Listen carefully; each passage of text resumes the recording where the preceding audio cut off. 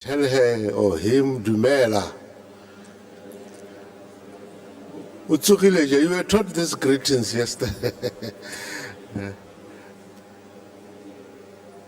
Good morning once again and welcome back.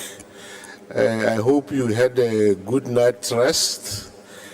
We are getting into the last day of our program, day 3. At this time, I want to invite the moderator of the next session, Dr. James Nkubi, who is the Executive Director of the Network of Public Interest Lawyers. Mr. Dr. Nkubi. He will introduce the next session and call other panelists to come up here.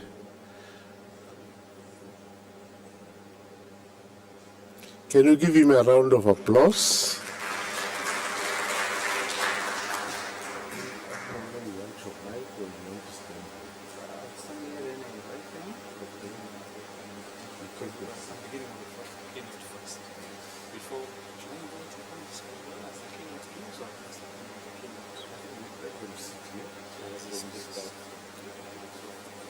Thank you so much.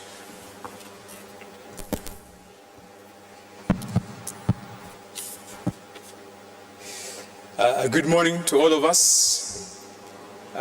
Thank you for joining us again for this last day, but more importantly, for this session, which is about knowledge generation and dissemination and dissecting it here as part of Civic Advisory Hub's agendas and spaces for change.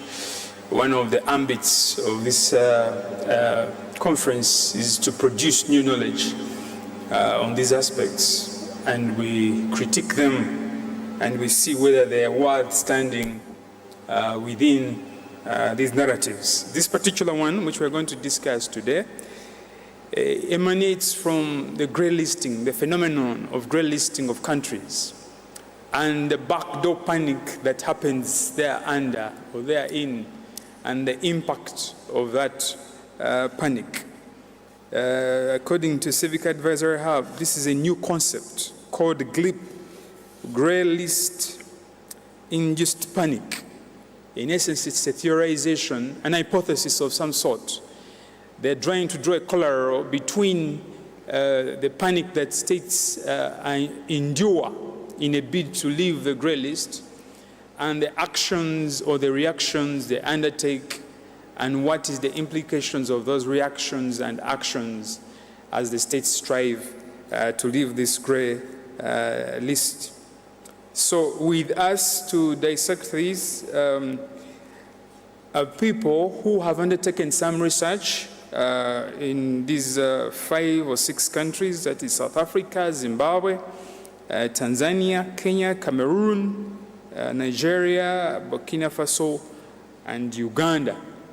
This study aimed at that. But to help us disseminate, to grind it, we are first going to begin with a keynote from Mr. Yona, the team leader at Civic Advisory Hub, to kickstart us off. But even as he does that, I want to call upon my panelists to come, such that when he's done, we just fall into the nitty-gritty of it. Let me invite Mr. Komalo. If you're here with us, kindly come on board. And then Dr. Richard Sambiaga from Tanzania, kindly also come up. Let me also invite Miss Lily Mburu from Kenya,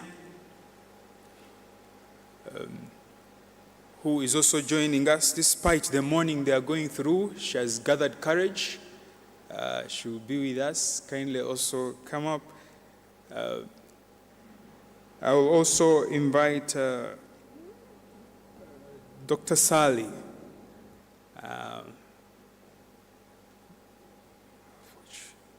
Mafoche from Cameroon. Kindly also join me here.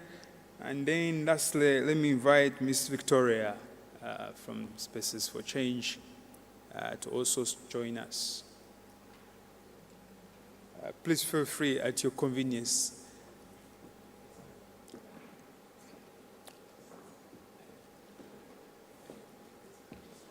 To ground us,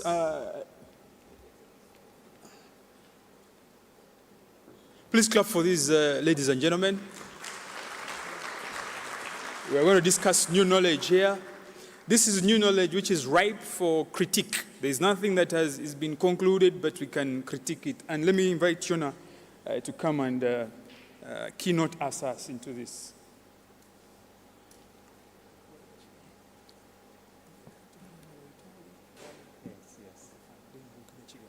Yes, sure.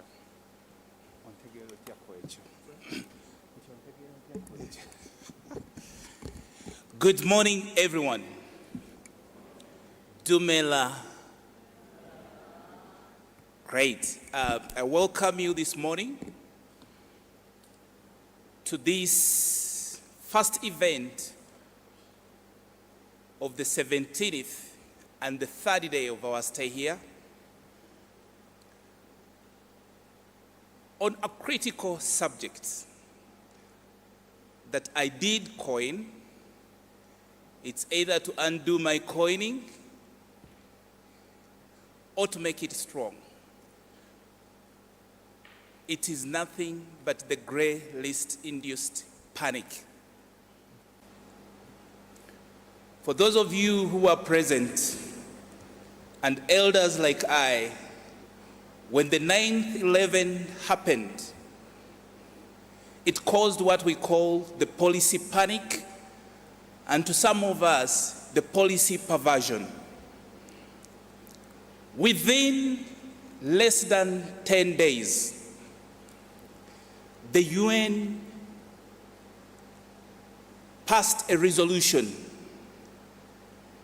1373, that called for action, sent tremors across the world for countries to enact laws criminalizing money laundering and terrorism financing. Within the same period, America pounced into action and enacted a law with a very long name. Hear this: Uniting America by providing the required, appropriate, and required tools for intercepting and obstructing terrorism. That is the title of the act. It was a state of panic. Colleagues, the child that was born in 1989, branded as the Financial Action Task Force, had no business with terrorism. But when the 9/11 happened, it introduced the special recommendation, about 8 of them, which later on formed the 40 recommendations of FATF. FATF has a very interesting process,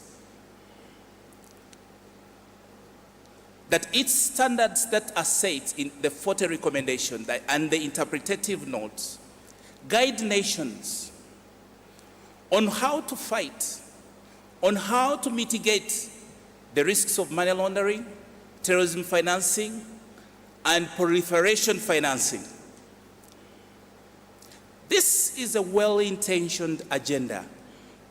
However, through its mutual evaluation process, this is a peer-to-peer mechanism that evaluates performance of nations using its methodology by evaluating the technical compliance and effectiveness to see how countries are doing, and thereafter compile a report with key recommendations and guidelines. While the process might sound neutral, the final bit of the evaluation leads us to what we call FATF public communications of countries that are suffering deficits in this area, and makes a pronouncement on countries that require increased monitoring in line of mitigating the risks of these vices. Practically speaking, FATF has one list called the grey list. Though for jurisdiction with high deficiencies are then tailored to what the FATF calls the black list. Very interesting that while FATF's processes of grey listing and blacklisting are clear, when you are on FATF grey list, you automatically go to the blacklist of the EU. While FATF processes are clear on how you are delisted from the grey list, it's not automatic that you are going to leave the EU. The grey listing process, for those of you who might be familiar with this concept, sends tremors to the economies of countries under this list. And colleagues, it's sad to note that Africa has the highest number of jurisdictions on this list, 11 of them. And maybe 11 a number is not enough. But the 3 big African economies are on this list. We are talking of South Africa, we are talking of Kenya, we are talking of Nigeria. And we keep on asking, what did we do wrong? What can't we do better? And several others. Joining on the list is a process that echoes observance, pardon, guidance. Leaving the list is not easy.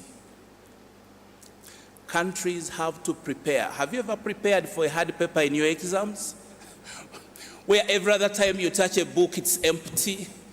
You begin scanning through your brain, either actually you can attempt any question. That's what the countries go through.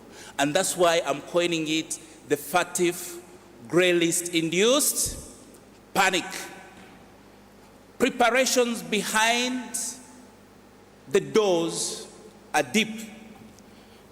And sometimes the process is equally scary, that you must demonstrate levels of effectiveness. Do you have numbers? It's one thing to have the law. It's one thing to have the institutions. How independent are they? How facilitated are they? Which investigations have you concluded? And this sometimes leads countries to what I would call the process perversion. Colleagues here are to examine that, whether countries are doing it right, whether countries are doing it other way, whether actually the panic impacts on civic space. Are NGOs victims of panic? Is the panic compelling countries to enact laws that suffocate or disrupt the operations of the civic actors? Colleagues, we are here to hear the harvested information from our very experienced researchers, subject matter experts, doctors, professors from universities, practitioners from across Africa in just about 8 countries. But before I sit down, like I highlighted yesterday that we had to bridge the knowledge gap, contribute to knowledge in this process, allow me invite Ms. Tapelo, a very experienced citizen of the continent, who has seen countries remain on the grey list, but who has also seen countries leave the grey list in the world.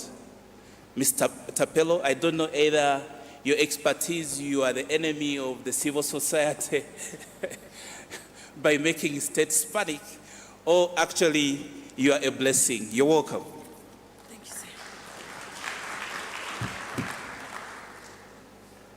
Good morning, ladies and gentlemen, and thank you, Yona. Okay, I was checking if my colleague there is with me. I've already been introduced. I'm called Teboho Thapelo, and I have the privilege of representing Botswana in the Africa Joint Group.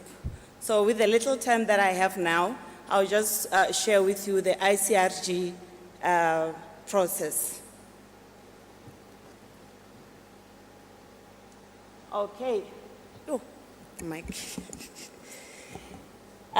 This is the structure, just to lay the foundation. I believe this short presentation will help us to have a common understanding of the process that we are going to be talking about after this short presentation. So the ICRC structure, we have the FATF there. Do you have a monitor there in case you want to see what your project is? Oh yeah, thank you. Okay, this is the international body, the FATF plenary, that is a decision maker when it comes to recommendations on the progress that is made by countries that are grey listed. And below the FATF, we have the ICRG, which is the arm of the FATF. This is the body that the joint has 4 joint groups under it. And this body is responsible to monitor and guide countries that are under the ICRG active monitoring process. And the joint groups that we have are 4, as you see them there, under the ICRG, and they have the responsibility to assess. We'll go into a bit of detail after this slide. And among the 4 joint groups, we've all here fall under the Africa Joint Group. The FSRB that form representation at this joint group are ISAMLAC, GIABA, and GABAC. And okay, there's a change that has been introduced by the FATF relating to the observation period or the time that the country gets into the ICRG. When the country has met the entry criteria, it goes straight into active ICRG monitoring. Initially, some of you, I believe you know, initially there was a 1-year observation period before a country can go under the active ICRG monitoring, but following the changes that have been done, that were announced in October 2024, that are going to effect with the 3rd round mutual evaluation for ISAMLAC countries, I'm not sure about, I think about GIABA and GABAC as well.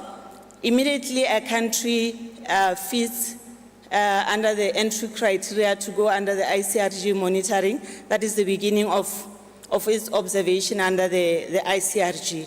Yes, there are elements that have been introduced as well, because ICRG want to focus on countries that have significance economically, of significance in terms of the exposure of MLTF to the global economy or economic structure. So for countries that are assessed, like my country, Botswana, is going to be assessed in 2027, if a country meets the entry criteria to go under ICRG, the assessment team will meet, the assessment team together with ISAMLAC in the case of Botswana, will meet and discuss the key recommended action roadmap. This will be the official handover of the KRA roadmap to the joint group. And for countries that fall under FSRBs that are not direct members of the FATF, the joint group can propose amendments that will have to be approved by the FATF plenary for implementation by those grey-listed countries. So, and then it will follow the process of submitting progress reports to the ICRG for 3 times in a year. Let me skip the next 3 slides for reasons in the interest of time. If we have time at the end, we'll come to them. Can we skip this one and the next one and this one as well? Okay, let's zoom into the responsibilities of joint groups. Joint groups like the Africa Joint Group will assess the degree and the quality of progress made by a country that is under active ICRG monitoring. And then the joint group will produce an independent report that includes the analysis, the conclusions, and the ratings as well for each key recommended action. The measures taken by the country to address its key recommended actions will also be assessed one by one, and then the actions that are taken. And these, I just want to highlight the rating scale that the joint group will assess or subject each and every action item under this rating scale. And it's self-explanatory. They have given a bit of explanation.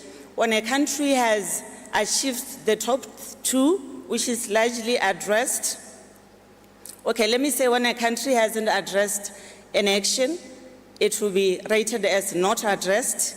The one that follows is partly addressed, where there is some measures implemented to some extent. And these 2 that are below, the red and the yellow one, the joint group will state clearly the outstanding actions that the country is supposed to put in place in order to achieve the fully addressed or the largely addressed rating.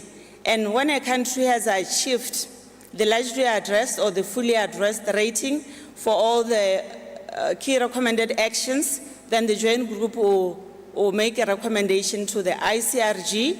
We can go to the next one. We'll make a recommendation to the ICRG to exit the ICRG active monitoring. So we used to call it used to be called an action plan. You know, the country will go through an observation period, and then there will be a post-observation review report that will, an action plan will be developed by the joint group. And then with the changes that are going to be implemented or that are going to be effected, it's called the Key Recommended Action Roadmap. And this one will be completed according to those ratings, when a country has achieved the top 2, and then the joint group will recommend, as I've already highlighted, the plenary and recommend for an on-site. An on-site, recently the joint group of Africa had 4 on-site visits of the countries South Africa, Nigeria, Mali, Burkina Faso. So those countries, it followed a recommendation or it followed an approval by the ICRG FATF to conduct those on-sites because like I said earlier, the joint group had assessed them to have fully or largely addressed the recommended actions. And then the country will now conduct, I'm still there, thank you. The country will now conduct an on-site visit. The on-site visit is very critical because remember the country submits progress reports 3 times in a year to give progress on what the measures they have taken to address the deficiencies that were highlighted from the mutual evaluation. So a successful on-site, the joint group will produce a report and then submits it, and then upon assessment by the ICRG and FATF, a decision will be taken. FATF is meeting next week for the October meeting. So if they meet and then they read the report of those 4 countries and then they are satisfied with the progress that has been made, then FATF will release a public statement or delisting those countries from the grey list. The next one. Why the on-site visit? The on-site visit mainly for 2 reasons. Remember, the joint group will have assessed what was submitted to them in writing or verbally through the face-to-face meetings. And then the on-site will be done to confirm, the key word there is to confirm whether implementation and sustainability of reforms and measures adopted by those grey-listed countries to strengthen the AML CFT regime are really on the ground and taking place. This is done through interviews with the private sector, including the civil societies, including NPOs, and without the regulators, because when you are in the room and then the private sector and the regulators, so the private sector and the NPOs are with the regulators, there is that they preserve and they are not free to say what they know and the deficiencies that are there in the system. But in the absence of regulators, it's a good opportunity for the joint group to assess and fully confirm and satisfy itself that the measures that have been reported through the progress reports are indeed in place, that awareness is there, because when we interview the private sector and the NPOs, you are able to tell whether they really know and practice what they have been sensitized on by the regulators. And most importantly, the on-site confirms whether there is high-level political commitment for the continuous improvement of the regime. This is very important because you don't want the countries, remember, the main thing is to encourage countries to comply with FATF standards, and complying with FATF standards, like our president said yesterday, is to safeguard the country. You also safeguard the economy when you comply with FATF standards. It's like you are building a fence around yourself as a country, so that you may not be abused by criminals for MLTF. Sorry. So this is done because you meet the high-level political representatives of the country. It can be the president, it can be anyone at the top, to show commitment, and they also have an opportunity to address the joint group, and the joint group is able to see, because when it is said or is reported, it's also different when it's done, and you see the commitment from all the stakeholders that are part of that. Okay, the next one. Oh yeah, this is important. I believe one of the reasons why we are here is to sensitize countries so that they may not find themselves under active ICRG monitoring. It's not the wish of the FATF-style regional bodies, the FSRBs, that oversee these countries, like Isamlak in our case, Gabak and Giaba. I'll talk about these three because they're the ones that are monitoring the African countries. It's not good for a country to be under ICRG active monitoring for the reasons that a few have raised here. I believe the panelists have more than what I have here. And you can see I even put an exclamation mark. I tried to put red at the heading. It's different from the other slides because I was trying to bring this alert and awareness that is really draining for countries. You can see even countries that are struggling economically, they have to comply with the 3 times reporting. So it takes time and resources for a country to implement. I'm about to finish.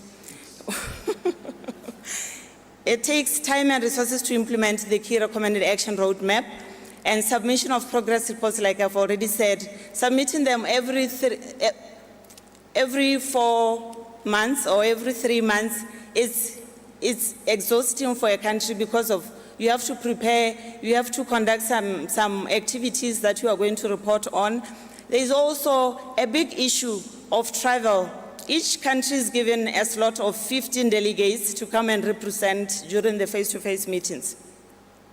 And this comes with a lot of cost to the country because it's spending by our governments. And I'll expand that one in the next slide, the last slide that I have. Lots of confidence on investors. Remember, as African countries, my country more especially, the economic status as we speak is not good. So we are mobilizing foreign direct investment. And imagine if Botswana is grey listed.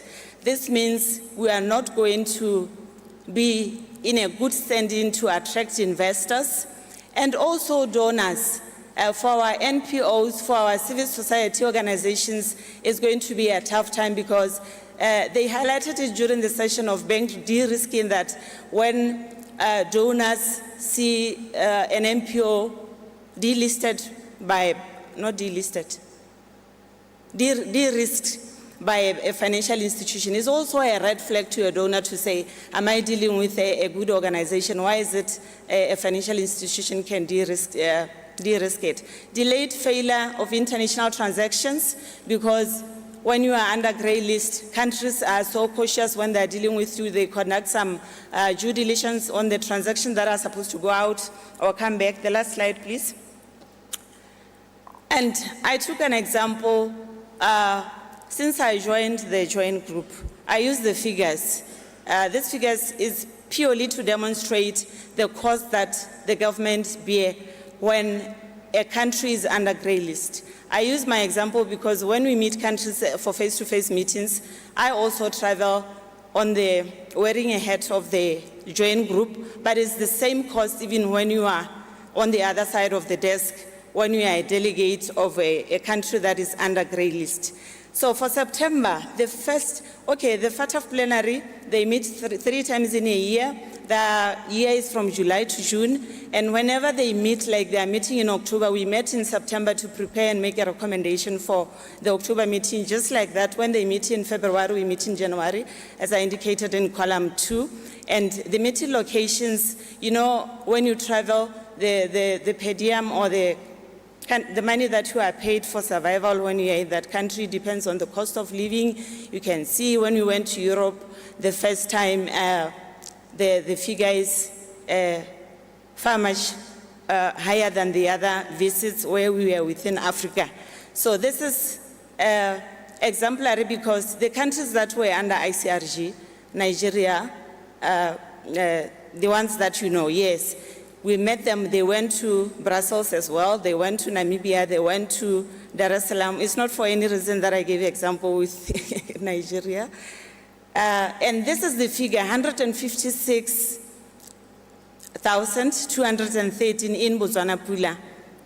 And I then calculated it times 15 because each country is given a chance or an opportunity to bring 15 delegates to speak to the IOs that they are conversant with.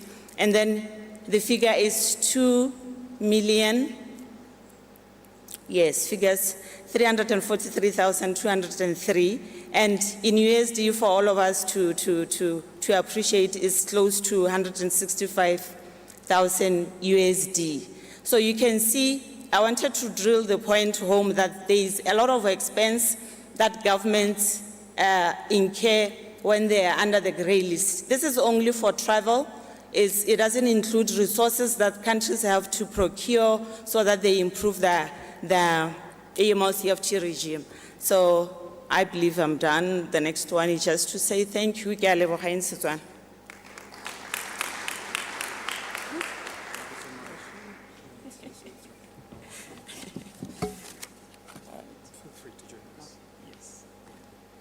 Thank you so much. A hand clap.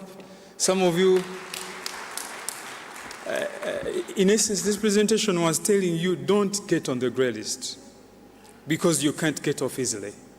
In my other life, I've dealt with clients who get to know that they've been diagnosed with a chronic disease and they call you to write a will. But you can just see panic written all over. Everything crumbles in a minute. So it's this panic that we want to talk about, but not talk about it from a speculative agenda, but from a point of view where our researchers have had an opportunity to relate with it in the countries I talked about earlier. So for the next 35 or so minutes, the agenda of this session is for you to appreciate or to relate with this new phenomenon of grey list panic, grey list induced panic. Like I said, it's a new theorization emerging, new knowledge. But also to find out what are the trends and patterns in the different countries that have been on the grey list, that actually are on the grey list, and what is the intersection between that panic that hits a country when it realizes that actually we are unwanted, we are black sheep, and then the relationship with civic space, with civil society, and even internally within the state. Like I said earlier, the study looked at South Africa, Kenya, Nigeria, rather Tanzania, Kenya, Cameroon, Nigeria, Burkina Faso, and Uganda. Unfortunately, the researcher from Uganda was not able to make it, Dr. Akulo. She suffered a health challenge, but we shall still prevail. I'm going to give my panelists 5 to 7 minutes to answer 2 or 3 questions, in particular to help us make an appreciation of how this panic has been playing out in their own country, the trends and patterns of this panic in their own country, and then what they are picking as impact of this greatest-induced panic. And then we shall come back for another round of what they think countries can do, or what we can do, or what they're recommending to balance this panic, of course, and civic space. And then I shall have some 5 minutes for you before we have the break. So I'll begin from Tanzania. Dr. Richard Sambaiga, who's a scholar from Tanzania on some of these aspects. Kindly, what are your findings from Tanzania? Yeah, thank you so much, James.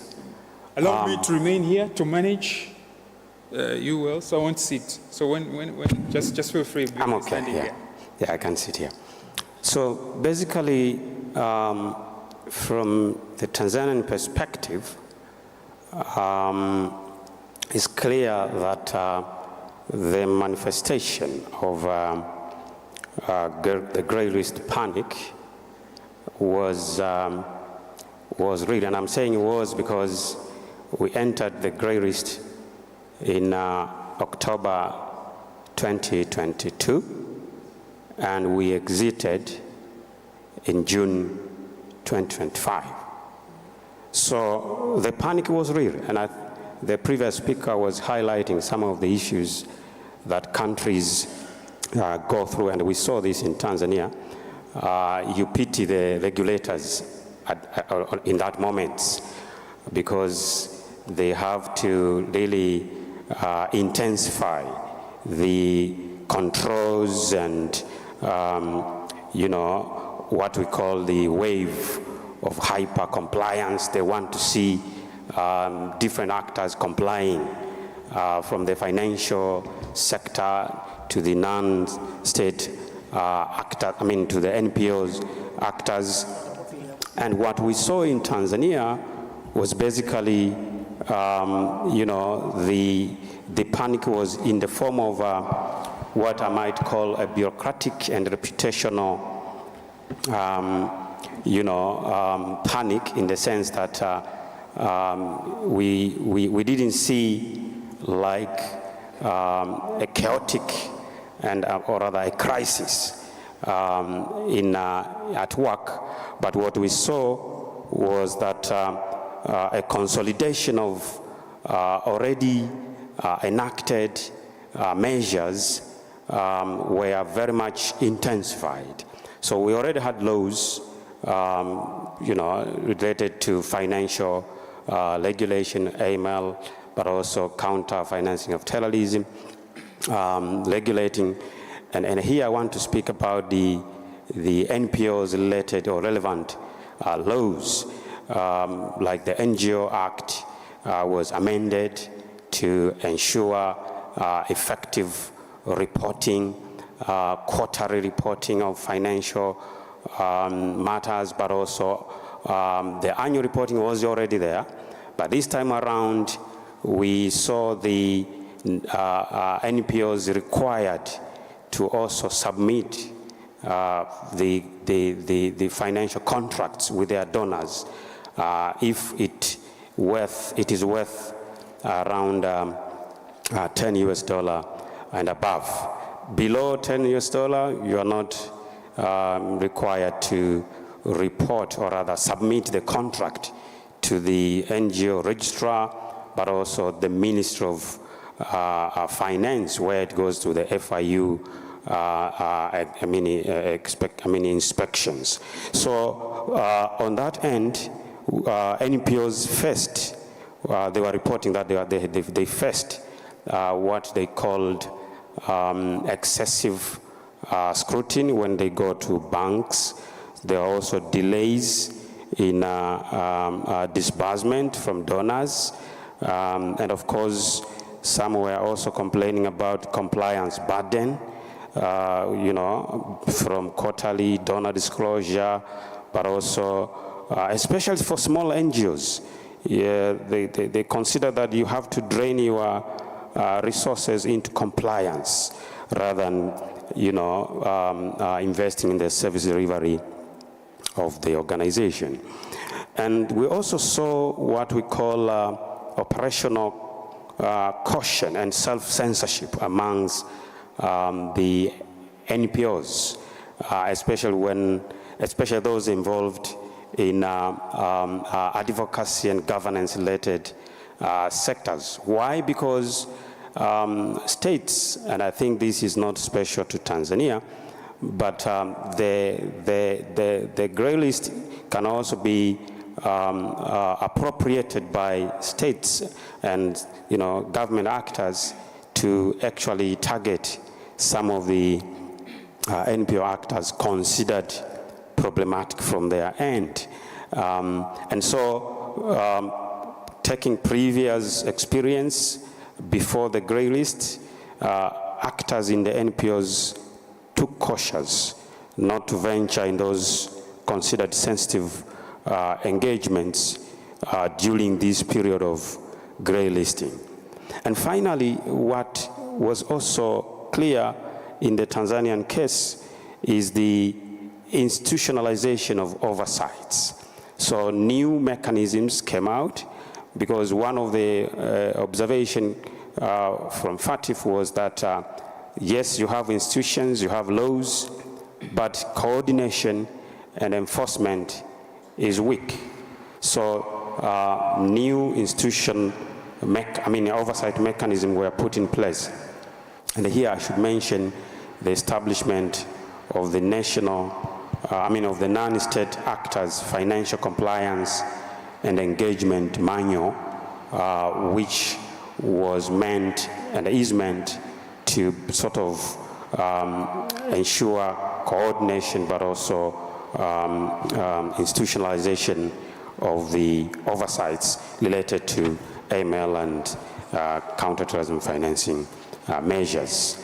And the last point I want to mention here was that, yes, the panic was real, but we also saw some unintended gains in terms of professionalization of NGOs, with a lot of effort towards demanding compliance. We saw NGOs upgrading their governance, auditing, and financial systems to improve credibility, but also compliance in the eyes of the government. I'll leave it at that, and I might come back later. Thank you.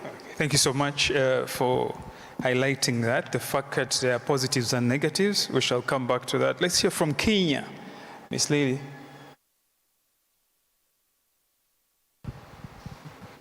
Okay, thank you. So I'll begin by giving a brief context of Kenya's grey listing experience. Kenya was first placed on the FATF grey list in 2010 and was delisted in 2014. A decade later, in 2024, Kenya was reinstated on the grey list and remains on the grey list to date. One of the key manifestations of grey list induced panic highlighted in my findings is the adoption of anti-money laundering.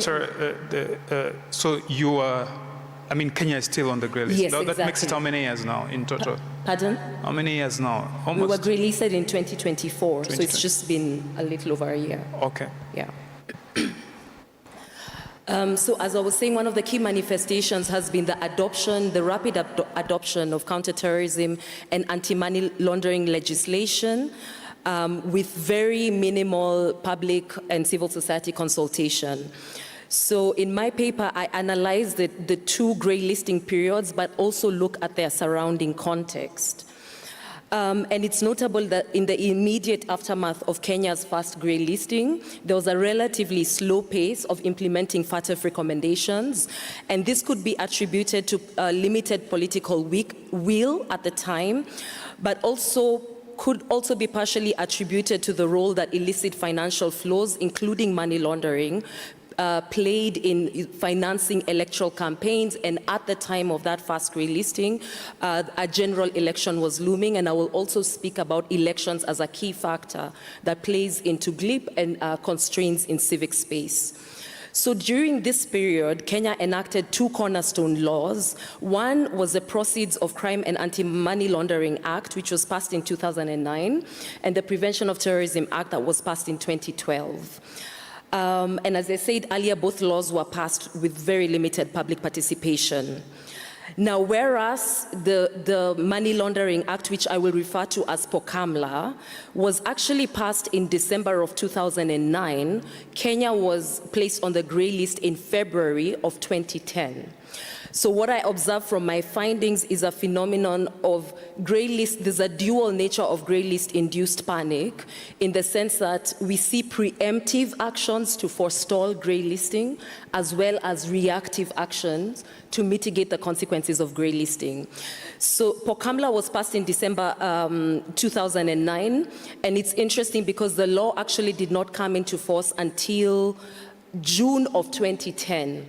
And interestingly, during this period, Kenya was undergoing its first mutual evaluation.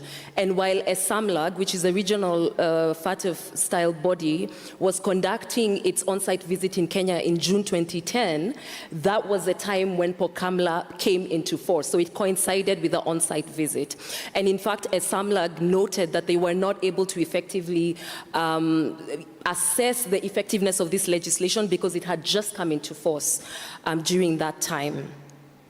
On the other hand, with the Prevention of Terrorism Act, that came into force much later in 2012, again passed very hastily. And at the time, FATF had expressed concern about the delay in Kenya, the lack of progress in implementing its AML CFT regime. And this was in June of 2012, FATF issued an update, and what I would really consider to be quite strong warning to Kenya, and I will just quote.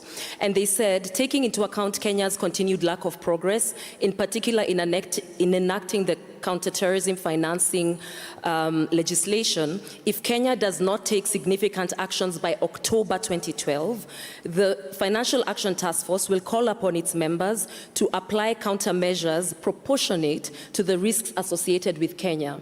So that was issued in June with the October deadline, and by October of the same year, the Prevention of Terrorism Act was enacted. Now, one of the phenomenons, again, that I consider in my findings is that we have to sort of situate grey list-induced panic within a broader interplay of factors that play into civic space. So, for instance, when it comes to the adoption of counterterrorism legislation, it's not solely attributable to grey list-induced panic.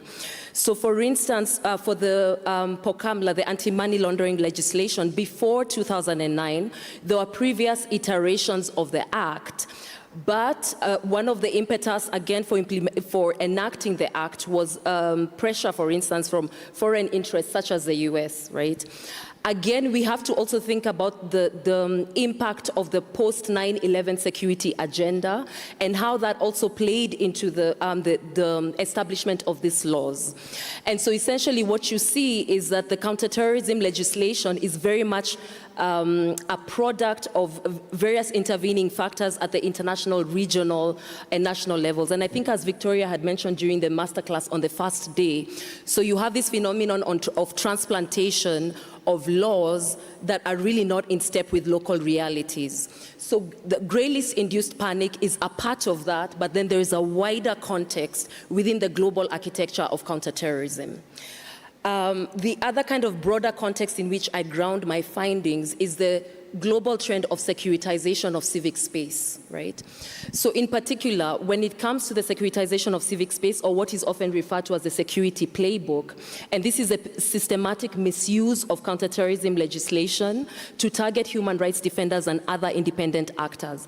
And I argue that grey list-induced panic is actually embedded in the security playbook. And so essentially what happens, like during Kenya's first grey listing period, the legal architecture was set in place, And then it was deployed in later periods, even after Kenya's delisting. So to give an example, Kenya was delisted in 2014, but in 2015 and in subsequent years, like Civic Space was severely constrained. And so this might be considered to be a relatively safe period because the country is out of the gray list, but there are various countervailing factors. One of the factors during this time was the fact that there were very strained relations between the state and civil society organizations. This was spoken to in yesterday's panel, so I will not belabor the point about that. The other factor was the heightened insecurity in the country. So in 2011, if I'm not wrong, Kenya deployed its military to Somalia, to counter the threats, of course, emanating from Al-Shabaab in Somalia in Kenya. And so following this period, there was an increase in terrorist attacks in Kenya. And what we saw is that, again, the architecture set in place in response to FATF standards in the previous period was consolidated in order for the country to respond to the threats of the terrorist attacks. So the Anti-Money Laundering legislation and the Prevention of Terrorism Act, there were a raft of amendments that were made in this period. In this time as well, civil society organizations were targeted and accused of terrorism financing. Again, this was spoken to by a Kenyan panelist from Muhuri. So what we saw is that the architecture was used to weaponize the work of civil society organizations. At the time, the regulator of civil society organizations was the NGO Coordination Act. And a lot of the arbitrary actions that were undertaken by the NGO board, the regulator, were found to be unconstitutional. So for instance, for Muhuri and other organizations that are based in the coast region, which is one that has been most affected by counterterrorism, were targeted, their accounts were frozen, there were attempts of deregistration, but the courts found these actions to be unconstitutional. And so one of the also observations that I make is the importance of the judiciary as a vanguard in checking against overreach by the executive and parliament when it comes to restrictive laws. Subsequent to that, what we have seen... In a minute? Yes? Okay. So what we have seen in the current grey listing period, again, is this kind of dual nature of a grey list induced panic. Of course, a key difference between the first grey list period and the current one is a more progressive regulatory framework for civil society organizations, and that's a public benefit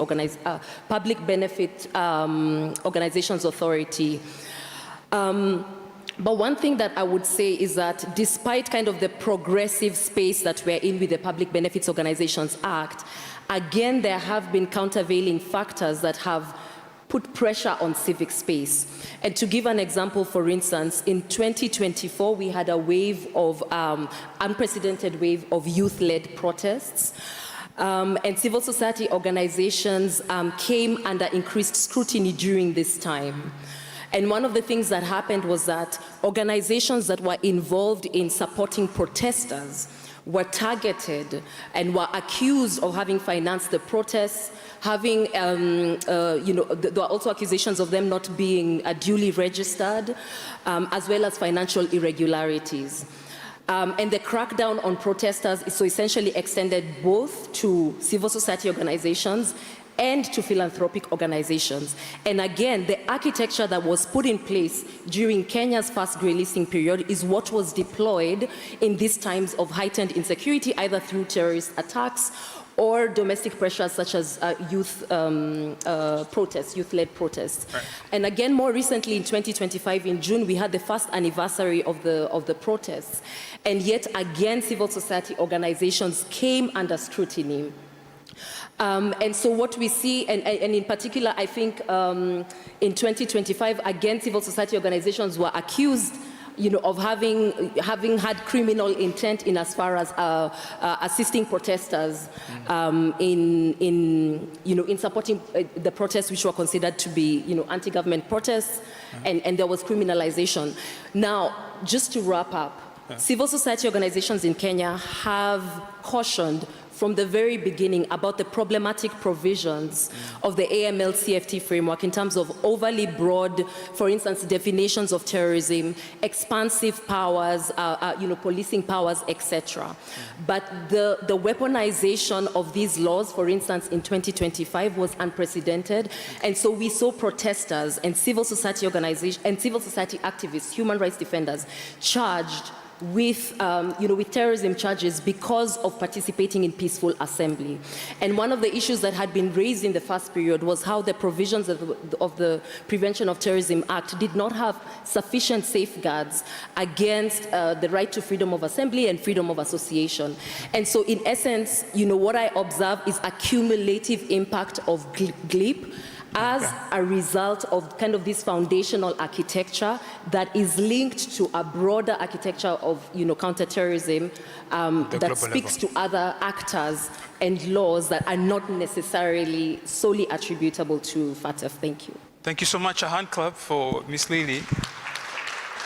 Let's move to Nigeria, which is enjoying its spot on the grey list. What are your findings from Nigeria? There's a mic just after you there.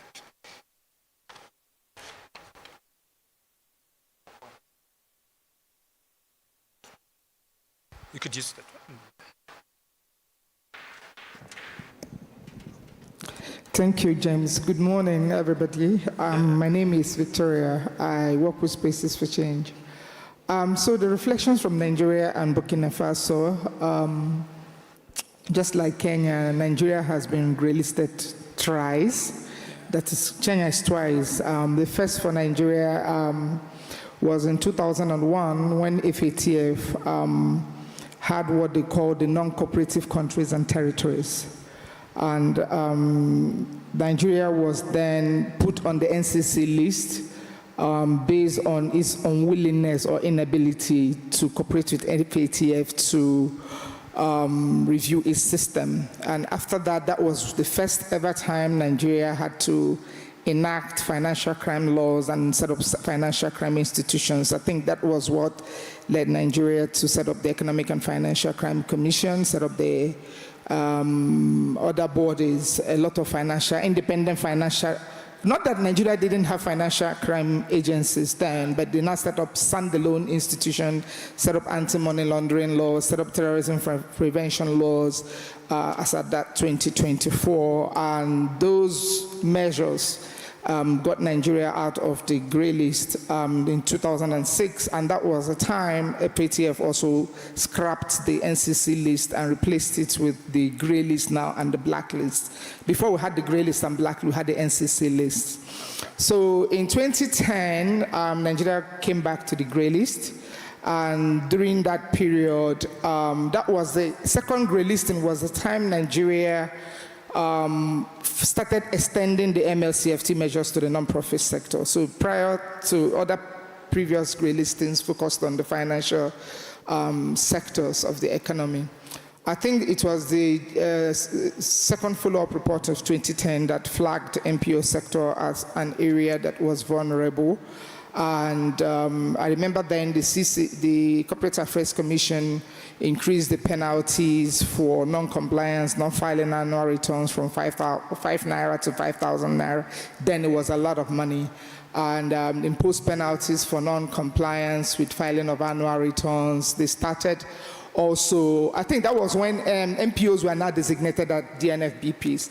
And that period too coincided with when Recommendation 8 came out in 2012. And which said, as the original language was that NPOs were particularly vulnerable to terrorism financing, and NPOs were then put in the DNFBB category and were subjected to the stringent reporting requirements expected of DNFBPs, which included filing monthly, quarterly, annual cash transaction reports, suspicious transaction reports. And Nigeria also now amended the money laundering laws, amended the terrorism prevention laws, amended a lot of all made some adjustments, created the NFIU as then a subsidiary of the EFCC. I just wanted to mention that beyond just the regulatory pressures, the grey listing partner transcends just being subjected to being overseen by the ICRG process. I remember at some point Nigeria was suspended by the Egmont Group, and the reason was that the NFIU was not, FATF was not satisfied about the degree of autonomy that it had, because then it was a unit within the FCC. Nigeria had to hurriedly pass a law making the NFIU independent of the EFCC before Nigeria got out of the suspension from the Egmont Group. And the extension of AML CFT requirements and non-profits really shook the sector considerably, because that was when we started experiencing all of the different types of pressures that MPOs, the regulatory bills, the NGO bills started coming up before the National Assembly, efforts to tighten regulation of the sector, linking the sector with terrorism financing, money laundering. Before then, all of those things were not, happening in the country. The same thing happened in Burkina Faso. The third grey listing was in 2023. And after the 2023, the same thing, you have the repeal of legislation. We didn't have amendments, we now have repeals, which means the previous laws, the country did away with them completely and brought in fresh new laws. And also some of the provisions address some of the deficiencies FATF complained about. In Burkina Faso in 2021, that was when they got into the grey list, and from the look of things, they're also getting out of the grey list this month, the same thing for Nigeria. But I just want to speak to some of the things that countries do usually, and this is important for FATF, especially for the FSRBs to take note of. One of the things, the horrid enactment of laws. Horrid. When I say horrid, because lawmaking process in a country for Nigeria is we operate a supermajority parliament, which means it takes time to get to third majority or concurrence of both the lower house and the upper house. But when it comes to AML CFT laws, it happens almost overnight. You just hear that a law, before you even hear, oh, are they about to enact a law, it's been passed already. And there's a concurrence between the two houses, the two chambers of the National Assembly. Then there is a body that is designated, irrespective of whether there is an existing body in place. A new agency will be set up to oversee some of the new regulations, implement the regulations that have been enacted.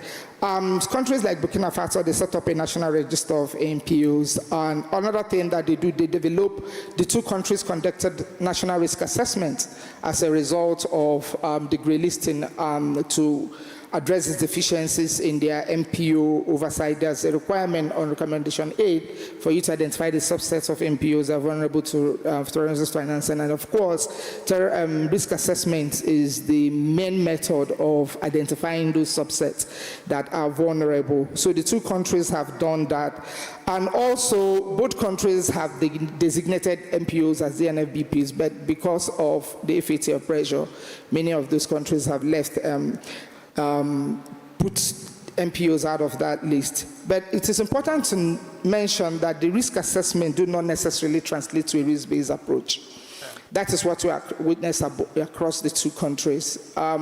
Before Nigeria conducted the second risk assessment in 2021-22, they have conducted a prior risk assessment of the country, which MPOs were covered, but those risk assessments fell short of the requirement of FATF. It did not identify the subsets of MPOs that were vulnerable. So there was blanket application of FATF measures or AML CFT measures across the entire universe of MPOs, which is not a requirement of recommendation 8.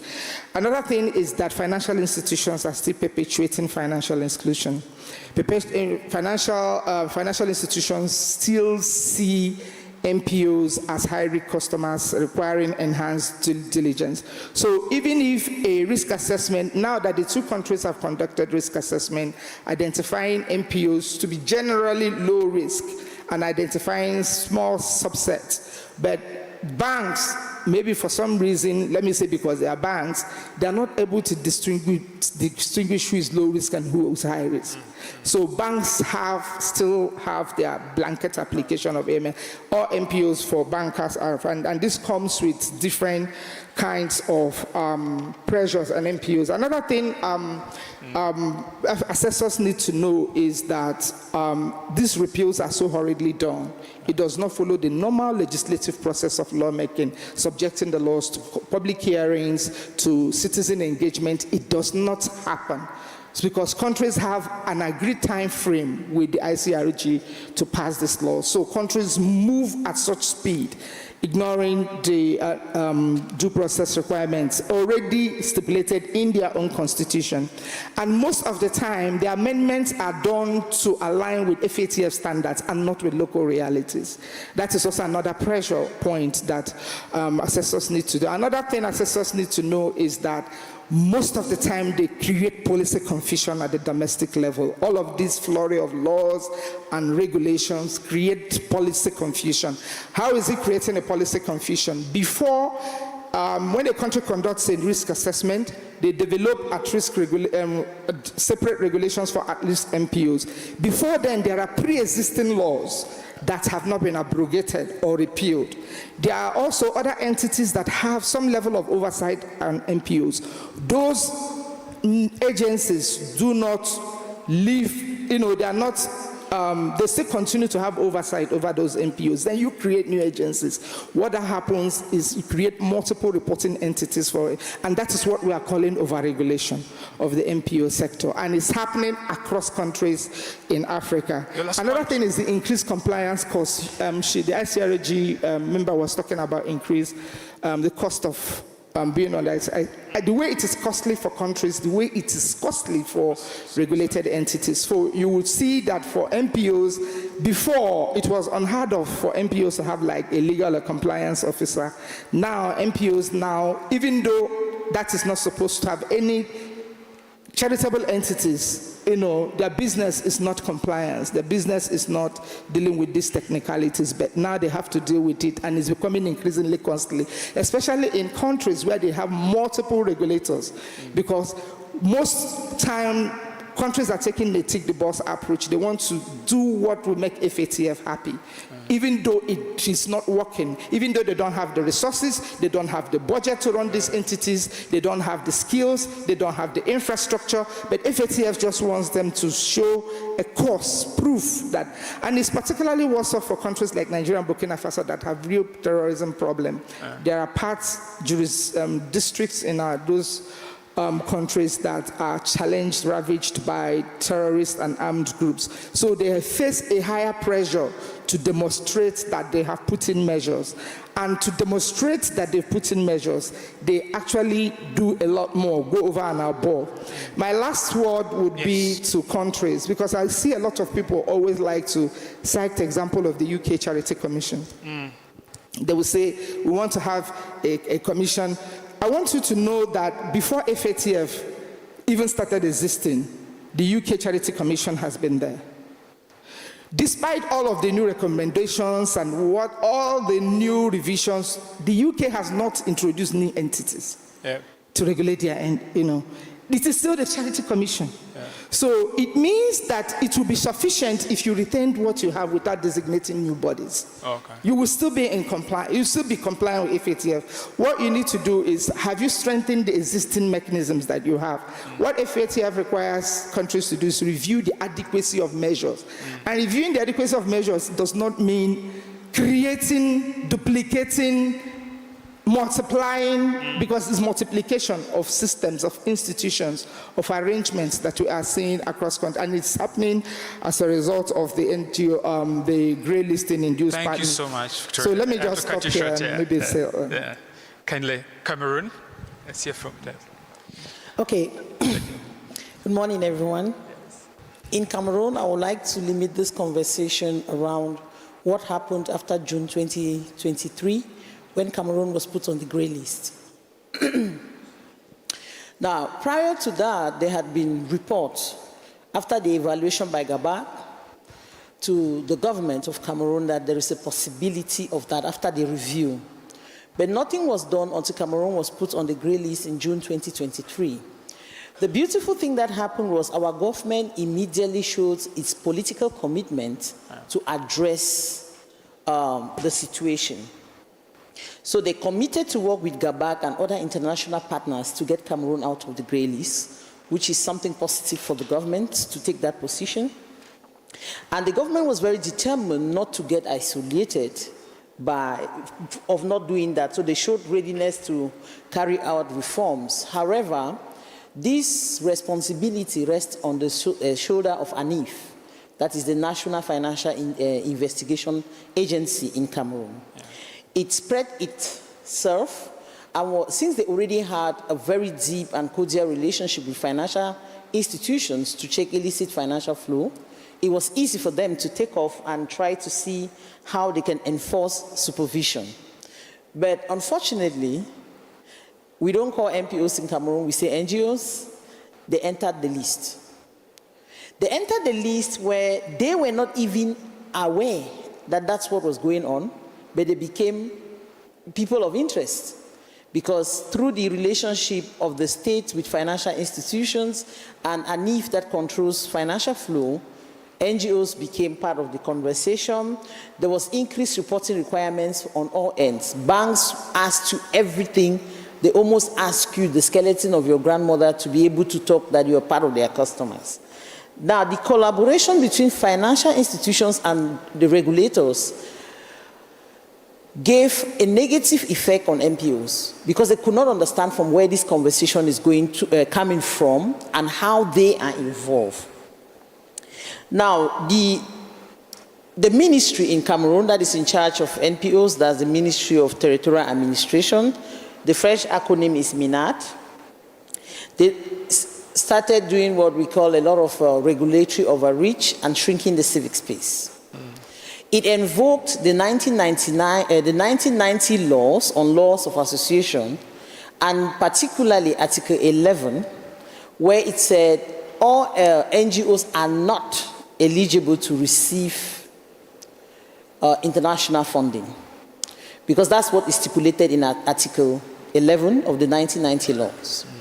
Now the question is, almost more than 5,000 organizations in the country were given authorization using the 1990 law of association, which means if the MINAT started using Article 11, it means exclusion for thousands of NPOs. So in December 2024, the conversation became glaring because people only went to their bank and saw that there was a problem. But in December 2024, 5 organizations were suspended. And interestingly, these organizations have so much in common in characteristics, like the nature of these organizations. They are pro-human rights defenders, they speak a lot of political activism, they talk about elections, they talk about crimes, delve into a lot of politics. Yeah. So we don't know whether it's coincident or by design, but these 5 organizations were banned. So it became a red flag within the communities. They were still trying to understand. And then there was the elections that were coming in 2025, the presidential election that just passed last Sunday in Cameroon. So people were still trying to think, what is going on? Bam, February, you go to your bank, they say, we are sorry, your transaction has gone back. We are unable to receive your transaction as NPOs. It became very difficult to even transfer money out of Cameroon or receive money at the banks. Not necessarily just NPOs, even individuals, you couldn't do that. So people were like, what is happening? So financial institutions, no information. What happens was, they will always tell you there is no signal, we can't do the transfer. But some people started understanding there was more to that. So in March, the ministry published a list of 104 eligible organizations in the national territory of Cameroon, where we have more than 6,000 organizations. So it became a real problem. People had to struggle to see how they were going to survive. And when this happened, people suffered. They were freezing accounts, they returned money back to funders. And what was very painful in our research was actors were worried because there was no official communication. Like, what is going on? No official coordination. So ANIF received the responsibility to follow up the situation, but many people were questioning the capability of ANIF to be able to address the situation across board, whether they had the expertise to understand the nature and character of NPOs to be able to work with them within those times. Now, there was this resistance. People could not understand what is happening because they felt that it was a political action to stop the civil society from engaging with the political debates in the country. Because when people's organizations were blocked, money sent back, people now fall back to compliance. So I would say that in Cameroon, grey listing brought the compliance fever. Everybody caught the fever of compliance. The government is struggling to comply, NPOs are struggling to comply, financial institutions are struggling to comply, but in dispersed ranks. There was like no official clearinghouse, like let's say a multi-stakeholder platform to say, okay, what can we do together to be able to respond to this? So this institutional tightening and recalling of these laws led to a lot of frustration. Yeah, the government is doing right to be able to respond to and take Cameroon off the grey list, but at what cost? Because that's what a lot of people were asking. What's the cost of doing that? So there was this suspicion, and a lot of people said, if there is no stakeholder consultation, then there is a hidden agenda. It's no longer responding to grey listing, but it's a political agenda to silence people. So we saw a lot of mistrust. We had very derogatory speech, and I remember the minister in charge of NPOs said they were going to blend some people in a Molinex as part of enforcing the law. Organizations fought back. NPOs in Cameroon came together and wrote a letter asking for the liberation of the civic space and asking the government to be able to give them their rights. But now, the key issue in our finding is nobody is addressing the need for a coordinated action towards responding to Cameroon being placed on the grey list. Okay. Instead, there is growing mistrust. Nobody is trusting the other person, but all of us have the same intention, which is making Cameroon the best place to be in. The economic anxiety was enormous because funders were no longer interested in doing business with us. Yeah. The discussions we had as NPOs, it was evident that a lot of people had fewer awards, like grant awards in the country, because they have donors who do not want to go through the drama of sending money and receiving it back. Yeah. Financial institutions were complaining, those who accepted to speak to us as we carried out the research, they said they were losing their customers, and they were even lacking words, what to explain to them. That is the situation. So with all of this, our study in Cameroon taught us that was grey list induced panic. Okay. Because some of those actions were not very necessary to be taken in that manner, because it's not like the grey list met us in 2023 when we were a people without institutions or laws. We had, for instance, in Cameroon, you have a law where they say, okay, before you go into office, you must declare your assets. That's something to take care of politically exposed persons, which is part of the discussion we are having. All of this control about money, it's been, if ANIF is existing before June 2023, then Cameroon was interested in checking its financial flow. But since things were not done systematically to involve all actors who are of interest in the conversation, there is really a lot of panic in Cameroon. This mistrust between actors who are supposed to work together is something that is very concerning. Thank you so much. I'm going to ask you, comrades, to give me an extra 5 minutes, and we manage this. So let me go to Mr. Kumalo. I know you're supposed to do Zim and South Africa. You could probably wrap it up as both at your convenience. All right. Thank you. Good morning. Mine is, first of all, I want to make a disclaimer. I'm not from South Africa or Zimbabwe, although my surname is very famous on those two countries. In terms of the study, I would want to answer the question. Maybe the first question was, we'll start on the panic, then I'll go back to the induced and grey listing. Both South Africa and Zimbabwe, when these two jurisdictions, when they were grey listed, was there panic? The answer is yes.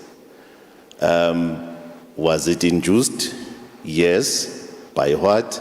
By the grey listing. So now, with the term grey listing induced panic, what did it bring in terms of these two jurisdictions?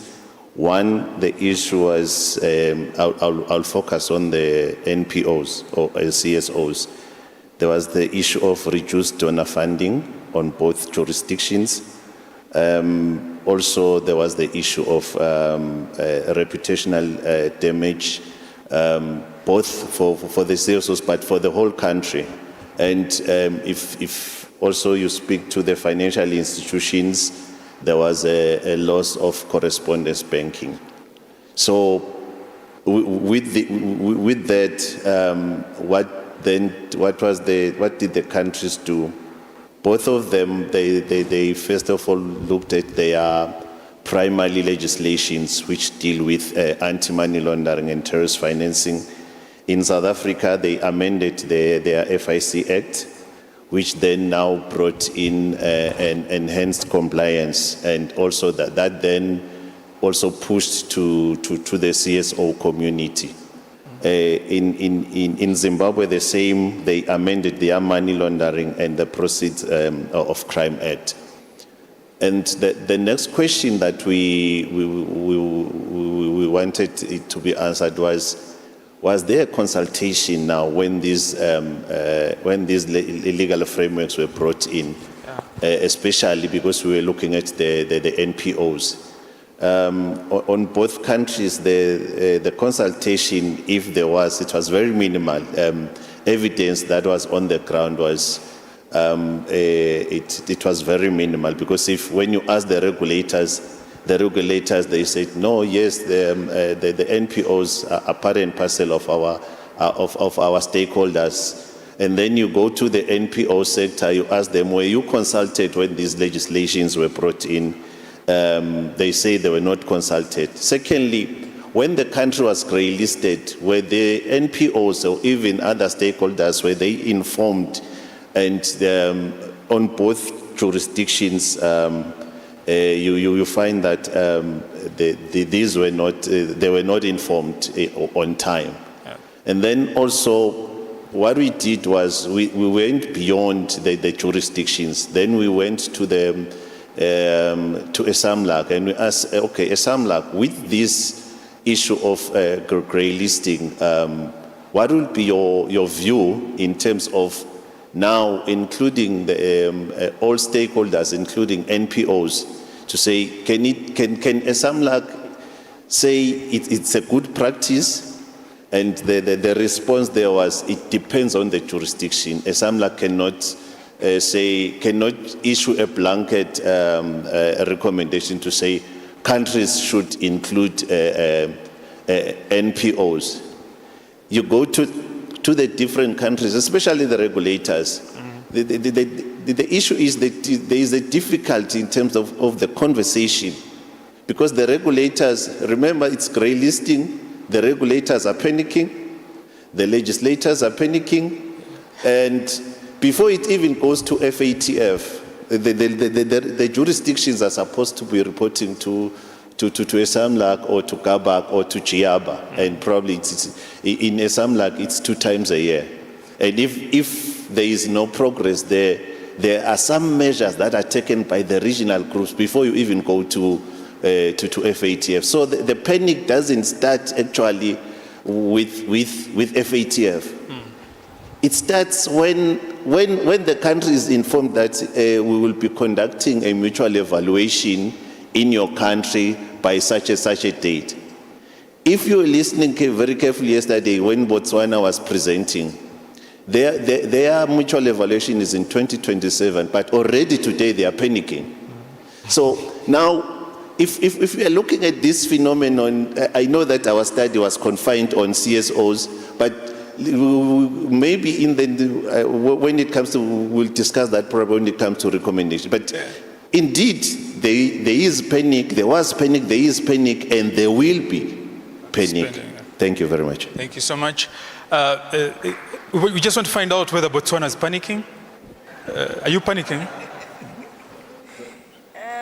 Just to borrow from one of our colleagues from Nigeria yesterday, he said, it's important to prepare and prepare and prepare before meeting the assessors. So this is the stage that you are in as Botswana, and it's very true that we are panicking.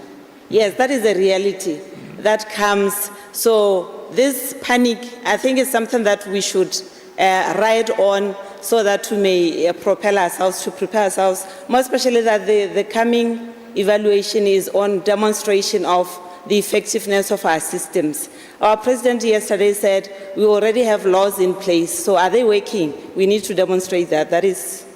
Thank you so much. One of the questions of the study was to find out if actually there is panic. And we have just received confirmation from the state party that actually one of these issues is panic.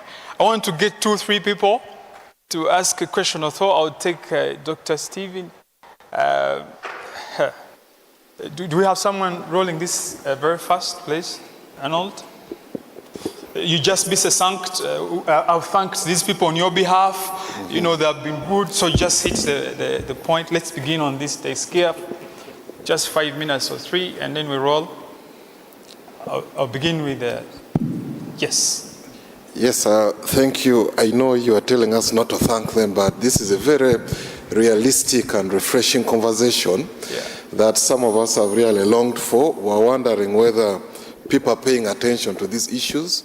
So I really want to thank the organizers for picking a topic like this, because I'm glad that the conversation has started.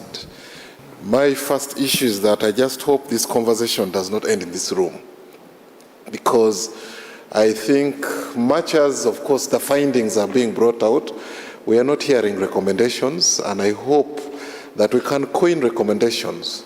FATF has to hear this, ICRG has to hear this, the joint groups like SAMLAG have to hear this, and also our governments have to hear this, because this whole thing has led to a blame game within countries where people's jobs are even at stake.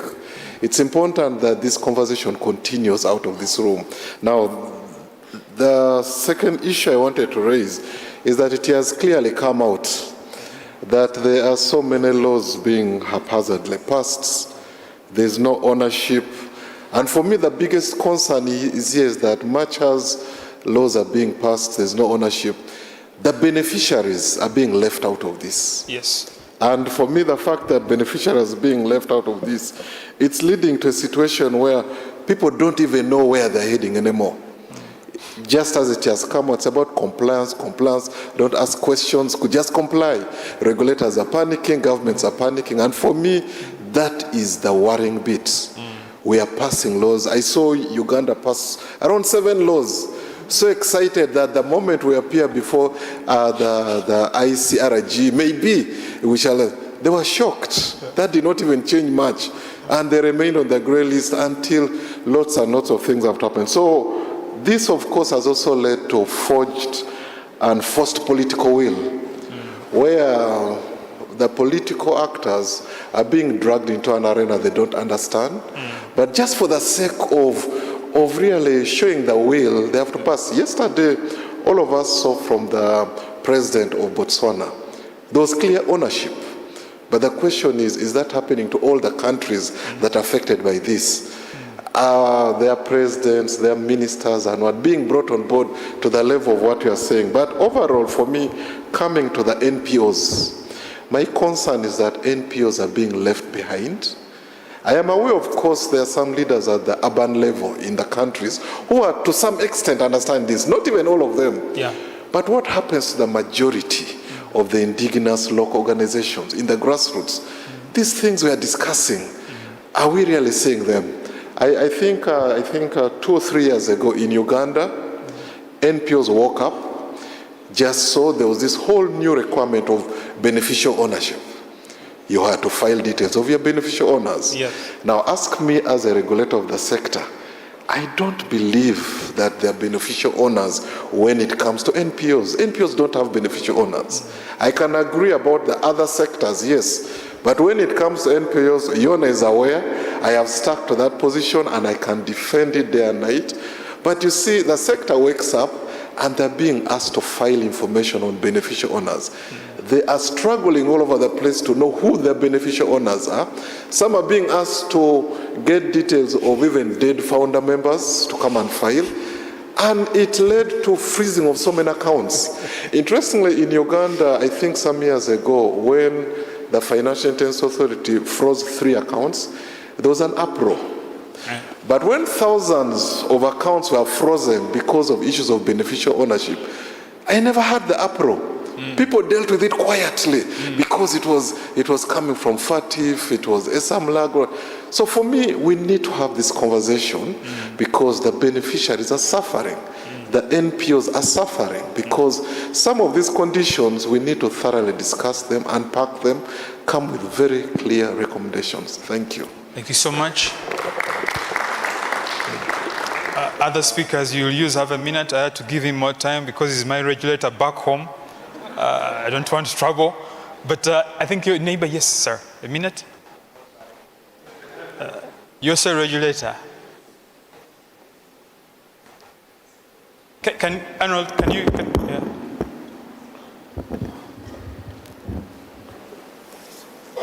Thank you. I'm also a regulator from Kenya, and from Kenya. You have to give me 2 minutes also. Well, Kenya maybe I'll use one of that. Yes. Yes, just to confirm that yes, Kenya, we are on the grey list. We appeared this year for the ICRG face-to-face review. But I want to join Dr. Okello because to say that, to thank the organizers of this meeting because I think NPOs and CSOs are also panicking. Mumefikiwa, that's what we say in Kenya. I mean, when we talk about grey list, NPOs and CSOs used to think that that's something which is for government. Yeah, it does not concern you.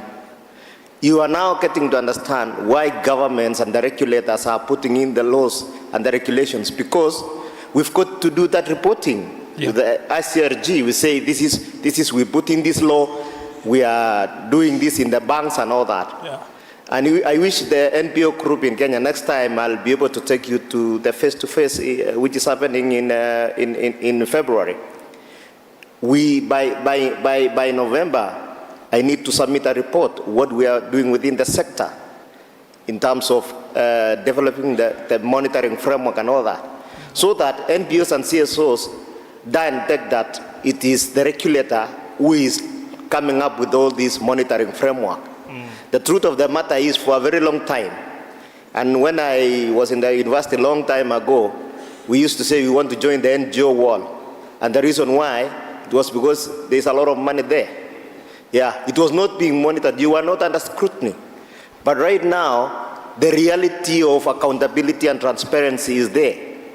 In fact, the reasons why even government were closing down some of the CSOs is because for a very long time in Kenya, the government didn't bother where the money was coming from to NGOs, what they do and all that.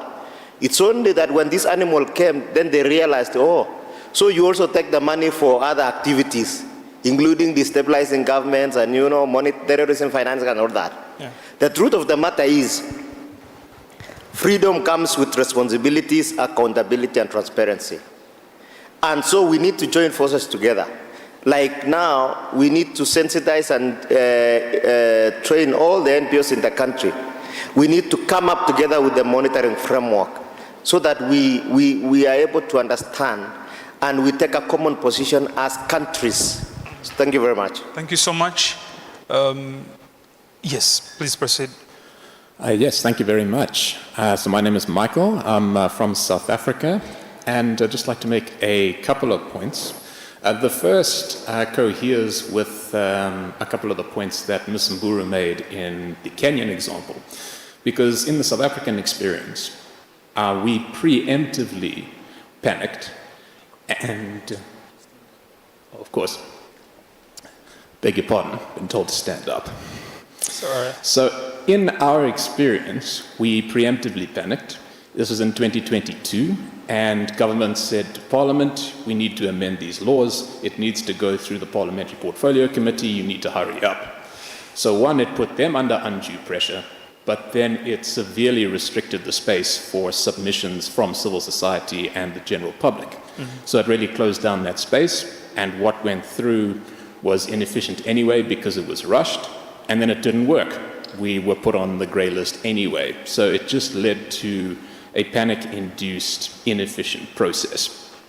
The second point is part of the unintended consequences of grey listing. And particularly, I'm going to speak to how this has inhibited law enforcement's will to meaningfully address illicit finance and terrorism financing measures. Because my organization researches organized crime, we engage with law enforcement very often, and what some of the whisperings have been is that South Africa has long been suspected of being a hotbed for terrorism financing and other forms of organized crime-related illicit financial flows. And there have been some instances where these groups fundraise in South Africa, but the terrorist activity occurs in other countries. Mozambique and Uganda have been two noteworthy examples. Yeah. But now what's happened is because of the grey listing, law enforcement, despite having intelligence on some of these groups and actors, has been reticent to act on this intelligence, lest it shatter the image of compliance with the FATF standards. Because ironically, even though it may show impetus in disrupting organized crime and terrorism, it would also reveal the extent to which these groups are present and the extent to which illicit finance is present in the country. So, ironically, it's inhibited their will to actually meaningfully address these issues. So from this, my question goes to the panel in general, whether this is something that has been experienced in your respective countries. Thank you. Thank you so much for that question. The abdication is the agenda of states known to appear to actually be lacking that. Please move. Okay. Okay. Good morning. Sorry for hijacking your mic. I thought I'll just come in, especially in relation to unintended consequences, and perhaps to highlight something that has been overlooked during the discussions in the morning. This is in relation to... Oh, I need to stand up? This is in relation to the reverse procedures when it comes to unintended consequences reports that will be part of the processes in the new round. So it applies. Let me just put it this way, simple, so I don't take too much time. Yes. So there'll be active monitoring in relation to unintended consequences and measures that countries put in place when implementing recommendation 8 to ensure that they don't unduly disrupt legitimate activities for NPOs. So this will happen either during the follow-up process for countries that have already been evaluated. So as they are going through either the normal follow-up process or the enhanced follow-up process, there will be consistent monitoring to make sure that the measures that are in place do not disrupt the NPO activities. And then there will be, for those that are in ICRG, when the TC submissions are made, there will also be a report on unintended consequences to see how the measures that are being put in place will impact the legitimate activities of NPOs. So, and then at the FSRB level, there is an option. So this process can be FATF-led or it can be done by an FSRB, meaning the regional assessment body. So for this region, it will be the SAMLAC. At the moment, we are undergoing consultative process for members to indicate whether they want this to be FATF-led or FSRB-led. But the process is basically similar, and it mirrors the ICRG process in terms of active monitoring and then submitting reports, and then other processes also for following up. So I think we need to highlight that it's a positive, it's not a negative, okay. and it shows that there are measures to ensure that in the end, whatever measures are put in place, they don't prejudice the NPOs, and we safeguard the legitimacy of the activities that are undertaking in the civil society space. Thank you. I thought I should just highlight that. Thank you so much, and we get to know that there is audience for this report. I'm just conclude. Let's move to this side, please, quickly. I will conclude with this side. Yep. My name is Catherine from Article 19. I want to ask two questions across the board. Maybe, but particularly the first question mostly to Cameroon. You mentioned the situation when there was grey listing and there was a lot of privacy from the government side. What is the status of your... Could you repeat your question? They seem not to hear. Can we use Arnold's mic, please, quickly? Okay. Just run there quickly, please.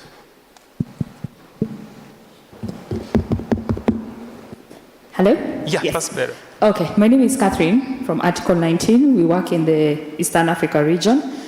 My question was two questions across the board, but the first one for Cameroon in particular. When you mentioned when you were grade listed in July 2023, and there was a lot of secrecy and privacy, what is the status or practice when it comes to access to information laws? And how practical are they for the countries? Okay. And second, you made reference to multi-stakeholder platforms that act as a clearinghouse. Do we have practice across Africa for any of the panelists, that where it's working, where we can learn from, and how we have a best option? Thank you. Okay, Dr. Sarah here. And then I'll conclude with you, sir. Sarah is here.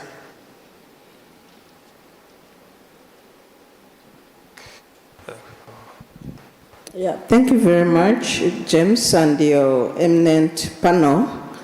Just a question and recommendation in the interest of time. I've noted that out of the research from the several countries, it's only in Uganda where NPO actors are listed as politically exposed persons. And I don't know whether in other countries, NPO actors are also listed as such. Okay. And I want to recommend that we take up this matter with the Taft to make sure that the Ugandan agencies and banks stop listing NGO actors as politically exposed persons, especially after recommendation 8, where NPOs are no longer obligated entities. Thank you. Thank you so much.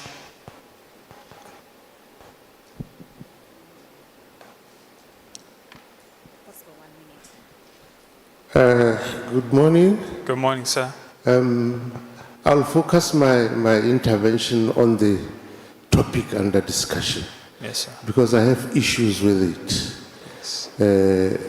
When I listen at the presentations or the research findings, it has a tendency to blame shift. Yesterday, the president said we must shine the spotlight on ourselves. But the way the topic is crafted, we want to blame FATF for coming up with the standards.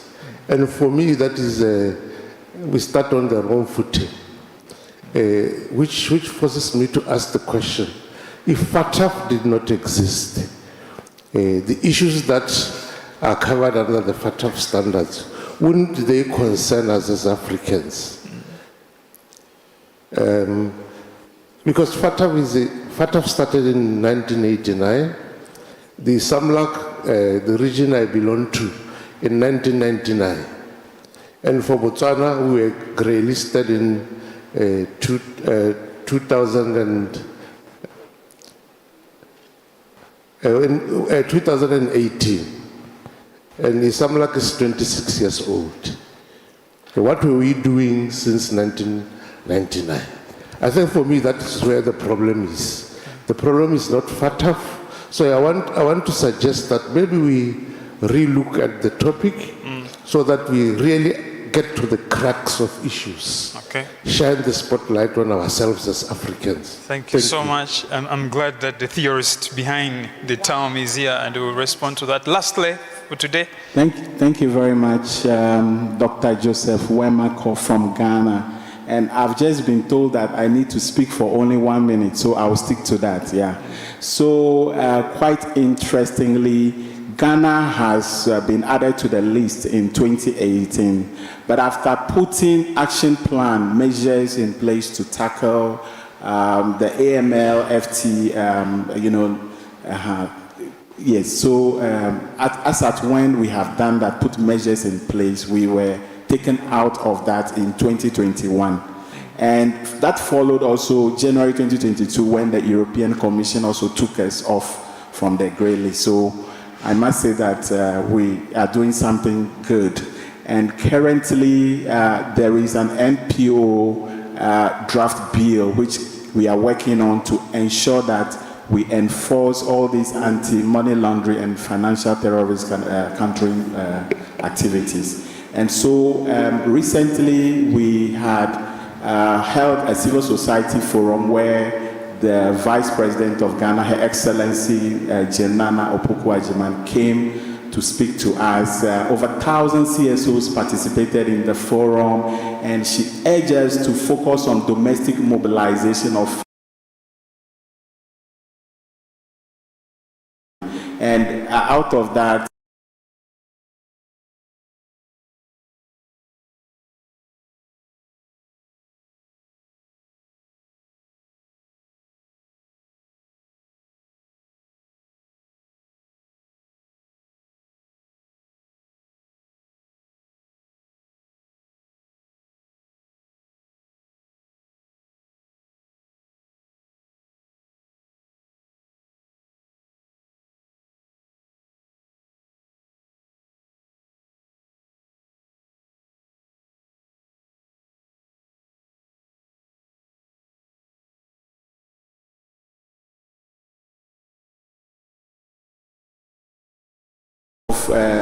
guidelines that will help us so that the shrinking of the civic sector will be reduced and we will come to an amicable agreement. So we are working on that assiduously to ensure that this thing about FTF, 8 and other things that may, vulnerabilities that may hit us and want to, give us all the financial problems that we are talking about over here to be over. Thank you. Okay, thank you so much. So I'm going to stop here with the questions, but from Uganda, there is a response to one of the questions. So I'll take the response from Comrade Bright. Is it possible, Hilda, to have that mic here quickly, please? Or Arnold? And then... I think I have a mic here. Great. Yeah, thanks, moderator, for your indulgence. I just want to make clear on the issue of politically exposed persons in Uganda. Yes. Because currently under our law, politically exposed persons are defined under our act as individuals who hold prominent public positions in government, judiciary, security, and state-owned enterprises. The law does not include leaders of NPOs, whether in their own capacity or acting in the official capacity of the NPOs they head. However, we further consider those who are close associates of PEPs. If you're a son, you're a daughter, a spouse, a girlfriend of one who is considered a PEP. Okay. A mistress. The bank or financial institution at its own discretion and guidance we've provided may list you as a PEP. It may not necessarily be because of the position you hold in a certain NPO. So I just wanted to make that clear, because we have had a lot of discussion with financial institutions, with them several times demanding us to produce a list of people who consider PEPs. And we, as an FIU, have refused to provide that list. We have rather provided guidance in line with international best practice to allow banks on their own, in addition to this, define who they consider PEP, basing on the relationship such a person may have with a PEP.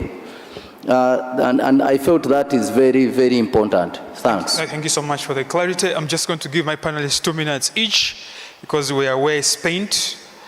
You could choose to respond, or you give a recommendation. After all, this is a study in the making.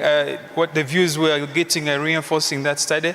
But there will be a response on the topic by the theorist himself. So I'll begin from Comrade Kumalo, and then from the Panicking Botswana. And then we come like this. 2 minutes, and we wrap this up. Thank you very much. From the risk management perspective, I take it that working and putting effort as a country to comply with FATF recommendations it works for the country before it works for the region or for the globe. So, like I said earlier, complying with this, we should take it with an attitude of protecting our countries from abuse by criminals before we go to, then it will make it easy for us, and we'll commit more to do the little part from our own spaces, so that at the end of the day we are compliant and aligned and not go into the ICRG. Thank you. Thank you so much, Comrade Kumalo. Thank you very much. Probably I'll respond to one of the questions from my comrade from Botswana, who had a challenge with the term, the grey listing, induced panic. To say maybe there's I think if he gets time to read the whole report, he might get an understanding on how this term came, or we can even remove the induced part. It will be the grey listing panic. It will still be because the panic is there. But then, just to summarize in terms of the recommendation, I'll just give two. I think one to the NPOs. I think there is an opportunity, especially with what the FATF president, her passion in terms of financial inclusion. I believe if also the NPO sector exploits that opportunity, because with the reduced fundings that have come through with all these issues, at least on the financial inclusion part, the fundings, they still have got more funding. So if the NPOs can exploit that, there might be opportunities for them for funding. Lastly, in terms of engagement with them, especially the financial institutions, the recommendation would be, because I think one of the speakers in South Africa said they've been trying to engage with the Bankers Association and they've not been winning. I'll just give them a verse. Luke chapter 18, it says, keep on knocking. The door, one of the good days, it will be open, because at the end of the day, the conversation needs to be there and it needs to continue. Thank you very much. Thank you so much, Dr. Mal. Taking to us. Okay, on the question of law, information, like yeah, so whether there is access to information in Cameroon, whether there is a law. No, we do not have a law, but I know there are some organizations that are working to have that enacted, that Cameroonians have a right to information.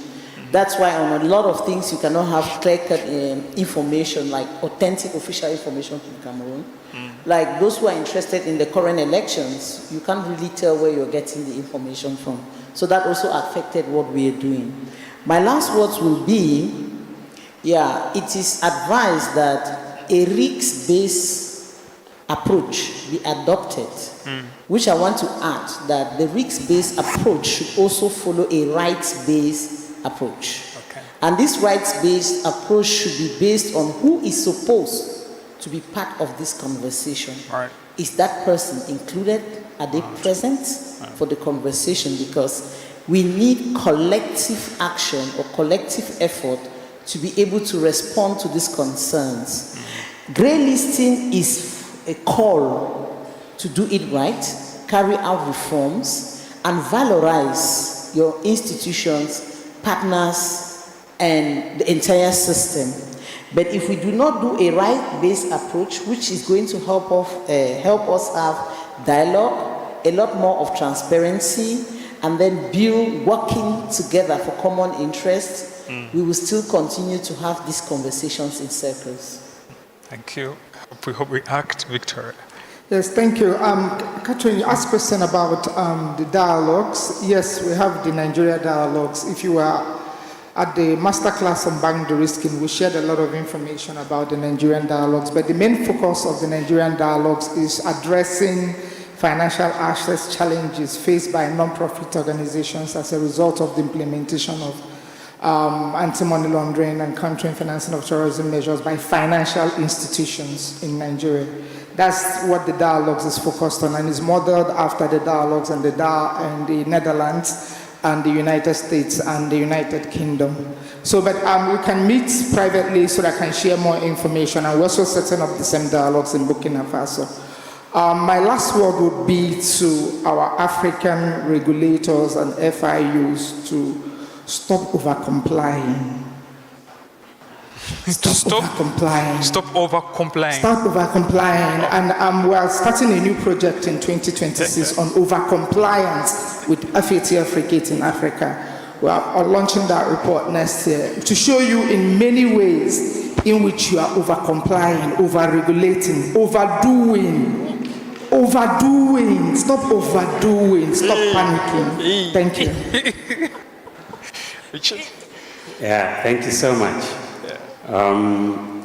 I'll say a little bit on the question about the unintended consequences with regard to states or governments presenting an image that everything is fine, we are doing right, or rather a forged or a fake kind of effectiveness in defense of their image to prevent themselves from being further monitored. So I think that is induced by the fact that the grey listing comes with the consequences, reputational consequences on a country, economic consequences. And this is where I think over-compliance comes in. So I think that dialogue between, the FATF, but also how do we domesticate and appropriate the compliance without over-complying at the expense of the NPOs and other, members of society is critical. And my last point is, I think, a conceptual one. There was a question whether the panicking, is it optional or it is inevitable? In my view, as a sociologist and anthropologist, understanding the nature of society and individuals, I think it is inevitable. The question is, how do we manage it without, all the consequences you're talking about? Thank you. Thank you so much. 2 minutes. Thank you. Allow me to respond to the question around blame game to FATF. And I'd just like to point out that this isn't about pointing fingers. It's about assessing how a global standard is being implemented in a particular context, a local reality that differs from the context in which that standard was set, right? So the FATF grey list really is a double-edged sword. On one hand, it identifies deficiencies in a country's AML CFT regime and also acts as a catalyst for requisite reform. So this is not about, casting a completely negative picture on the grey list, but it's about looking at the nuanced ways in which the grey list has led to adverse impacts. And allow me to give a quick example from Kenya. So one of the requirements of FATF during Kenya's first and second mutual evaluation was for lawyers and legal professionals to be included as reporting entities, right? And during, I think it was in 2021 and 2023, there were amendments to essentially include lawyers as reporting entities, but the Law Society of Kenya was against this amendment precisely because it would offend client advocate privilege, which is covered under existing laws. And so the reason I'm giving this example is that these processes have competing interests. In fact, during the parliamentary, the proceedings for public participation, other stakeholders, such as the Office of the Director of Public Prosecutions and I believe the Kenya Bankers Association, were actually in support of lawyers being added as reporting entities, and the Law Society of Kenya was not. In the end, the government went ahead and passed that law. The Law Society of Kenya challenged it in court, and the court temporarily suspended that provision. But this is to say that what's important is to understand why is a particular affected party for or against a particular provision. So in the end, what happened in Kenya is that there was an out-of-court settlement, and the law was amended so that it's the Law Society of Kenya that was now added as a reporting entity and not individual lawyers. And so in this case, you see that the law, it meets the need without having to necessarily produce unintended consequences, right?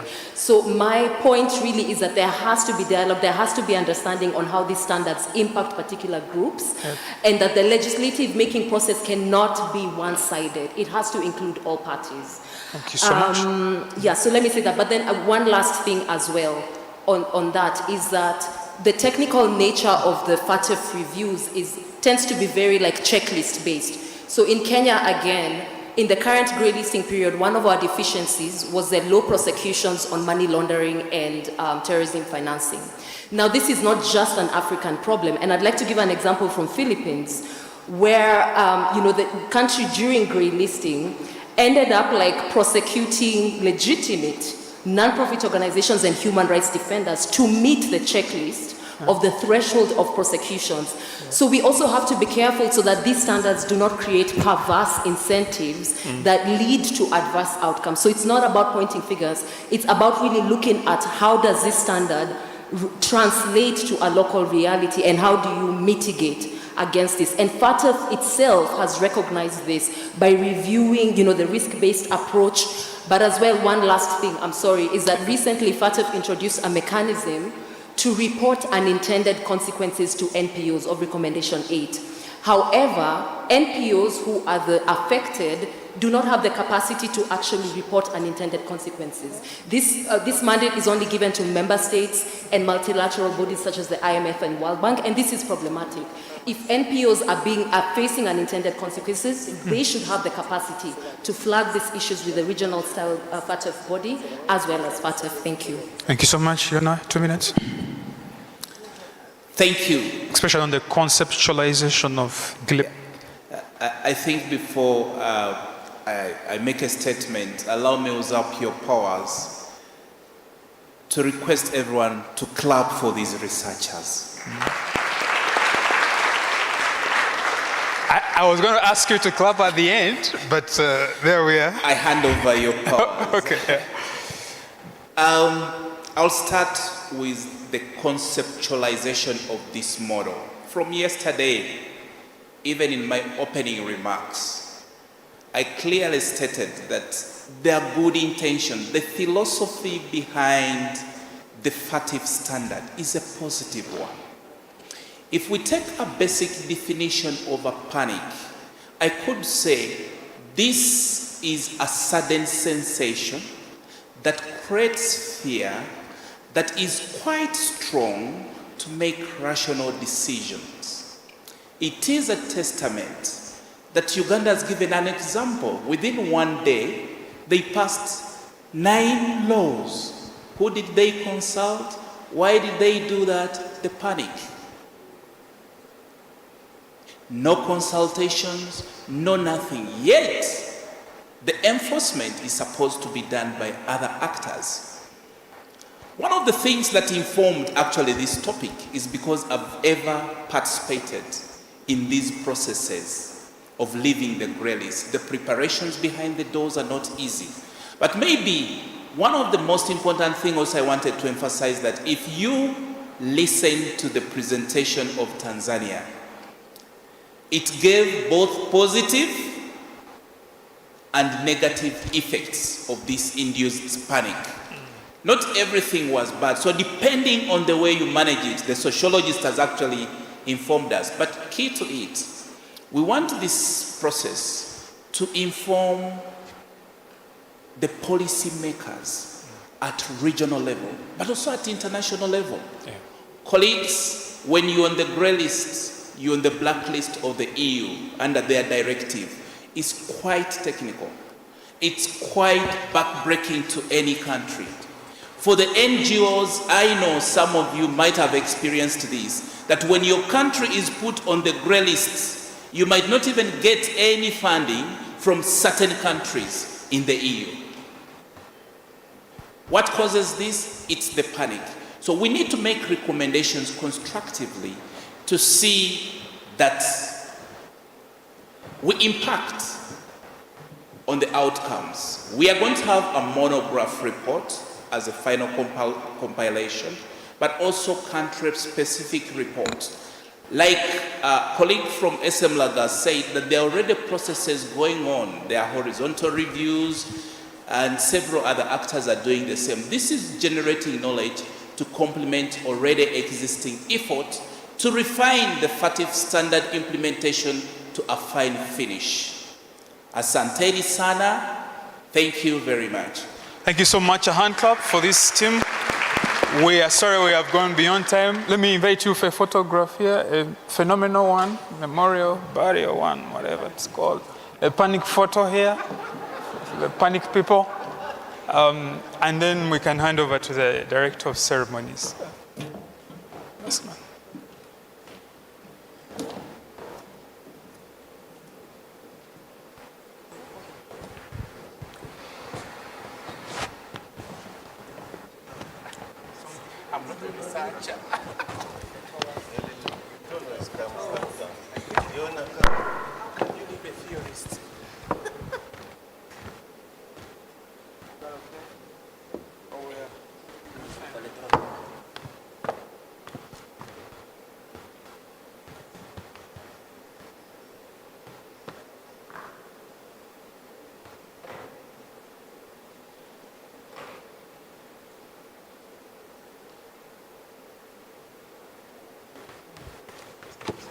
Thank you so much, sir.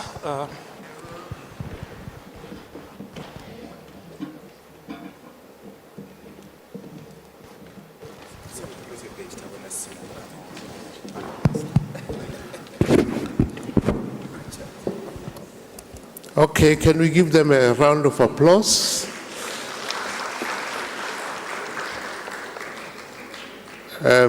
We are going to break. Tea break for 30 minutes. It's 20 past. Let us be back by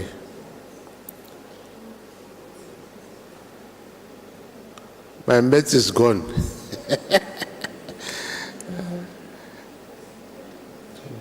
But 10 to 12. I'm worried by the way we manage and keep our time. Can we be back on time? Because if we overspill like this, it's going to affect other sessions.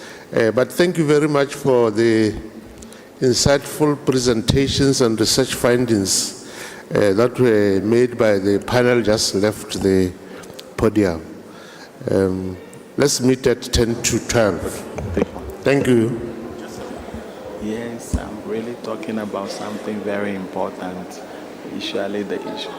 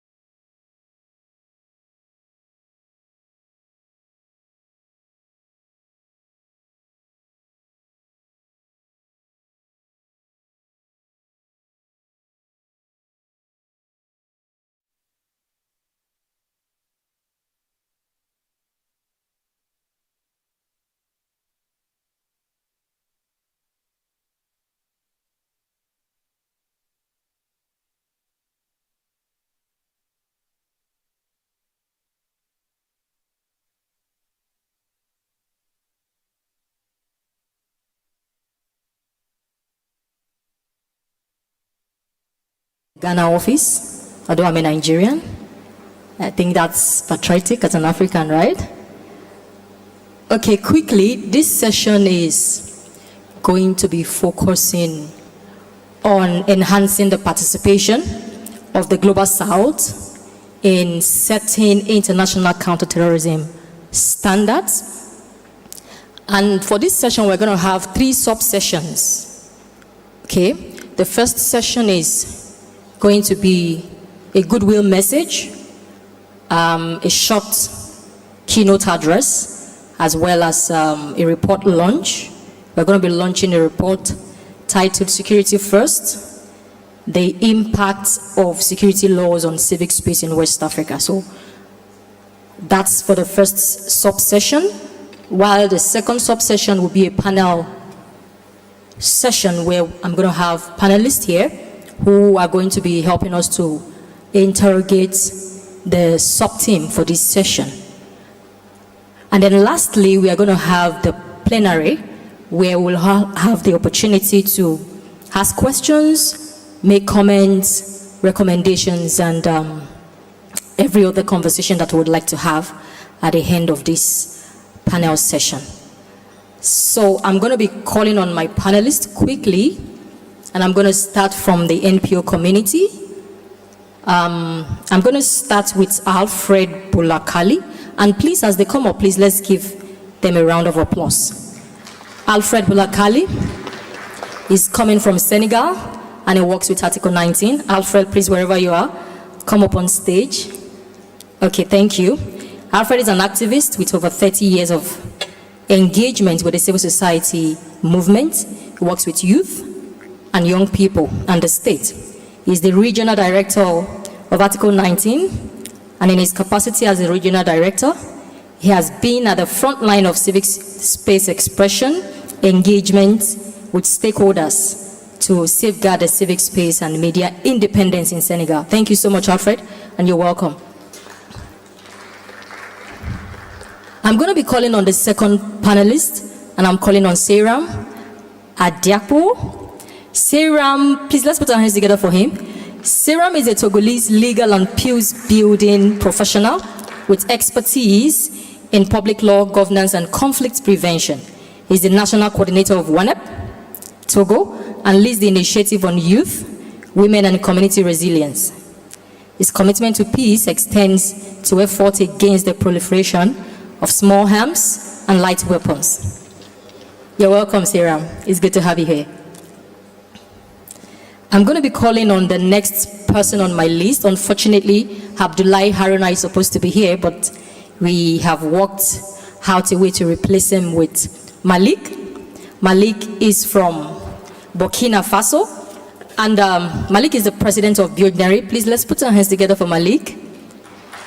Biodneri, a non-profit organization in Burkina Faso. Malik works in Burkina Faso and the Francophone part of Africa to build trust between government and CSOs. Is therefore interested in topics like AML, CFT. You're welcome, Malik. Thank you. Lastly, on my list for the NPO representatives, I have Han Baun from South Africa. She's a semi-retired non-profit management consultant with over 35 years of experience across South Africa and the African continent. She has worked with grassroots organizations, global agencies, and partners with local organizations. She is deeply committed to civil society and part of several key initiatives, including South African NPO policy reform framework team and the oversight of team for the FATF NPO's risk-based assessment in South Africa. Please, let's put our hands together for Han. Thank you so much, Han. You're welcome. And then I move to the donor community, and I'll be calling on James Savage. James Savage works with the Funds for Global Human Rights, and he's a program officer at FGHR. He works to enable the environment for human rights defenders through grant making and technical assistance and accompaniment, documentation and learning. It supports program of civil society organization and human rights defenders to protect and ensure the protection of the civic space. Thank you very much, James. You're welcome. I'm also going to call from the Nigeria Financial Intelligence Unit, our government regulators or operators, yes. And I'm calling on Abdul Majid. Let's put our hands together for Abdul Majid. Abdul Majid is a policy and intelligence analyst at the Nigerian Financial Intelligence Unit. He specializes in policy development for countering terrorism and proliferation, and his work supports Nigerians' alignment with FATF requirements on countering the financing of terrorism. You're welcome, Abdul Majid. Thank you for coming. So like I mentioned earlier, I said we are going to have a key note address, a very short one. We'll have a goodwill message, and I want to call on Mamo Mohapi, forgive me please, Mamo Mohapi from the Mott Foundation. She's a program officer from the Mott Foundation, and she wants to give a goodwill message with regards to the conference and some of our reports. After which Victoria will also come up to give a short presentation on our security documents. Thank you. Let's put our hands together for Mamo.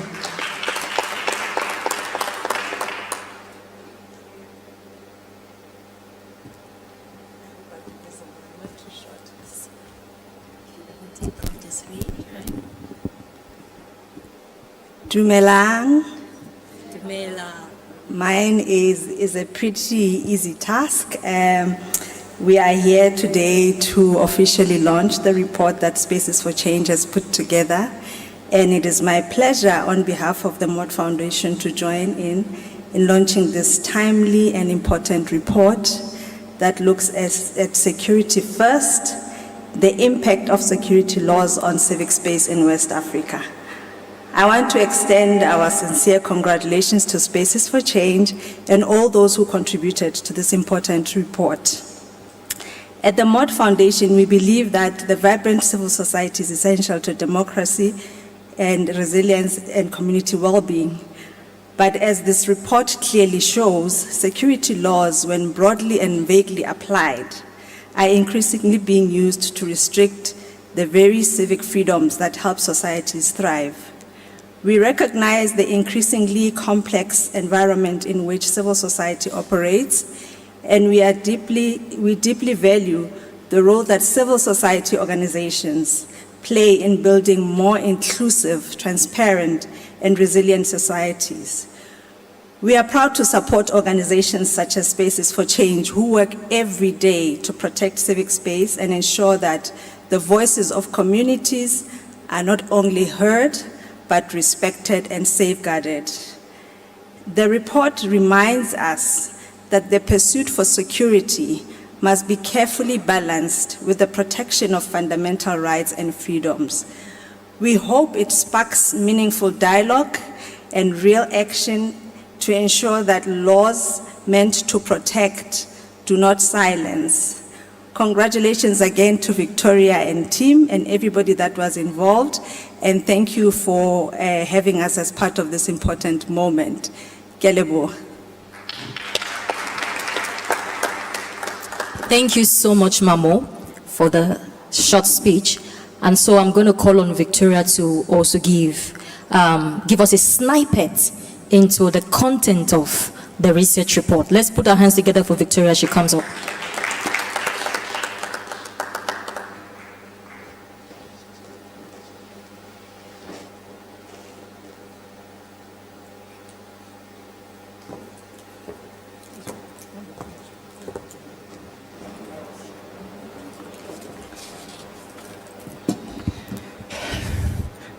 Good morning again. Dumela. Yes, so I'm very happy. Thank you, Shola, for inviting me to present very brief highlights of the report called Security First, the impact of security laws on civic space in West Africa. So I will just keep the methodology because they were going to share the report to everybody. You can look at the methodology that has been used the extensive information gathering across West Africa on the security laws, the policies, the draft bills, the national security documents, the counter-terrorism architecture across West Africa, and some of the things that were done during the information gathering stage, and also the trackings from the Closing Spaces database. You can find that on closingspaces.org.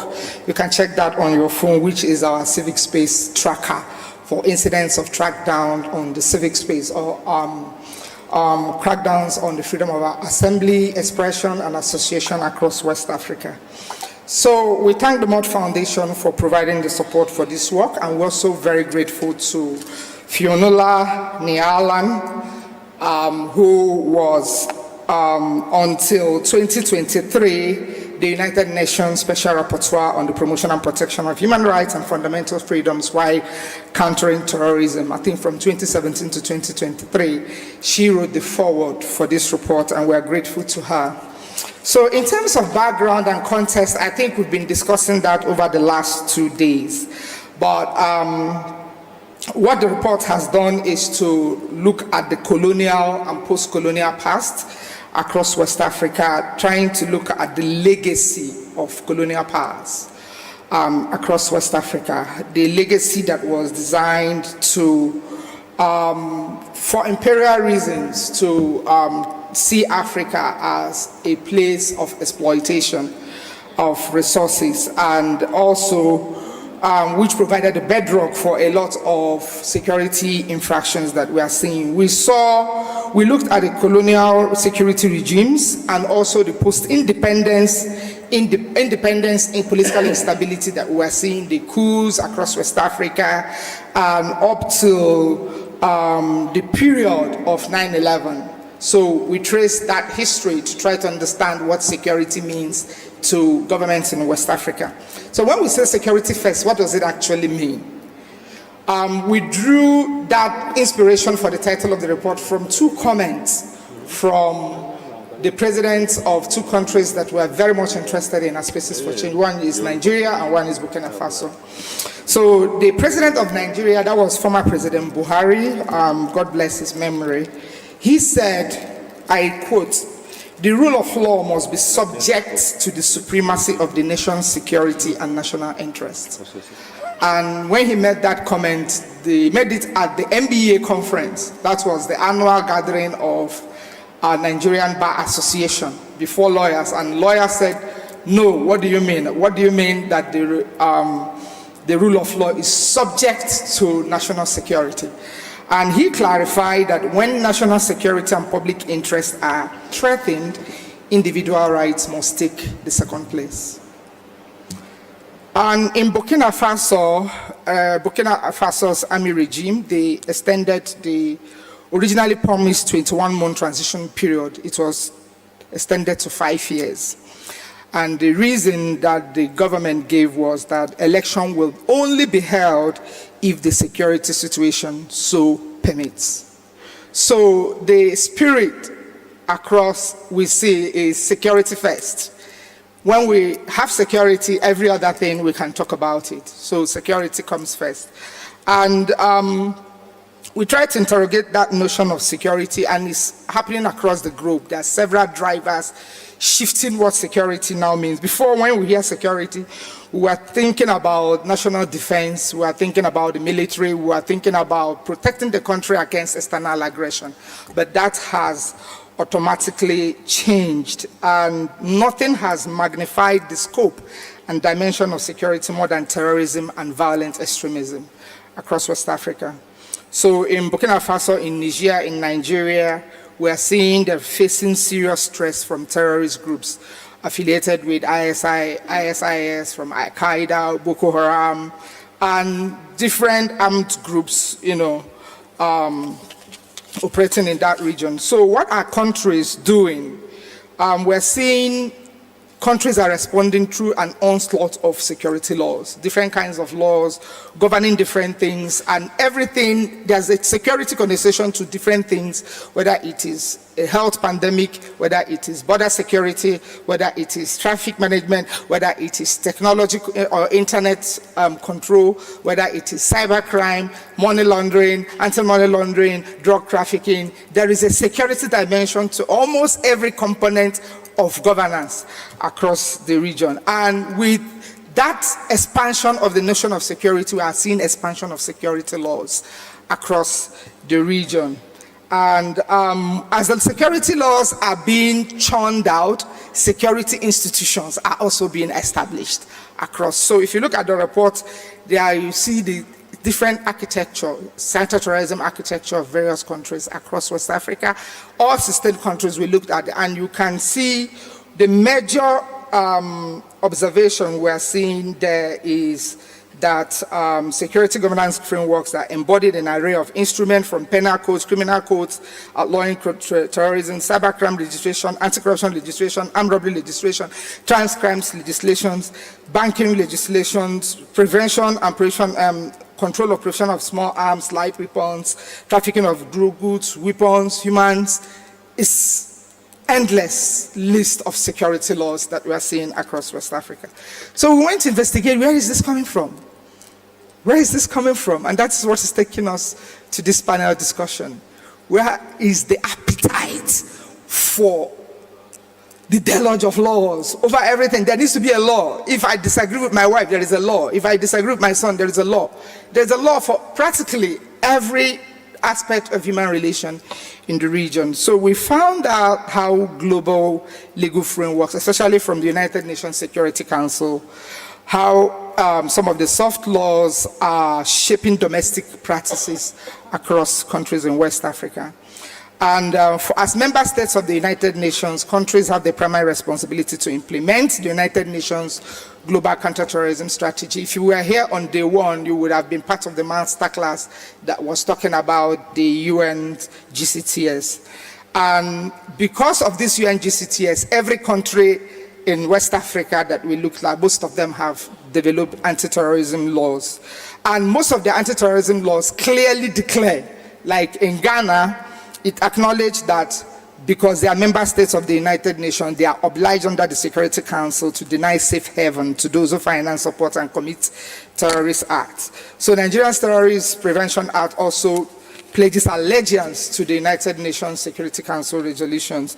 Gambia's anti-terrorism also pledges allegiance again to. So you see, most of the security laws all make reference to the UN GCTS, saying that they are just making this law, they're declaring it in the law itself, in the preambular section of the laws. They're declaring that we're making this law because the United Nations said we should develop this law. Not that we thought we needed it, or not that we didn't have an existing legal framework. We're doing it in compliance with the United Nations. The same thing, if you look at FATF recommendation 29, for instance, it requires countries to operate and establish a national financial intelligence unit that acts as a central agency for receiving and analyzing financial disclosures, and all countries set up an FIU, whether they had an existing agency that was responsible, that was carrying out similar functions or not. So that pressure to comply is part of what we are going to be looking at, the pressure to comply with some of these norms is some of the consequences we are seeing. So what are some of the consequences? In summary, is number one, African countries are not listed as members of the FATF. They are therefore not directly involved in FATF decision-making processes, but they are assessed, based on FATF recommendations and part of FATF risk monitoring process. Another observation is nearly 80 years after the establishment of the United Nations, there is no African country that is a member of the United Nations Security Council. No permanent member, no African country is a permanent member. So that signals a historical pattern of underrepresentation and exclusion of the global south in global policy conversations.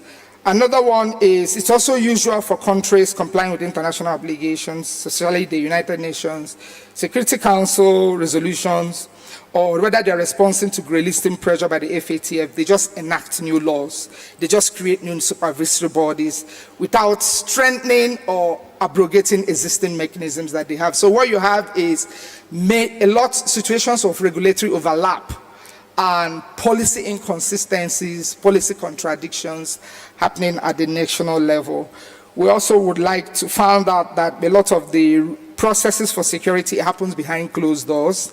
They are usually confidential. Civil society participation is usually excluded, and also minimal opportunities for independent scrutiny. So lastly, the impacts we are seeing, you will see several incidents in the report. We provided clear examples from all 16 West African countries, expanded definition of terrorism and national security, lopsided terrorist designation procedures, and a lot of people that have been designated as terrorists were protesters, opposition politicians, ethnic agitators, secessionist agitators, and not people who have anything to do with the real acts of terrorism. We're also having curtailment of free speech and internet freedoms, privacy breaches, repression of press freedoms, criminalization of public assemblies, overregulation of NGOs, and also penalizing insults, hate speech, and morality crimes. So what are the rays of hope and accountability? We are finding some rays of hope and accountability in some judiciary. We are seeing judicial activism in some countries. The judiciary, we are advocating for more independence of the judiciary, and we hope that maybe by these discussions we are going to have, there will be added recommendations to what the reports already profess. So I'll stop here and allow our panelists to do justice to the discussion. Thank you very much.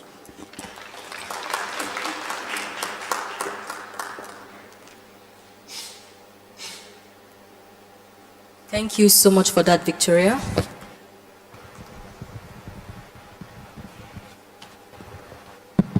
All right.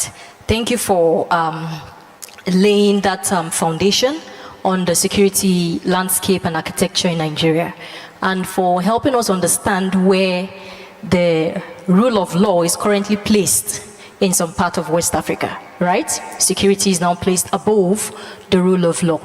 And so in the course of us interrogating the security challenges and security issues, we identified a problem. And that's our problem, but I want this panel session to also look at it critically if it is also a problem that has also been identified in other regions. And so I'll give a background story, and the story goes thus. So earlier this year, Spaces for Change was opportune to participate in a high-level FATF consultative forum in India. That forum was to review Recommendation 16, which focuses on enhancing transparency with cross-border payments or cross-border transactions. And so, in that meeting, that very important meeting, we realized that Spaces for Change was the only country from West Africa. There were representations from some participants came from South Africa, while there were other participants also from Kenya, so 2 other African countries. But for West Africa, it was just one country in such a high-level consultative forum that required the participation of at least almost all African countries.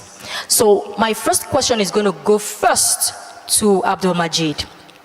I want you to critically look at this if you are able to identify that there is a problem with the underrepresentation of Africans in security conversations that actually borders on the African soil, right? Do you think that there is a problem with this arrangement? Do you see it as a concern? Are there strategies? Are there methodologies? Are there ways to also improve? If you see that it's a problem, do you think it's a problem? That's the first leg of the question, right? And if you think it's a problem, what steps, what do you think can address this challenge? Afternoon all. To state my name again, I'm Abdulmajid Salihu from the FIU. So luckily, this issue of review of recommendation 16 is something I can directly relate with, because when the FATF commenced the review of recommendation 16, it sent out a draft for public consultation to generally all countries through their FATF's tri-regional bodies. For Nigeria, we received it from JIABA, which is our FSRB. So what happened is that we circulated that document to relevant authorities. For Nigeria, we determined that the central bank is the body responsible for payment transparency, issues of payment transparency. We sent that document to them for their input, and we requested that they share it with the reporting entities, which are the payment service providers.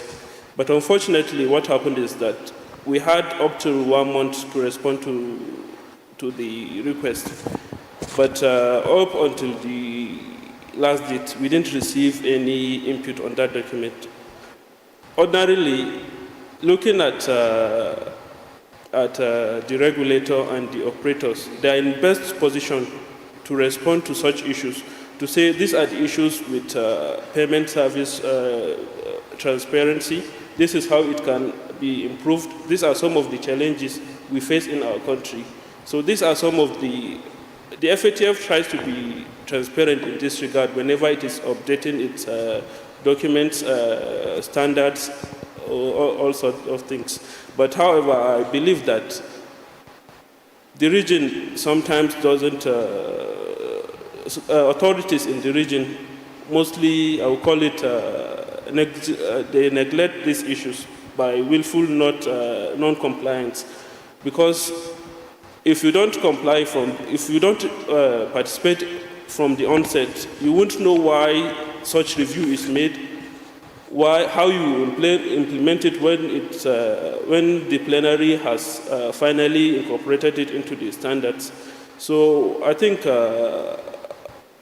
among other things, what we can say is all standard setters usually have a point of contact in respective countries, and when these requests are sent for input, countries hardly engage the right authorities in making input to this update when updating standards. So this can be improved by adequate stakeholder mapping to involve all relevant authorities so that their input will be derived on issues of implementation. Thank you. Just before you go into the solutions that you're trying to proffer, I have one other question for you. And that question is trying to understand if the problems or the challenges that you just identified are the reason for maybe the misapplication of implementing international standards.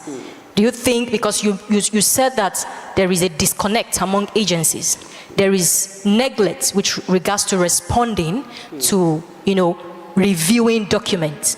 So would you say that that gap might be the reason for wrongful implementation of international standards? I think it is to a larger extent, because if you are aware of the reason why you are doing something, it should not be very difficult for you to implement. So lack of participation leads to lower rating. Thank you so much. Okay, I want to come to James. James, I really want you to help us to understand if this underrepresentation is the reason for the backsliding in civic space expression in West Africa. Like, could it be because of standard implementation, because of this driver, this push from the global landscape? Could it be that is the reason for the decline in civic space expression in Africa?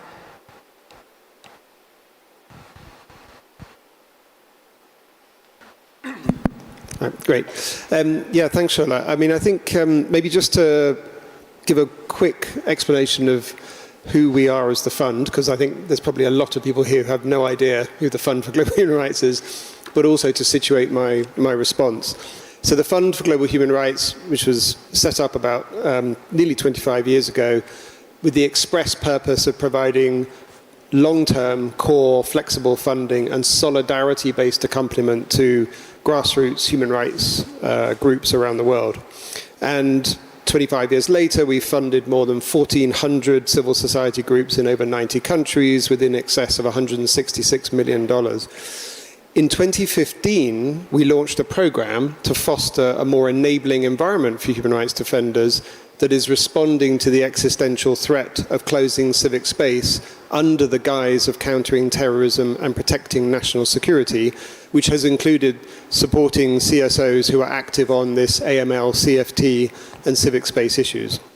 And I mention that because I want to be clear from the outset how I'm responding to your question, which is I'm coming to this from the perspective of enhancing the participation of civil society in the global south in international, meaning international, global, and regional and domestic counterterrorism standard setting and practice. So there is a lot that can be said, and there is a lot that has been written already, to be honest, about why and how to strengthen civil society's participation in counterterrorism, not only because the frameworks and the praxis of counterterrorism are still deeply flawed from a human rights compliance perspective, but because civil society and the civic space are both erroneously and intentionally impacted by counterterrorism actions, both in the global south and the global north, shrinking the civic space, as you posited, Shola. So many people in this room, I think, will be familiar with the analysis and the recommendations towards strengthening civil society participation that have been set out, for example, in the Office of the High Commissioner for Human Rights 2024 toolkit on strengthening human rights in counterterrorism strategy and policy, in the former UN Special Rapporteur on Human Rights and Counterterrorism's 2023 global study that was presented briefly during the masterclass a couple of days ago, and the 2024 study by the Global Center on Cooperative Security and Rights and Security International on enhancing civil society participation in UN counterterrorism, among similar reports, guides, and toolkits that wholly or in part address this issue. So I'll just borrow briefly from those excellent studies to recap their main findings and recommendations, in case anyone in this room still needs reminding, but I think looking at the expertise around here, you probably don't. But part of this, I think, also means reiterating some uncomfortable truths about how we are failing to create the conditions to enable stronger participation from civil society in the global south. But also reminding ourselves that the solutions for more meaningful global south participation are well within our means to realize if we're willing to grasp a few nettles and build on the progress that's already been made, such as in the creation of dialogue spaces like this very conference.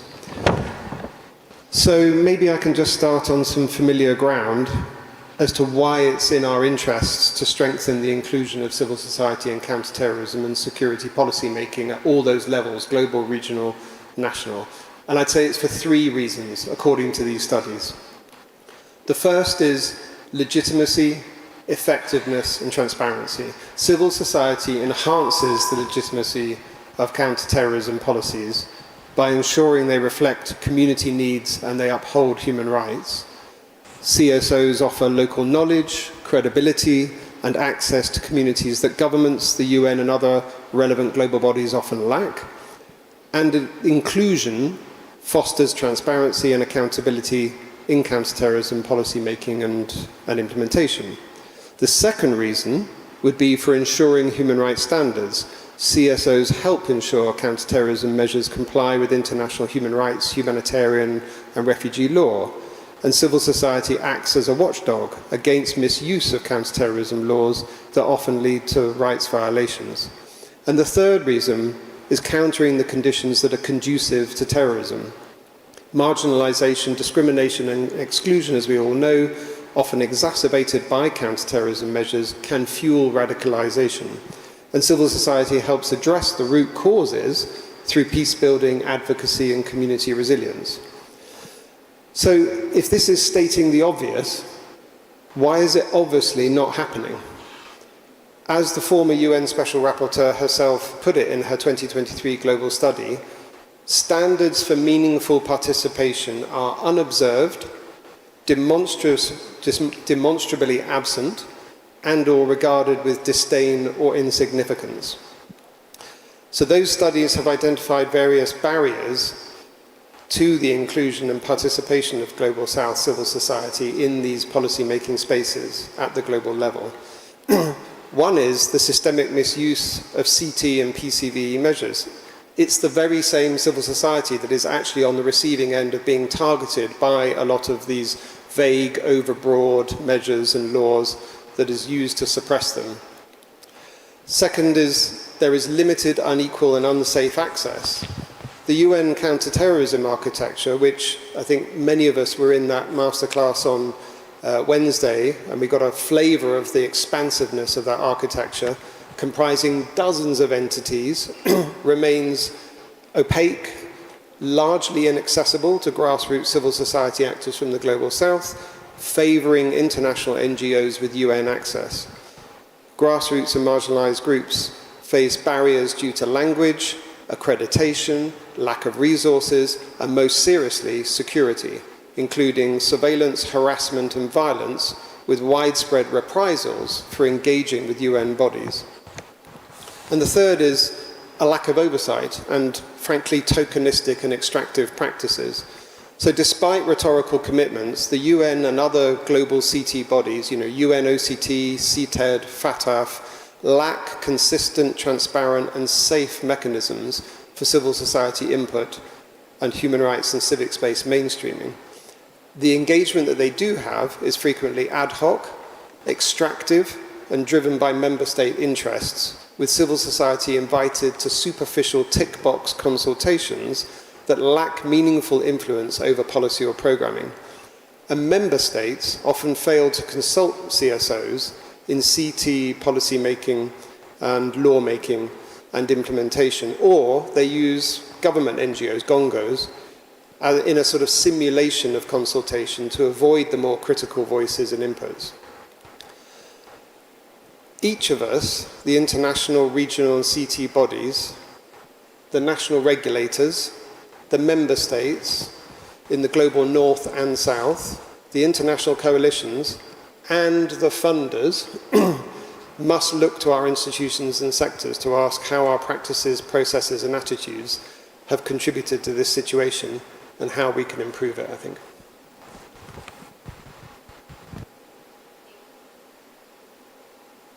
Yes, thank you so much for that. Please, let's put our hands together for him. Thank you. So, Abdul Majid, I'm actually not putting you on the hot seat, forgive me. But then in terms of your response to the question, I want to come to the non-profit sector. And we have been able to identify the problem of underrepresentation. And we have also been able to identify why the underrepresentation. What is the cause of the underrepresentation, right? It is because there is a gap or a disconnect even within the system that is expected to implement these standards. So I want to come to the non-profit sector. In terms of your engagement, your work with the government, your work on security issues, we have someone from Burkina Faso. Your political environment is a bit unique because you're currently under a military government. So can you respond to some of the roles that you have played with regards to closing this disconnect within the system to, assist or to help with the work of ensuring a free civic space, with the work of ensuring the countering of terrorism and countering the financing of terrorism, and also countering money laundering issues? Would you like to respond to some of the roles you have played, some of the works you have done, and how this has impacted the people that you work for?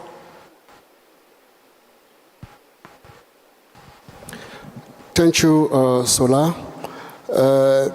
First of all, I would like to mention that the conversation we are having this 3-day is relevant to Burkina Faso more than any other country in the continent. Because Burkina Faso, we are facing terrorism very hardly.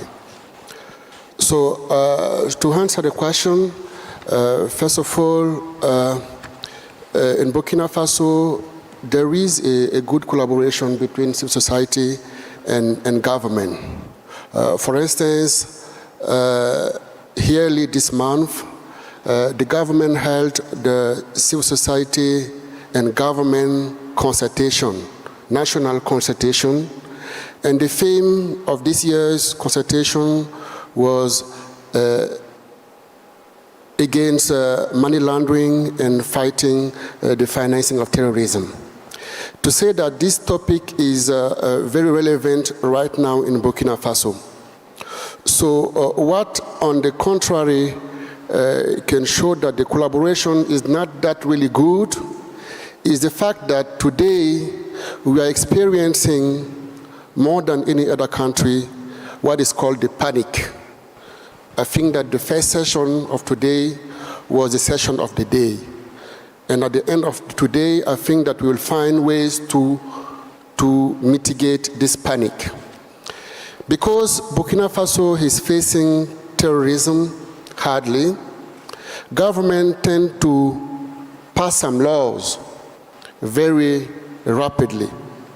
So 2 months ago, they have passed a new law that revised the freedom of association, putting more measures in controlling the financing of non-profit organizations. And just yesterday, the government has passed an executive order. This is not like a law passed through the normal process through the assembly. This is just an executive order yesterday stating that all NPOs must domicile their accounts in a bank, a state-owned bank. So since this morning, to be honest, I'm answering questions from many civil society leaders and many donors on how this new executive order will impact the work of civil society organization in the ground. So we have collaboration with the government, but these 2 days, the government is shifting the gears very fast. So, and this is one of the main problems that is causing the underrepresentation of civil society in some important meetings. Because when the government is doing things fast without consulting civil society, it is therefore normal that civil society will be missed on the table. So this is a call for all government actors here present, regulators. When you go back in your country, whatever you want to do, please make sure you include civil society in the local level, and this will make it possible for them to be included in the international level. Thank you. Thank you so much, Malik. So, Alfred, the same question will go to you. We want to understand your engagements, current engagements with the government with regards to ensuring that implementation of standards or civic space expression, is free in Senegal. Yeah, thank you very much. My name is Alfred Bulakali. Nisola said that I'm engaged in civic movement since 30 years. Maybe that's so much. But I'm coming from a family also where we had this kind of hard fathers that make you to consider nothing is taken as granted. And I remember very young visiting him in a jail, and I asked him, why are you here? He told me that because I want others to not be here. And while we were still there, the head of administration came. He kneeled and told him, I'm here recognizing your authority, but I can't deny the value of justice to buy my freedom today. 10 years later, I was a student, and I was traveling in a country of war somewhere on the continent to join a meeting of students on peace. And unfortunately, I was caught by one of the combatants, and he took his gun and his knife on me because I had a paper where it was written in French, peace. And for him, having something like peace, maybe I was investigating, I don't know what and what. That day I remembered my father because he asked me to deny, and I said, okay, if it is for that, execute. But he never did it. But it's the day I understood that maybe what needs to be done is to make sure that whatever is done on this earth is centered on human rights, on the final destiny, the person, and that's why I engaged very early in civic movement groups from students, youngs, and now where I am now as Regional Director of Article 19, championing civic space, freedom of expression, and access to information. So I tell that story to say that as civic space organization, we should not take anything as granted in advance from power holders.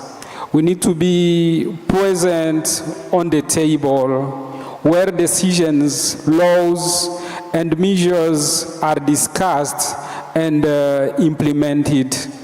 I will build on what he's saying.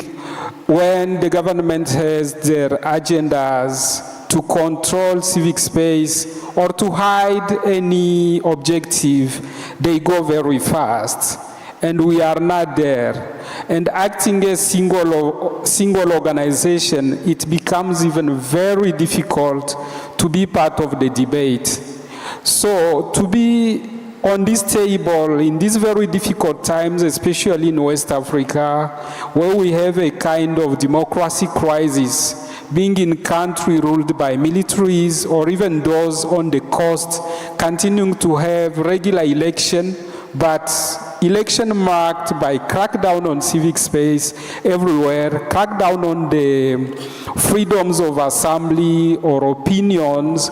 We need also to act with one voice, working together from Lagos to Dakar, from Abidjan to Bamako, a civil society. But again, even if we come on the table, we need to be legitimate at the table, meaning that we come with knowledge to make sure that the human rights and the civic space standards are enacted in our national laws and practices. We first need to know them and to master them. Sometimes you go to a meeting with the government and you say, okay, you need to implement the regional or international standards on human rights, and they look at you. Sometimes they are informed, or most of the time because they prepare themselves. What are those standards? If you can't bring clear explanation and proposals, you lose your legitimacy on those tables. So we need to know, when we are asking the government to implement given standards, how are we bringing proposals? We've been for 10 years, for example, advocating for an access to information law in Senegal. And I remember in 2023, when we were under crisis because the president was trying to compete for an unconstitutional third term. He wanted to pass a very quick law on access to information, but it was more to limit access to information than to allow it. As organizations, we formed a coalition to oppose to that law. It was no longer a matter of Article 19 who was known as the advocate for that law, but a matter of everybody. And myself, I received calls like, you should come behind this process. And I was legitimate more to say, it's not just me, it's all of us who are speaking. And this year we got that law with more openness, because we went to that table saying the model law on access to information in Africa states 1, 2, 3, 5 things that we are not seeing in the law. This is how to integrate those standards in this law. Of course, the state will never accept everything, but if you are advocating in the policy field for 5 points, you get 2, 3, it's an advance.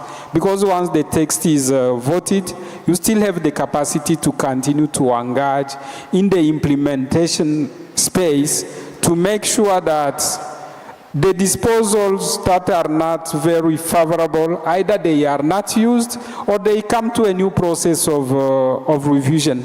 So I want to say nothing is granted in advance, meaning that we need to force to invite ourselves on the table, and once we are there, to make sure that we are bringing an added value, and that comes with having evidences, build our capacities, speak with one voice, bring proposals. And this is a very technical field where as civil society organization, it's not common that we have the expertise necessary to contribute to these legislations, to engage with our judges saying we have a law that is very closed, but here are the African standards, here are the international standards that if you have these cases, you can refer to.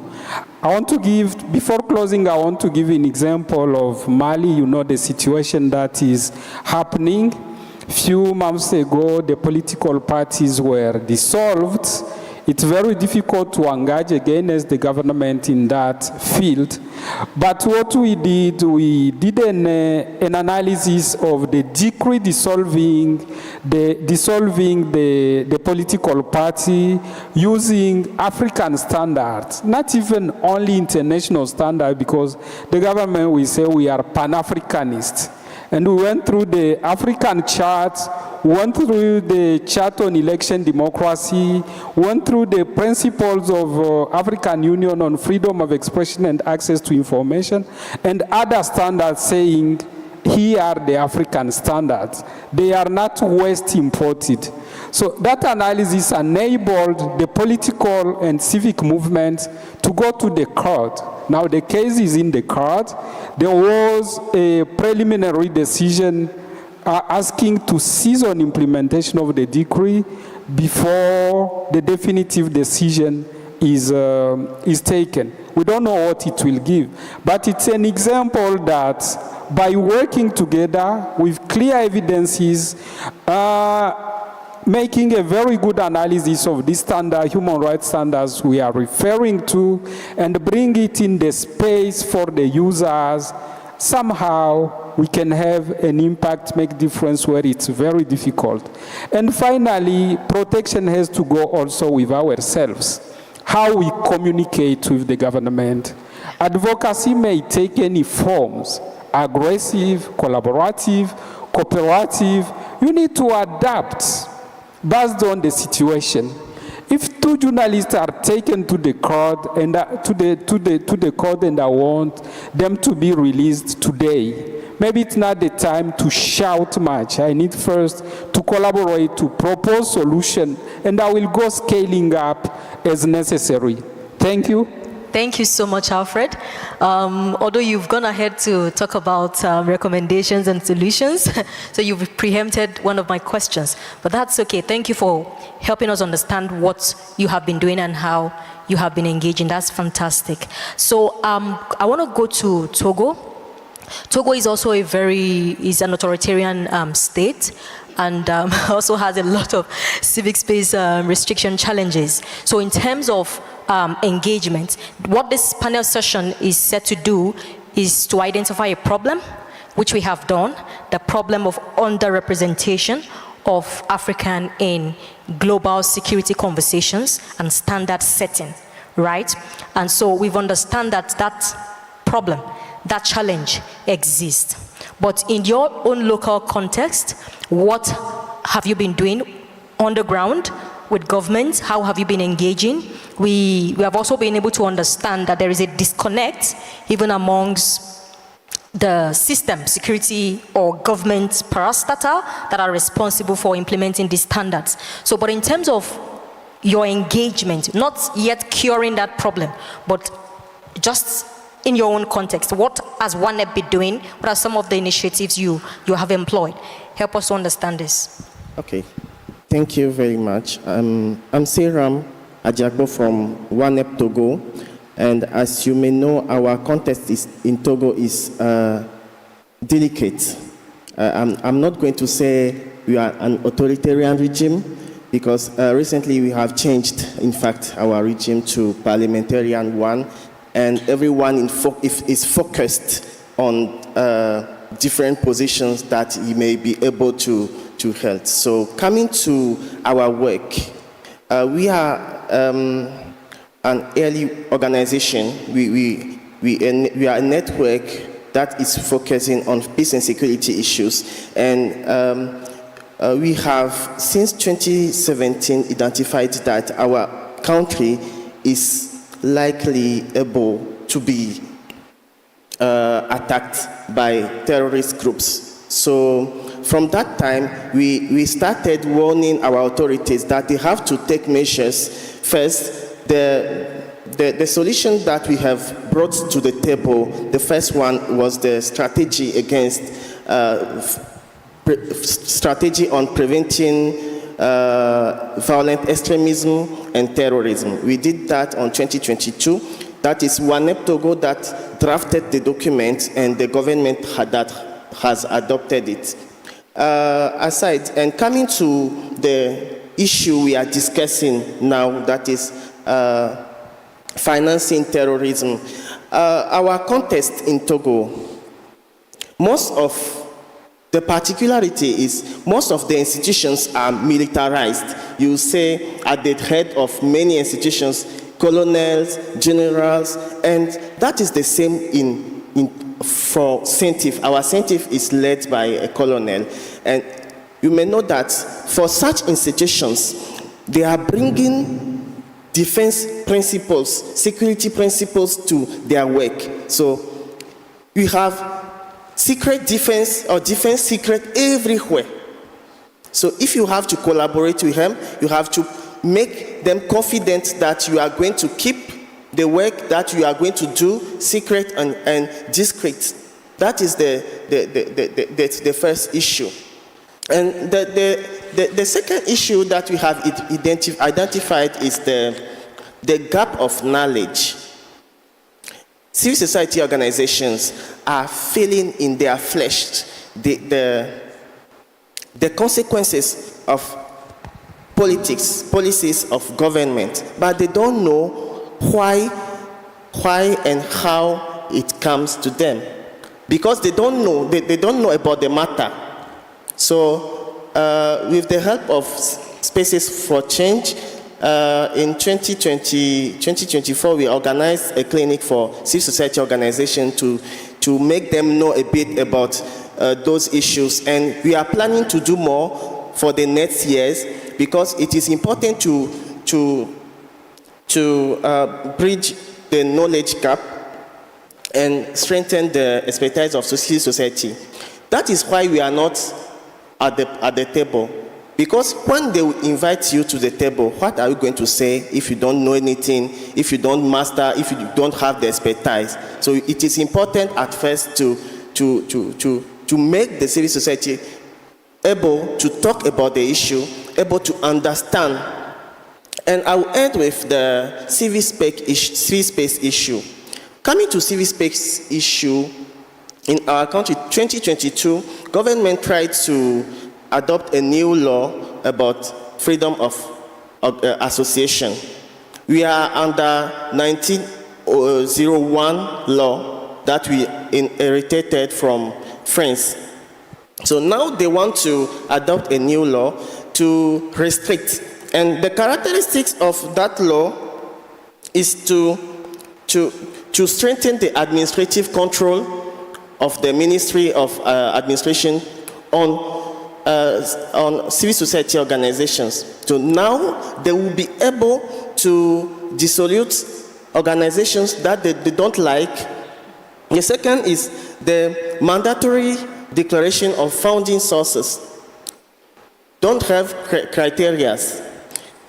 And expanded powers of supervisory ministry, mandatory publication of financial reports, and founding contracts that must be signed at the presence of authorities. When the civil society organizations heard that, they came in front and they said no, and that law is still under study. But if they adopt that law, that will be a great problem. So ONEP Togo is part of the network that is advocating on that law. That is what I can say. The issue and the intervention of civil society on those issues in our country is not very strong because generally in our French systems, civil society organizations are sticked to human rights, general human rights, first, second generation, questions of environment, civic space, democratic participation of people. So it is important to have more expert civil society organization on those issues in our countries. Thank you very much. Thank you so much, Sarah. So I'll come to Han, but I have a different question for you. And that's because South Africa seems to be doing better when it comes to some of these representations that we're talking about. And we would like to understand what has been done, or what South African is doing, not like I mean, I'm not saying South African is doing better, because we can always do better, right? There's always room to do more. But then, with regards to where the country is currently, what are some of the practices, what are some of the things that you did or you have been doing to ensure that trust is being built between civil society and the government, and also ensuring those kind of representations at those international conversations on security issues? Okay, thank you, Madam Program Leader, thank you. Before I came here, I was asked by someone, this conference you're going to, AML, CFT, what does it stand for? And I said, money laundering, terrorist financing. So she said, oh, is it a new church or a political party? So I think we need to get the word out what we're really up to here. But anyway, back to South Africa. Thank you, Becky. Earlier you mentioned about the lack of government interacting with the NGO sector, and I think we're all saying the same thing. It is a problem. However, what happened in 2019, the Department of Social Development MPO Directorate rushed through an amendment to the MPO Act. And when we read that, they were doing some housekeeping, fixing up some typos and spelling errors from 1997, but they'd slipped in that all non-profits had to register. And when we had the meeting with them, they said, oh, they had to do this to comply with FATF. And we had no choice, but we had to comply with FATF. Otherwise, we'd go on the grey list. So that was 2019 when we first of all realized that we went into panic mode. And I think this happened with a lot of you. So what happened thereafter, that draft amendment to the bill, the Act, just hovered around while other departments to address FATF introduced the General Laws Amendment Bill, the GLAB. And we were then asked to present to Parliament our concerns. And we presented with 10 other non-profit groups as the MPO working group to the National Assembly and to the National Council of Provinces. We attended in total about 10 of those portfolio committee meetings, expressing our concerns because 3 of the acts in that General Law Amendment Bill affected non-profits. That was non-profit companies, trust and voluntary associations. The good news is that they were very pleased to have civil society there. They listened and they adapted the stringent proposals that have been put into the bill. So the General Laws Amendment Act today is quite a comfortable fit. So I just wanted, although Becky was quite right, they were very slow in consulting with us. And the other 2 things is an apology from the Director of the Department of Social Development, Umpo Macheki. She said she would have loved to have been here. She's got lots to share, but she's under a tsunami of work at the moment. And the other apologies from the chairperson of the MPO working group, Ferro Domingo, who's also under a tsunami of work. So they've sent me, and this is what I've got to share with you. So we needed research to address the unintended consequences of FATF, and we didn't really have much to go on. So our goal has been to understand the real world that directs and confuses the MPO sector out there through all this new legislation. And how can they comply if they don't really know how it fits in with their day-to-day work? So South Africa's experience shows that the global standards only work when they are informed by local realities. Regulation without context risks undermining the very accountability it seeks to promote. For too long, the global South has been a rule taker in global financial matters. It's time now for us to become rule shapers. And by doing so, we will bring nuance, balance, and how to counter terrorism standards and how they're set in the world that we live in. So South Africa is still on the FATF grey list, with Recommendation 8 now being partially compliant. We've made significant strides and progress with legislative reforms, as I've just mentioned, and we've got a work in progress with reshaping the MPO policy. And I'll talk a little bit about that. But anyway, the plenary on the 24th of October will reveal if we're off that. So our main aim of this survey, so that we can understand more of the impact, is to understand the regulatory practices and the real-world effects, to identify unintended consequences of FATF regulations and how the grey listing impacts on the communities, to develop evidence-based strategies that protect legitimate civil societies and work for strengthening their compliance. So the study was led by Inyatello and the advocate Gary Pienaar, who's quite well known in South Africa for being quite a robust researcher, of the Human Sciences Research Council in Pretoria.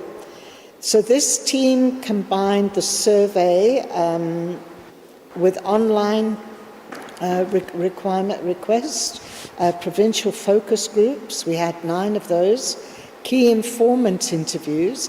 I often have to ask, why are we called key informant? Are we spies or what? What do you think that could be? But anyway, key informant interviews with people who are experts in the field. And then it was a legal review that took place. In actual fact, they've just finished the legal review now. So we sent out 150,000 emails requesting input. 5,500 MPOs completed the survey. As I said, we held 9 provincial focus groups with the Alliance of Non-Profit Network and the hashtag CSO Unmute.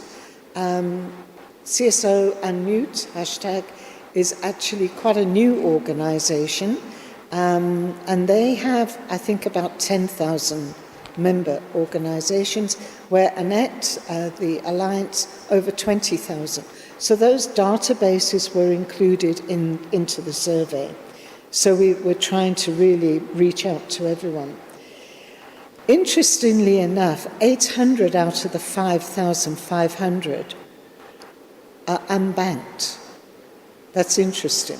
They're not registered and they're unbanked, but they participated in the survey, which is good. It's really good. But it's also concerning that they are unbanked. So this survey helps us to identify real risks of terrorist financing. It exposes the unintended consequences like loss of banking facilities and creates more information on the domestic data, and also for us to uphold human rights. If we see gaps are happening, we need to act fast. And we realize now we need to have an ombudsman. I don't know if any of your countries have considered this. We do have an appeal arbitration panel, but we haven't an ombudsman. And we feel the time has come that we must have this. Although we've been told we've got a champagne taste on beer budget, but we do believe an ombudsman would help us going forward. So this kind of evidence strengthens our case and would also strengthen any global discussions that we would have. We've got the evidence and we can share that evidence. So in closing, I'd like to share that we believe we've gained a lot of momentum through this process, and the engagement between civil society and the regulators and financial institutions, not the banks, is improving. Our challenge, and we see the challenge as an opportunity as well, is to make sure global compliance and local realities move hand in hand. The road ahead we see is both risky and rich, but our resilience is not avoiding regulations, but in mastering regulations. And that is where we are at. Our survey will be public at the end of November, and I'm sure we'll share it as widely as we can. And I'd like to thank the Ford Foundation Southern Africa for funding this survey. Thank you very much. Thank you so much, Anne. Thank you for stressing key issues, key things that you've done, evidence-based research, right? Dialogue between governments, the bank institutions, and then the NPOs, and also compliance with donor regulations, and then ensuring that all of what you're doing matches with the realities on ground, right? Fantastic. Thank you so much. And so I'm going to go back to Abdul Majid, and I want you to help us understand. How international global standard setting is being done. What are like the processes, the protocols, the modalities, the way, so that when we understand this, civil society organizations, NPOs, activists can know how to engage, can know, what form of engagement is required, what form of expertise is required. They will be able to understand how we can come in to support the work that, that the government is doing with regards to countering the financing of terrorism. So just help us understand the global modalities for setting these standards. So these standards mostly evolve as a result of development in risks, changes in existing risks that usually prompt the need to change standards. So whenever this is done, So let me just take us back to the identification of evolving risks. So, for instance, the bodies like the FATF, they mostly have research directorates. For West Africa, JABA has a directorate of research and policy. So they look at issues relating to money laundering, terrorist financing, and other predicate offenses, and try to see what has changed what typologies are evolving. So in doing this, they send requests for input from countries, because most of the researches are not done solely by JABA. So they request input from all countries or the affected regions and ask them, what have you seen in your sector? What is happening? What has changed? And how are you addressing them? What are the challenges? So with that, they finalize their reports and prompt change to standards, and then require countries to implement in addressing the identified challenges.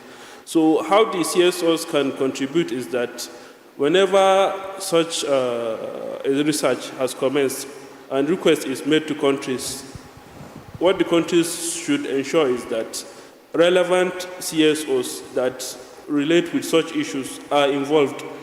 Information should be requested from them, and whenever the research is completed, they should be aware that this is the outcome of such research and what policies have evolved as a result of such research.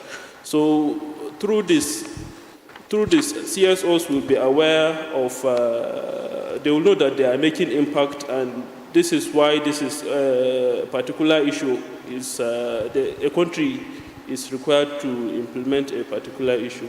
I think these are some thoughts. Okay, thank you. But I have a follow-up question to that. So you said CSOs should be aware. How can CSOs be aware? Do they just walk into these offices, the directorate in JABA, the research desk in your own office, or what do you recommend? How would you say that we can be duly involved in this process? So a major issue is that the government authorities usually see the CSOs as a single body. They don't see the various specializations, what the CSO seeks to achieve, or how it can go. They just see them as an umbrella body. So what is required, I think, is for government authorities in collaboration with the CSOs to do a CSO mapping to know which CSO is doing what. So in that regard, whenever an issue comes up in relation to a particular matter, they know which CSO to involve. So in doing so, there will be a broader participation, and a framework should be developed for such engagements and how contributions can be shared. Okay, thank you. So you are saying framework development can actually help. But then I think in the course of the conference so far, we have been able to identify that we cannot really have like an umbrella body for civil society. And the reasons are numerous because of the different thing that everyone is doing: interest, funding, environment, geography. So many things influence why it's not like there is no uniformity, some sort of uniformity amongst CSOs, but in terms of having an umbrella, being under one group, might not really work. But then I want to assume that what you're saying is that maybe if some coalitions can come together, they could have access to some of these processes that you're talking about. Is that what you're saying? So what I'm saying is that through the coalitions can engage government and say, this is what we want to be involved in these processes. However, when the government in most instances, will not know which coalition, which of the individual organizations deals with which issue. So maybe when it comes to issue of human rights, the government can say, I know that this is the relevant CSO to involve in this issue, and I will definitely get what I want from this CSO. So without CSO mapping, you cannot know which one to engage, or rather you can fall into the difficulty of, you can just send it to the coalition and not get the desired input on what you are intended to achieve. Okay, thank you very much for that. I want us to move quickly to the plenary, and I want us to take questions at this point. I'm sure that we have been able to realize that there are some openings for us to, opportunities for us to come in, to make comments, to ask questions, to see how we can solve this problem of underrepresentation, this problem of knowledge gap that has been identified between both sector, even within the policy-making sector, the government arena. So if we have questions, I want us to raise our hands, or if we have comments that we would like to make, or contributions from the audience, or even ideas, right? Because this conference is also as a result of ideas to solve the problem of African underrepresentation, right?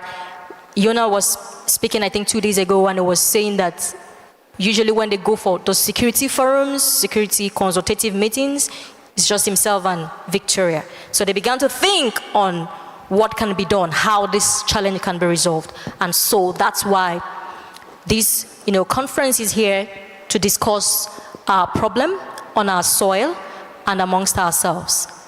So we can have more ideas, more ways to collaborate or engage, and to ensure adequate participation of Africans in these conversations. Questions? Yes, I can see 1, 2. I should see more hands. 3. And more hands. I think we can take about 5 questions. Yes, please, go ahead. Thank you. Good afternoon, everyone. Mine is just a question. I just want to understand from an overview, how can countries suppress the panic mode for mutual evaluation? From the conversations, I picked that some countries, when they're about to go for mutual evaluation, they just react by introducing laws after laws without really focus on the sustainability part of it. Thank you. Thank you for that question. So the question is addressed to Abdul Majid, I guess. Right.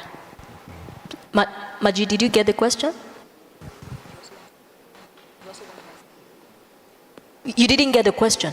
Okay, can you rephrase the question?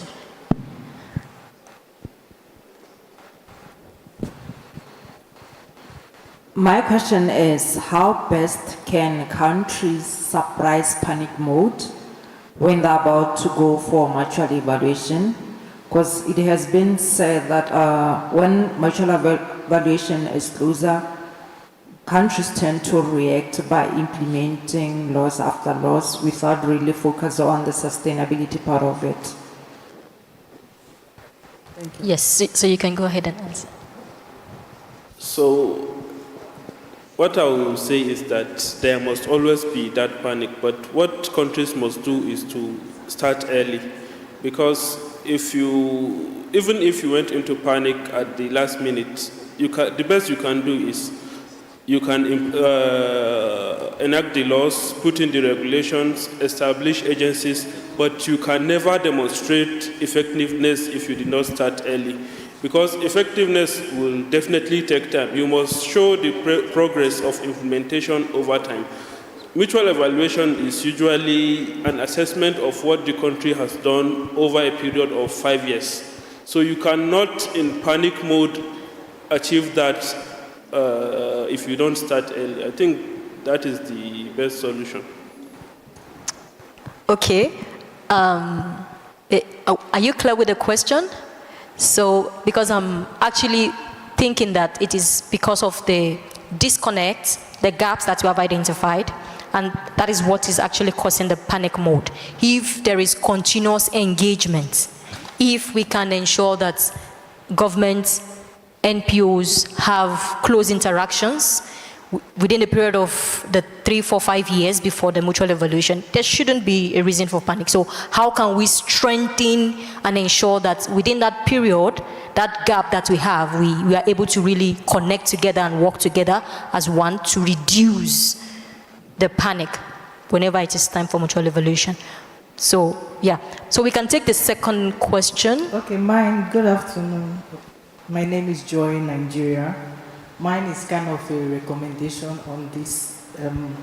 When you're talking about CSOs and how they can get to the government, I think the CSOs needs to still understand the fact that they have regulators. So if they are working together with their regulators and they collaborate and such fora, their regulators are on the same page with them, the regulators can make it very easy for them to get to probably through the FSRBs or to the government directly.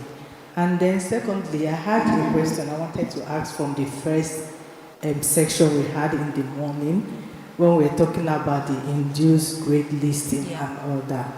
Having a panic is not really an issue. Like Victoria mentioned when she was talking about Nigeria. Nigeria was grade listed the first time in 2001, and I think that was kind of boost for us. That was what brought about the establishment of the Economic Financial Commission in Nigeria, EFCC, that gave birth to the NFIU. So sometimes these panics are good.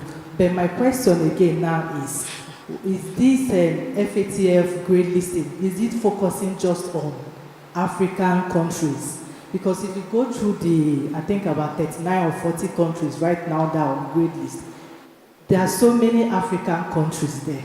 So the grade list, is it just from one African country to the next one? Then maybe now we are waiting, is Kenya, then the other countries they're waiting, who is going to be the next country that will be on the grade list?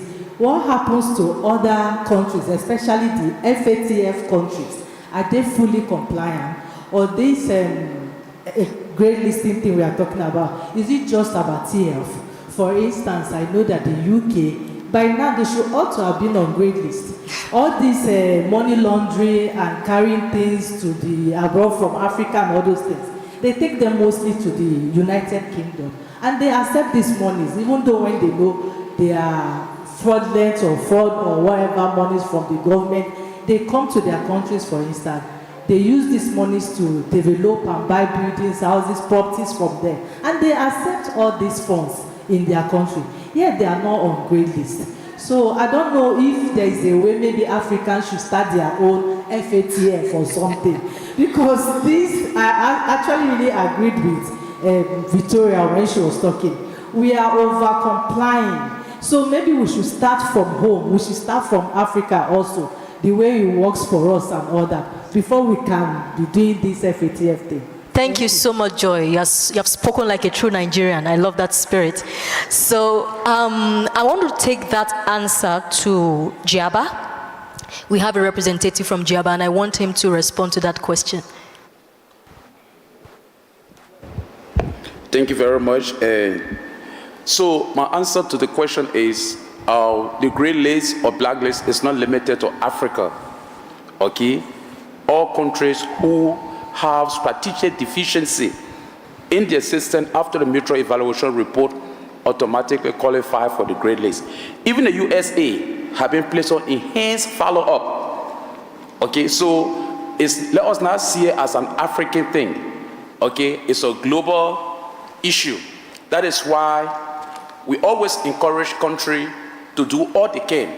I give you an example from the Giaba perspective. We just ended the second round of mutual evaluation report.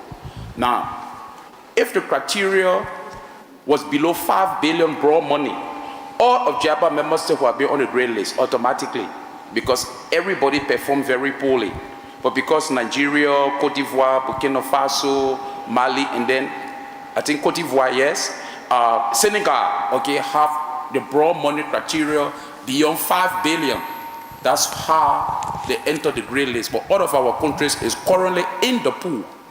So to answer your question, the criteria is there. If you do not meet it, then it is determined by a pool of experts, okay, under the ICIRG process. So, for example, other countries in Asia, Southern America, Northern America, have all gone on the grey list and have endeavored and make effort, okay, like any other country in Africa, whether it's Botswana, whether it's Kenya, whether it's South Africa, whether it's Senegal or Nigeria, they went through the same effort to get out of the grey list. I hope that answers your question. Thank you. Thank you so much for that. So we had another hand up. I think I can't see the hand again. Okay. Okay, thank you. Please go. Thank you. My name is Nikki from Botswana National Youth Council.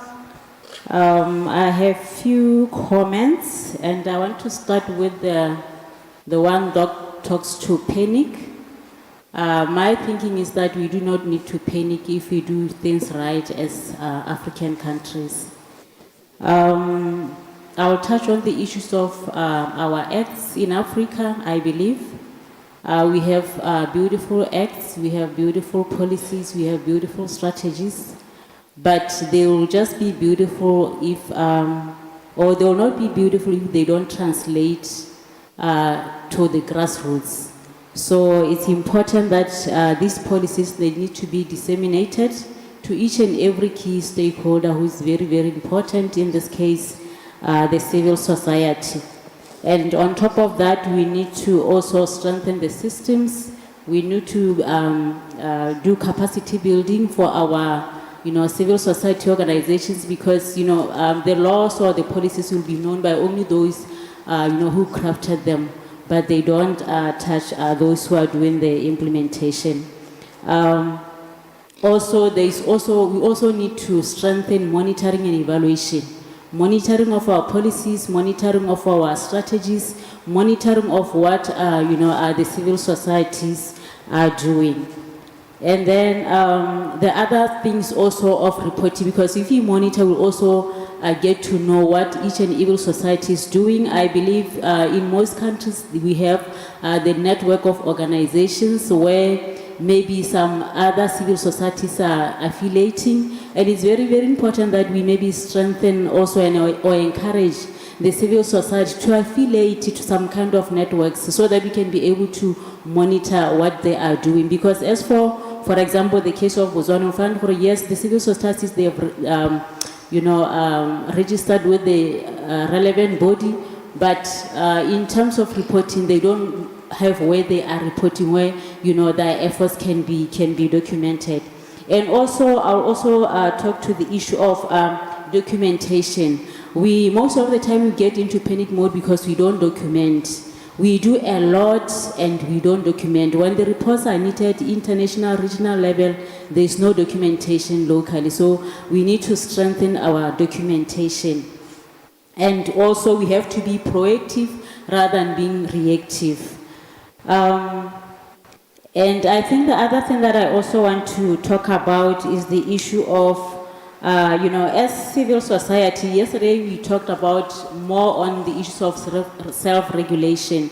So that is very, very critical. I think our brother there was talking about, maybe government should do the mapping. I think it has to start from the civil society. If you want to take ourselves serious, we need to do that civil society mapping. Know who is where and who is doing what. We need to have maybe a directory of where we think the civil society should claim their space so that we can be able to advocate properly. If you don't know the structures within our nations where the civil society should claim their space, we'll be always complaining and saying we are not involved, yet we are not able to tell the government, whoever, to say these are the spaces that we want us to participate. Thank you very much. I think that the last one is on the issue of, as we are interacting, I was asking one of the participants here to say, so did you attend the Ugandan, whatever, the same platform that they said yes. So the thing is, I'm new in this space and I've really learned a lot. But I think it could have been nicer if we could have, started from the plenary maybe to say, in Uganda, the last session that we had, what were the recommendations, how far with the recommendations, what has been done. And also, it looks like the same people who are in Uganda, they are the same people who are here. How are we hand-holding other civil society organizations so that they get exposed to forums like this, so that they know the importance of maybe complying to whatever standards that are needed? Thank you very much. Thank you so much for that feedback. We have taken note of all of the feedback that you have given. Thank you so much. One more person, I see one more hand, and then I'll move to my panelists who will give like a 2 seconds closing remark. Thank you. Thank you so much. I am Charles from Zimbabwe Peace Building Trust, whose role is to facilitate dialogue between the CSOs and government, like my brother from Burkina Faso. This one is directed at the moderator. When you were talking about Togo, you mentioned that there is an authoritarian regime in that country, and I thought that was a bit strong and very difficult to handle, especially when you are sitting in front and you are coming from that country. Sometimes this is what hinders engagement with governments, when we use strong language. And I think because this is being filmed, this is being streamed, I believe it's on social media and everywhere. Sometimes colleagues will find it very difficult to then navigate the terrains after the engagements here. So my request would be that perhaps we could tone down a bit and engage on the subject without being judgmental to certain jurisdictions. Thank you very much. Thank you so much for that comment. So he actually mentioned that the government is non-parliamentarian, and it was making accessions to the laws, the provisions under the NPO policy that was just signed into law. So it was just making clarification as to some of the provisions there, and I think that was what he was saying. So thank you for that feedback as well. And so I'll move back to my panelists, just short closing remark on what we can do better, on recommendations, what you think, how we can better engage, how we can better ensure that we are well represented. We have identified the knowledge gap. Research is important. We have also mentioned that advocacy, continuous advocacy is important. I'm surprised that nobody said anything about funding, but that's fine as well. So, just short closing remarks. Thank you.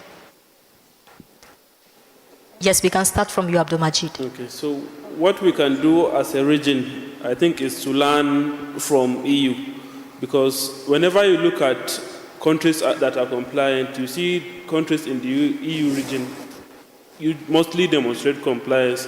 Why this is so is because they usually have measures that apply to the entire region.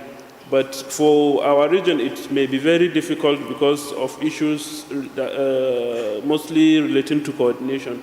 But I think with engagement like this, such measures can be prompted. We can support each other as a region and improve our measures. Countries that have done better can find a way, maybe through the African Union or ECOWAS or any of the regional bodies, to support countries that are still upcoming. Thank you. Thank you so much. So Han, we come over to you. Yes. I think collectively Africa needs to have a good, strong voice on this, and all our internal challenges that we have with FATF. We need to collaborate, as you so rightly said. We need to make sure that our arguments and our proposals are sustainable. And I think we have to find a strong voice for Africa, for the global south, when we're dealing with FATF. If we don't, we'll just get gobbled up by the West once again with how everything rolls out. I mean, I know some people would like recommendation 8 to be scrubbed out completely, and there's probably merit in that. But on the other hand, it certainly made us all have a look in the mirror at how we're all performing, and the regulators and the non-profits. You know, the non-profits aren't innocent in all this. Just by doing this survey, you heard me say, we sent out 155,000 emails. 5,500 came back with responses, which is good. We're happy about that. But what happened to the rest? Why didn't they, you know, they didn't even send that famous email back saying, noted. So I think we need, as the sector, to become more involved and more proactive in what's happening. Thank you for those final words. Thank you very much. Final words. What I would say is, to get our voices heard, it is important for us to stick together. Civil society and government actors are not adversarial. We have to find a way to have a common voice and to find a common position around security, civic space, and money laundering issues. It is very important. And to get that done, it is to get the confidence of government. And to do that, it is important for us to be more informative, be more communicative, and also strengthen the early warning. Your early warning is very, very important. And unfortunately, civil society organizations don't do that. Early warning and research are very important. And it is also important to engage government actors in our initiatives. And so for the next month, for instance, we are going to organize an activity with extractive industry actors on issues related to their possibly involvement on security and terrorism matters. And we are going to use that opportunity to talk about illicit financial flows. So we are going to involve state actors. It is very important for activities to involve them, because if we don't do that, they will see you as adversarial. It's very important. So that are my final word, and thank you for that opportunity, and thank you for supporting my low quality English. Thank you so much, Sairam. So we go to Alfred. Final words. Thank you very much. Allow me to begin by complimenting colleagues for their different opinions and contributions to these discussions. I think since the last 3 days, the discussions turns around the same findings, that it's very difficult for CSO and for our civic space to be safe under these very heavy requirements. It's also clear that the will under them, it's not at all negative. Because if our countries need to safeguard economies, to secure investments and resources to build our health, education, and other public services, they need to comply. However, it's our role to make sure that economy, safeguarding, and other legitimate objectives pursued are not separated from human rights, civic space, and our freedoms. I will say to end that for this we need to continue to comply while fighting and advocating for reforms. The best way to provoke change is to follow what is demanded, so as you can also show the goodwill and engage to have the changes you are seeking for. It's also very important to emphasize that we need to be in the spaces where decisions are made.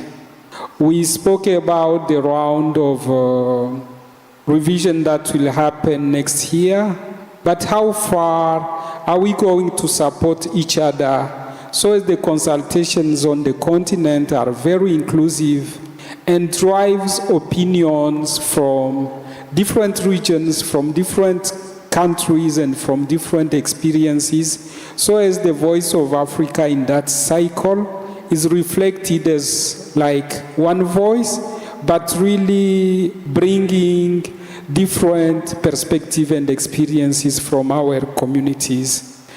We need also to make sure that our regional bodies like ECOWAS, like the African Union, like the East African Community are also used as spaces for voices that can support the voice from the civil society and from the government. I think we don't engage them more. When we look at IML and CFT, more talking about our government, what is normal, but I think these regional bodies, mechanisms can play also a positive role in this advocacy.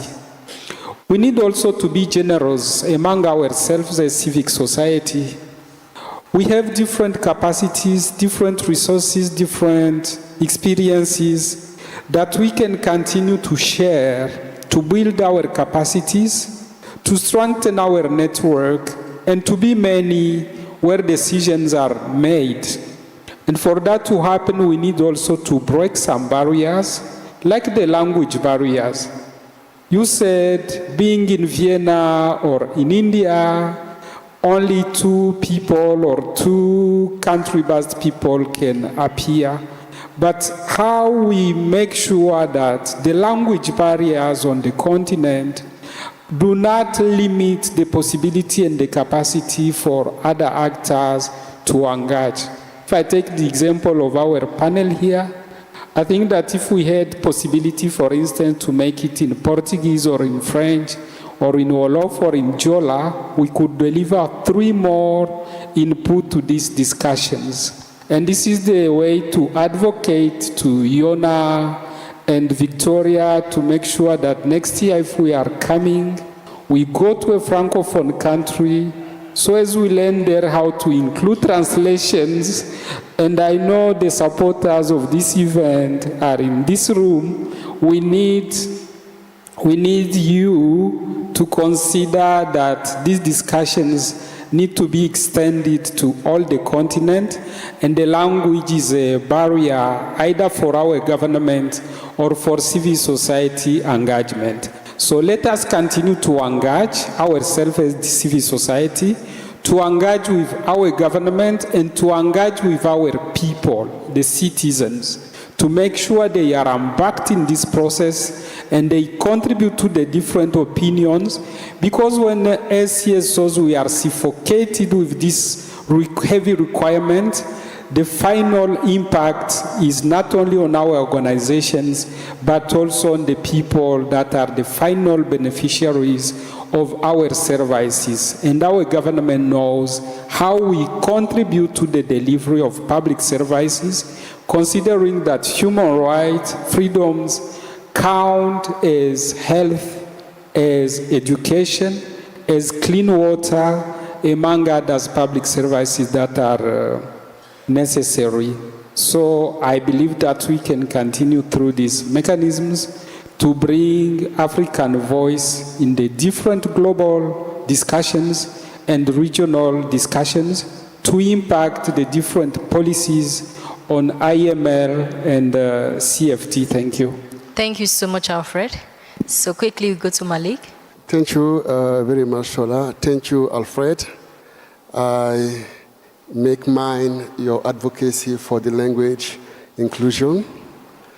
So I would like, as a last comment, to add this. It is said that there is a knowledge gap. Yes, there is a knowledge gap. But sometimes government tend to use this as a pretext to not include civil society organizations in some instances.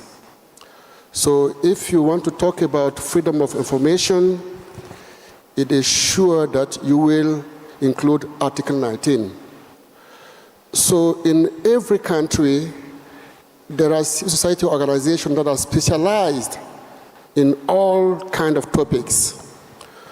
So telling that civil society organizations are not well equipped, this is true, but not always true. So we need to acknowledge that within civil society organizations, there are some that have the expertise. For instance, my organization is working to build trust between government and civil society organizations as part of the Open Government Partnership Initiative. We know what mechanisms we can use to build that trust. And I think it is useful to rely on existing mechanisms to include people in this topic, AML and countering the financing of terrorism. So as a last word, I would say that there is a language barrier, there is a knowledge barrier, and school is good for every citizen, but including the government. Thank you. Thank you so much for that. And so we come to James, closing thoughts on all of what we have discussed about so far. Yeah, I mean, just briefly on the role of donors and how donors can contribute to the strengthening of Global South civil society involvement in the global standard setting. I mean, I think a lot, donors have been, to some extent, I think, funding Civic Space work with relatively short-term, projectized, kind of short-cycle grants. And that we know that this kind of work, particularly this AML CFT work, and engaging in the normative frameworks for this work is very long-term work. And it's quite uncertain and emergent work. So the funders need to understand that this work is very relevant to everything that they are trying to support civil society to do. This is not some technical niche area that's only relevant for a very few funders. And I think the funders who have sponsored this convening and support the Civic Advisory Hub and Spaces for Change and many of the organizations here get that. But we also need to persuade our colleagues and the funding community that this is actually about strengthening the enabling environment for all of civil society, and then fund it with long-term, flexible, funding uncertainty, funding emergence, etc. So, those are sort of core principles that we can work on as funders. And when we do that, it gets results, because we've been doing this for over a decade now, and the global normative framework, think about the change in FATF Recommendation 8, that came about because civil society at the domestic level was working with international civil society in coalitions that could go and do the advocacy together and make the case, and it brought about the changes. And then that has the benefit and cascades down through the really good work that GIABA and SAMLAC and civil society are doing together, and then the regulators and the relationships that are being built at the national level and the collaboration that's going on there. So it can work very well, but it needs sustaining over years and years because it's long-term work. But I want to sound a note of caution here. What are we actually talking about at the end of the day, in order that we're not just talking about a technical process? This is not about civil society being out in the global arena so that we can create some kind of conceptual or normative change for its own sake. That only matters if it leads to meaningful change in the implementation of laws and measures and regulations at the national level, where the lived experience of those civil society and their communities is the measure of whether normative change in the global environment leads to meaningful change at the domestic level. Otherwise, we end up with the appearance of compliance without the experience of a free civic space. And that ultimately must be the goal. Thank you so much for that beautiful closing remark. Please, let's put our hands together for all of the panelists. They have stressed very important issues, inclusion, funding, to ensure that Africans are well represented. And so we have come to the end of this session, but first we're going to take pictures with the research here. So everyone is going to have a copy while we take a picture. Thank you.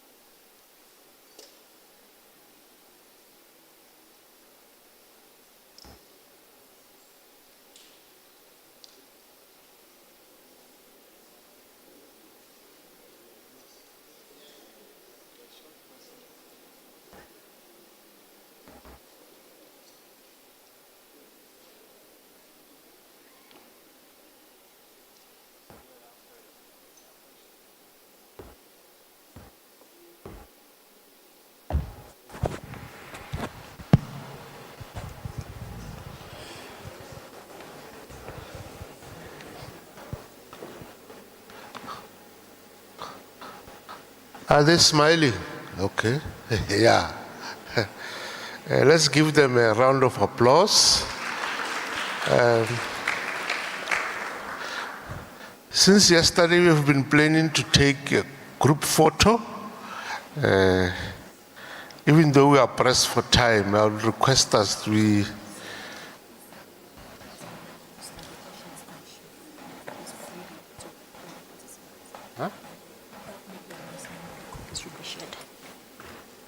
Okay, so we have copies for everyone who is seated here.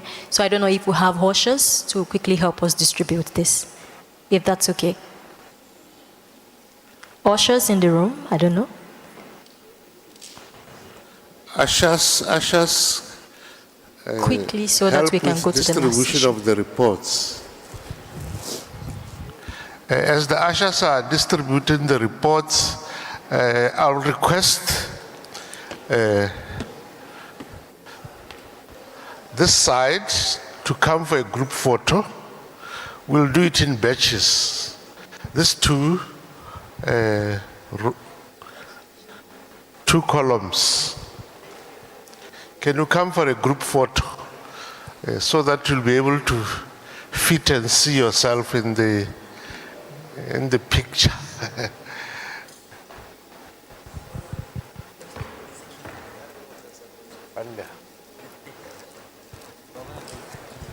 Okay, we use the stairs to, okay, others on the ground, and then the second, the third, just like that, so that we all fit. Thank you.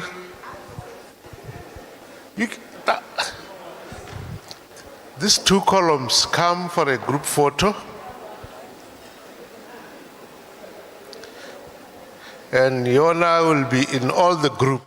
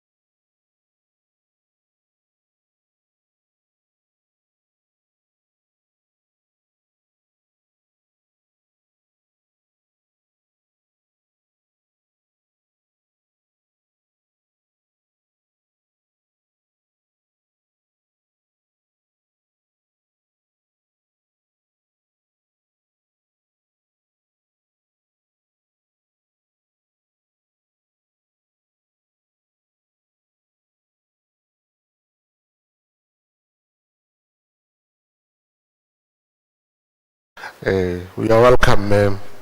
You can continue with the session. Thank you. Thank you so much. Good afternoon, colleagues. A major concern I have right now is that it's always very more taxing to moderate a section after lunch. So I'm really hoping that you will work with me to ensure that this section is not only successful, but quite participatory. So whilst our lunch are settling within the systems, please, let's remain connected to the conversation. So thank you so, so much. My name is Omolara Balogun. I'm Nigerian, based in Ghana, very Pan-African. I work with an organization called the West Africa Civil Society Institute. WACSI has the heads of policy influence and advocacy, and also the lead of WACSI's operatives in Nigeria. So it's a pleasure for me to moderate this interesting and instructive panel. I will go ahead to invite my panelists to the podium and then introduce the panel properly, if you allow me. So ladies and gentlemen, please, as I call on my panelists, kindly appreciate them. It's also a way of energizing, our systems. So the first person I would invite to the podium is our keynote speaker, Mr. Edwin Wonyowon Aris Jr. Is the Director General, Intergovernmental Action Group Against Money Laundering in West Africa, GIABA. Please, can we put our hands together for him as we walk up to the podium? Also, one of my discussants is David Waswa, who is the Assistant Inspector General of Police, Director Counterterrorism, Uganda Police Force. Please, shall we put our hands together as David walk up let's keep clapping till he gets here. We also have Mr. Selo Moane, the head of Bureau Interpol Regional Bureau of Southern Africa. Please, shall we put our hands together for Mr. Selo. Miss Chantal Sine, she is the head of Regional Bureau of Interpol for Central Africa. Please, can we put our hands together for Madam as she comes up to take her seat. Also on this very good panel is Ms. Keleboine Moremi. She is the legal expert, East and Southern Anti-Money Laundering Group. Please, can we put our hands together? Yeah, she's coming. And the last but not the least on the list of panelists is Dr. Richard Apau. Dr. Apau is the Senior Program Officer, African Union Counterterrorism Center. Please, shall we put our hands together for him as he takes a seat on the podium. I also have two of my colleagues who will be joining us for this conversation from the civil society sector. The first person here is Ms. Despina Namewembe. She is the Regional Coordinator, United Religion Initiative for Africa Great Lakes. Please, shall we put our hands together for her? And finally, we have Ms. Leah Mitaba, the Executive Director, Zambia Council for Social Development. Please, can we put our hands together for her as she walks to the podium? Thank you so much. As you can see, it's a full house we have here. But believe me, we are going to do absolute justice to the conversation within the time that's been allocated for us. We're going to be focusing at the topic at the intersection of national, regional security and civic space. Cooperation between regional mechanism, FSRBs, regional economic communities, and NPOs in combating money laundering, terrorism, and its financing on the continent. All the conversation we've been having over the past 2 days kind of set the context for this important section, where we're going to be looking at the important role of connections, collaborations, information sharing within our security operatives and its architectures across the continent. You will agree with me that organized crime is becoming more violent and complex as the year and the time goes by. Therefore, information sharing and collaborations within our regional mechanism is quite essential. Security operatives across the countries and the region must definitely work together to combat it using legal frameworks, capacity exchanges, data sharing, because the evolving nature of money laundering and terrorism financing are becoming increasingly driven by advanced technology, artificial intelligence. A couple of days ago, I saw a video of one prominent man I know in Nigeria, but he never said all those things. So increasingly we are battling the use of high-level technology tools being used to distort, fact and evidence, deepfake, misinformation, and sophistication of networks of criminals that are driving some of these crimes. So it's important that we put our hands together, we work in a united format, inclusive, and adopt collaborative approaches as governments, policymakers, specialized agencies, and security forces to effectively combat money laundering and terrorism financing. So to set the proper context for us, I'm going to invite our keynote speaker, Mr. Edwin Wonyowo Aris, the Director General of GIABA. Sir, you have 7 minutes to set the context for us. Please, can we put our hands together for him as he mans the podium?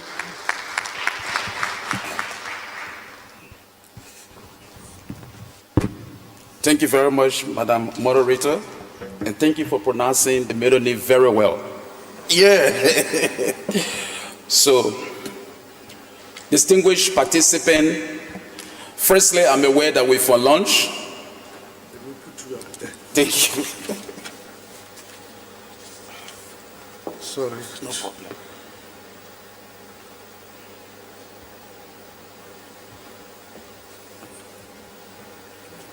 Yeah, charge.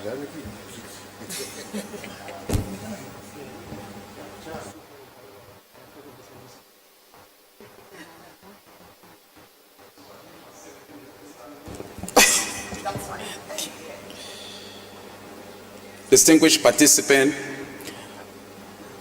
I'm aware that we're for lunch, and as such, sometimes we get bored, but I can assure you that this session promises to be excited and we won't be bored. My brief paper will cover an overview of the topic, and then I will provide lesson learned from the GIABA perspective in dealing with civil society organization, and I will give 5 recommendations, and then I will close. So I'm sure that within 7 minutes, or a little over 7 minutes, we can conclude this. Firstly, my unqualified thanks and appreciation to the organizer for giving me the platform to share my perspective. I'm grateful. We have learned that civil society is not a liability to be managed, but our most indispensable assets to be leveraged. Our mutual evaluations, our national risk assessment consistently review a critical intelligence gap that can only be filled by civil society. Too often, governments and financial institutions view non-profit organizations through a lens of suspicion, leading to bank degradation and other sort of over-regulation. Yet, the grabs for local dynamism of NPOs delivering humanitarian aid, other in conflict zone, journalists investigating procurement fraud, or women group advocating for justice. They are all frontline censor. They are the first to detect the signs of how radical men can be, provide red flag and suspicion for public contracts, and so many vices. Example, the Panama and Paradise people were not uncovered by government alone. They were brought to light by a global network of journalists and non-profit. Treating these organizations as suspects rather than partners is a profound strategic error which needs to be corrected, even starting from this forum.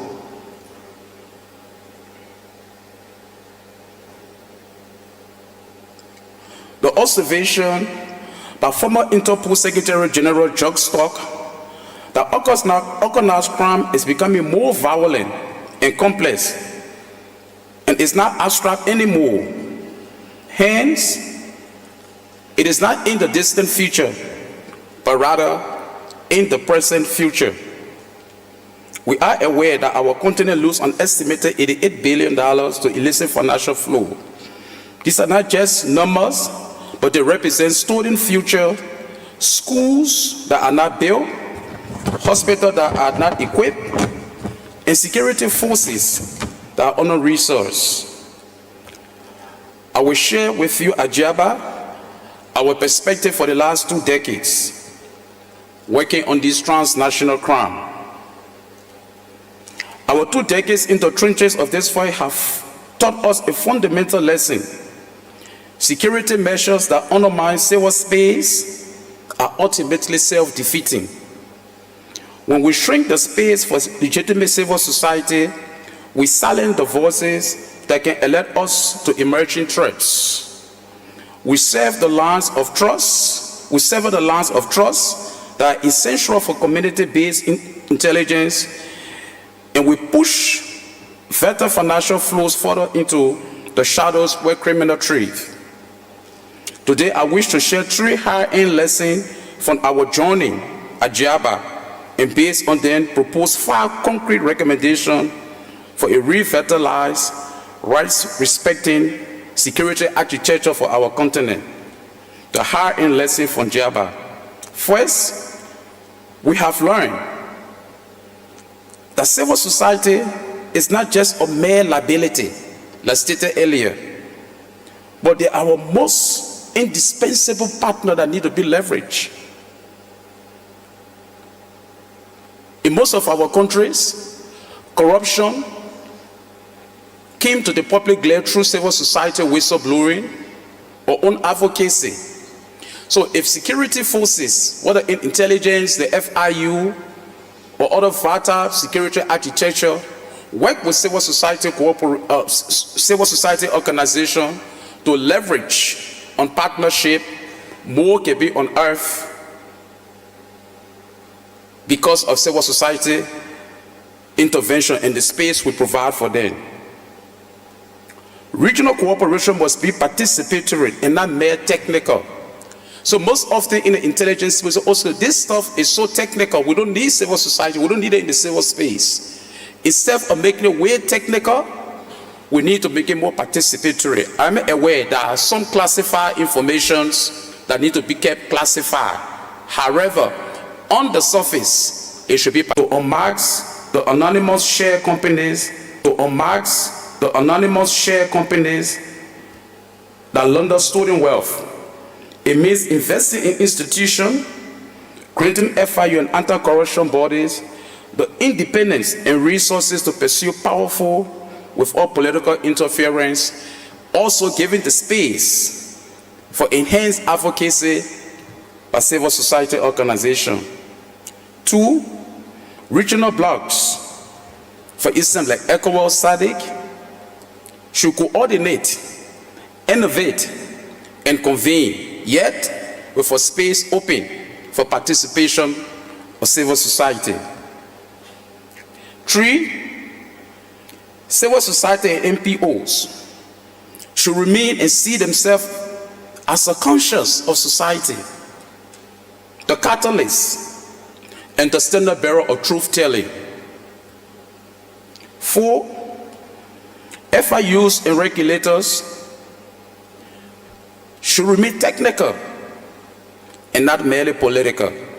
In most of our institutions and countries, we have seen relevant institutions have been compromised based on political interest, tribal line, sometimes sectionalism and regionalism. And this is where most often the clash with civil society can be. Hence, this regulator should remain technocrat and independent in the interest of the public space. To our international partner recommendation 5, it is time that you align with the African solution that is led by vibrant civil society organizations on our continent. In closing, distinguished participants, the intersection of national security and civil space is not a crossroad where we must choose one path over the other. It is a very ground upon which we must build a safer, more just, and more prosperous society and continent. The fight against money laundering, terrorist financing is not merely a technical battle. It is a moral one.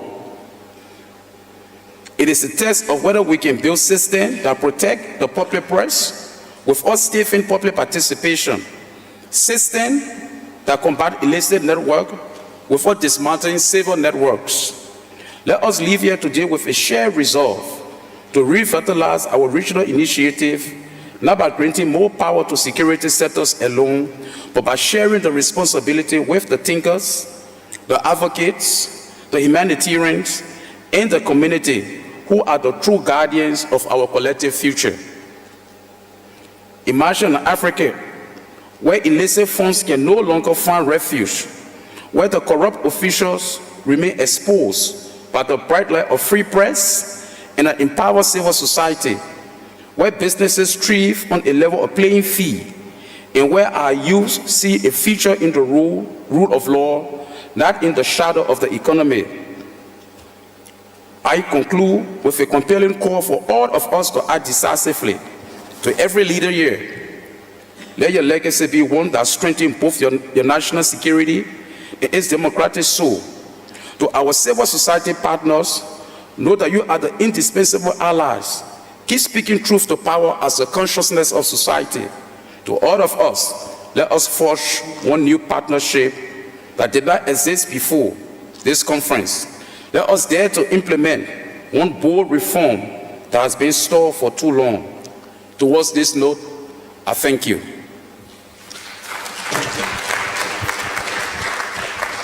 Thank you so much, Mr. Edwin, for that insightful context setting for this conversation. I took note of a series of points that you raised and the call to actions as well, which we appreciate. But because of our time, I'll move straight into the conversation. And I would like to start with Mr. David, the Assistant Inspector General of Police. Mr. David, we have seen how police response to citizens' actions have over the years and in recent times violated human rights, rights to assembly, expression, association, etc., etc. But I would like to find out from you how the current regional police initiative to combat terrorism and financing of terrorism at the regional and sub-regional level, how are these initiatives being reinvigorated to address the current dynamics and threats without disrupting civic space? What are those initiatives and how are you redesigning them to ensure that it does not, affect civic space? If you can do that in 3 minutes, we would really appreciate. Thank you, and I thank you, moderator, and the organizers of this. First of all, in law enforcement, we remain cognizant that Much as civil society can be vulnerable and can be taken advantage of criminal activities and terrorist organizations, they remain very critical in the public sector, in the communities, to help governments achieve their roles. So we know that our actions can either, affect first the government programs, but also the public. So we have realized that the most important thing is to educate ourselves as law enforcement, making sure that first of all we understand the law properly, which we enforce, because for us we are enforcers, but also we get to know how best to put, to enforce that law. So as we educate ourselves about for example, the FAT recommendations, the legal framework in place, we also go ahead to realize the gaps that we have between us and the people, especially the civil society and the NPOs. So we also engage in, joint education programs with the NPOs in the area of prevention to avoid the exploitation. We have put a lot of efforts in building partnerships, and my counterpart, the ED of CIFF, Civil Society Coalition Against Violent Extremism, and Mwembe here can attest to that there is a big effort to make sure that law enforcement builds a lot of partnerships with the two societies, and that grinds with the help of the regional mechanisms like IGAD and UNODC have been very instrumental. We also encourage establishment of platforms for information sharing. We encourage the use of risk-based approach in monitoring, but also supervising the effectiveness of the enforcement of those laws. But the above it all is having a balance, the need to balance between security and protection of legitimacy of all these activities we try to protect. So we find that those ones, once well handled and properly implemented, will help us to, first of all, energize ourselves, but also put in place better mechanisms of law enforcement. Thank you. Thank you so much. Please, can we put our hands together for him? I think your points are quite instructive, especially that of educating the law enforcement agents themselves, having, very deep understanding of the law, and, engaging in this joint education programs and balancing between security and legitimacy. I'm going to move very quickly to Mr. Selo Morani, the head of Interpol for Southern Africa. And my question is very simple.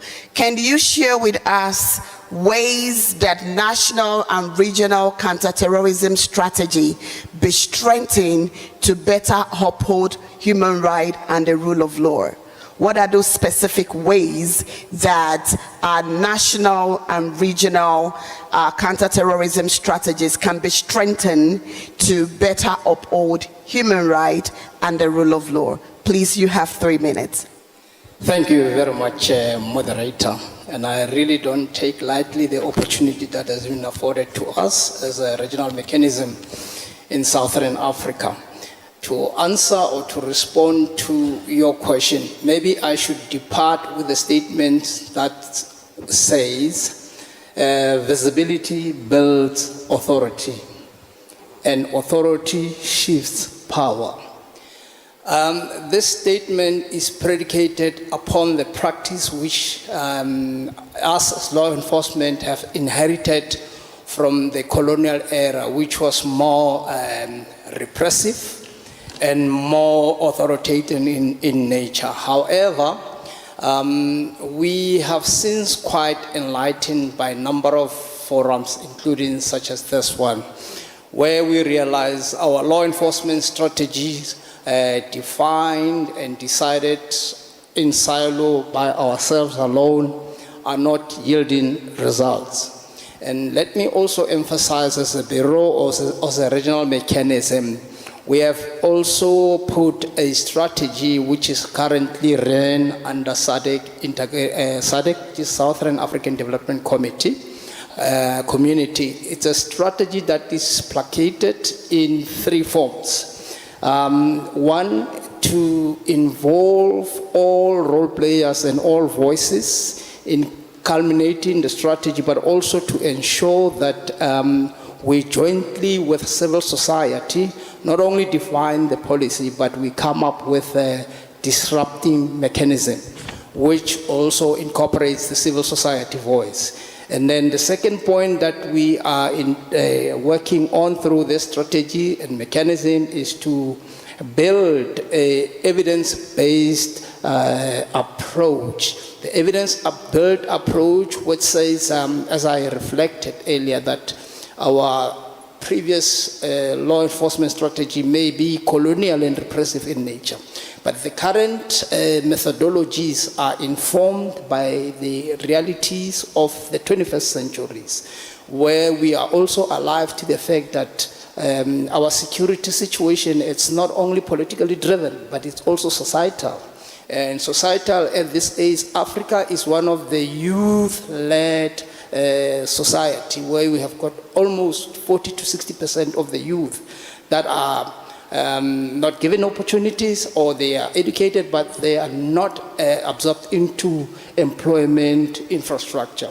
So the strategy also seeks to include the voice of the youth. And then the final point with a mechanism is also to go down to the communities through their national structures to ensure that we empower the communities not only to be partners in terms of information parting and sharing or being the spies for the police, but also to make sure that they contribute in as far as their experiences, their realities, and to ensure that they contribute to the environment where civil rights and where consciousness of human rights is taken into account. And by the statement that I just expressed, the visibility, building authority, and authority shifting power, that in its own seems to suggest that the civil society has a role, and the civil society must also enforce each agenda within the law enforcement. So it should be a reciprocal agenda where the law enforcement partners with the civil society. I think let me reserve myself up to there for the sake of time. Thank you. Thank you so much. That's a very good note to stop. Please, can we put our hands together for him? I took note of your last sentence, that civil society should work within the available laws. That's a way to create the balance. And I also appreciate your opening statement of visibility building authority and authority shifting power. But most importantly is how you have highlighted specific inventions, the new introduction in the new strategy, focusing on young people and the realities of the society. Thank you so much. I'm going to move quickly to Madam Chantal. My French is not so good, but I will just speak to you in English. So Madam Chantal, please, from your experience, because I appreciate the work that you do in Central Africa, can you share with us what challenges you have encountered in the course of working with NPO and national authorities, and how can these strengthen future cooperations? So in your work, in the work that you do, what are the challenges that you've encountered working with NPOs and for the Interpol in strengthening AML CFT mechanism?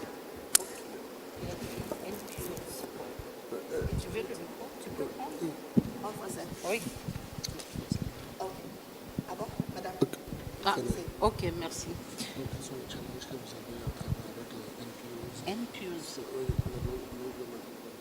Ok. Merci beaucoup pour la parole. Je salue les membres du panel. Thank you very much for giving me the floor. I salute the panel members. Ainsi que les organisateurs qui nous ont invités. And the organizer that invites us here. Généralement, je vais dire, le plus grand challenge va être pour nous la souveraineté des États, d'une part. Generally, the biggest challenge for us is the state's sovereignty. Parce que nous travaillons d'emblée avec les États. Maintenant, par rapport aux ONG, nous sommes dans la stratégie du public-privé dans ces cas-là. So the biggest challenge is working with the states because they are sovereign, and working with the NPOs, we consider them in the framework of public-private sector collaboration. Et donc, dans la démarche ou le travail de tous les jours, le plus difficile pour nous va rester le contact entre, ou alors comment ces ONG sont en conformité avec leurs États d'abord. So for us, the key point is how these NPOs are in compliance with the laws of their states. Donc, généralement, nous avons des accords de coopération avec les chefs de police et c'est à ce niveau-là que nous pouvons intervenir avec les ONG qui sont censées travailler avec nous. So generally, we have some agreements with the policies in all the states we work, and it is through these agreements with the police offices that we can now work with the NPOs in each country. Pour ce qui est de l'Afrique centrale, nous intervenons au sein de la CEMAC. So for Central Africa, we are working with the regional organization CEMAC. Qui est le comité de l'Afrique, comité économique et monétaire de l'Afrique centrale. CEMAC is the Central Africa Monetary Committee. Mon collègue a parlé de la SADC. My colleague has talked about SADC. Le docteur Sali, ce matin, il a parlé également de la SADC, de GABAC et des ANIF. My colleague Sali has also talked about SADC, GABA, and other regional organizations here. Voilà, donc nous soutenons les unités chargées de renseignements financiers dans les enquêtes. We are supporting the units in charge of investigations in each country. Et le plus important, je vais dire, c'est la notice d'argent qu'Interpol a mis sur le marché et qui met à la disposition des États ainsi que des organisations pour poursuivre les avoirs criminels. So there is a notice that Interpol has drafted and given to all the organizations to work with. Voilà, je ne sais pas si j'ai répondu à vos attentes. So I think I've answered the questions. All right, thank you so much, Madam. Please, let's put our hands together for Madam. I think it's really interesting to hear that Interpol, I haven't had an opportunity to engage with Interpol, but it's interesting to hear that Interpol also considered working with civil society, with NPOs, and you even share intelligence with them, especially around the investigations that you conduct. That's really good. Let me move to, like I said, it's a full house. So I'm going to move to Miss Keleboyile. My apologies. Moremi. Interestingly, Moremi means a queen of war in my language. And you look like one, a warrior. So, Madam, you work within the East and Southern Anti-Money Laundering Group. And the question I want to ask you is, how can we achieve a more inclusive, coordinated, and complementary response to combat money laundering and terrorism financing without disrupting civic space? from the work that you do across these two regions, what are the actions, steps, or initiatives that your agency has, undertaken to advance an inclusive and coordinated initiatives to combat money laundering? Is it working?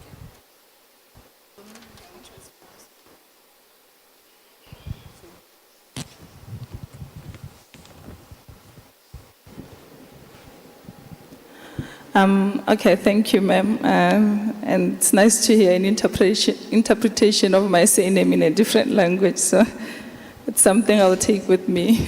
Yeah. I think from the ISAMLAG standpoint, I'll first start by highlighting one of the reviews that we are doing at the moment currently. Most of our member countries have been struggling with implementing Recommendation 8,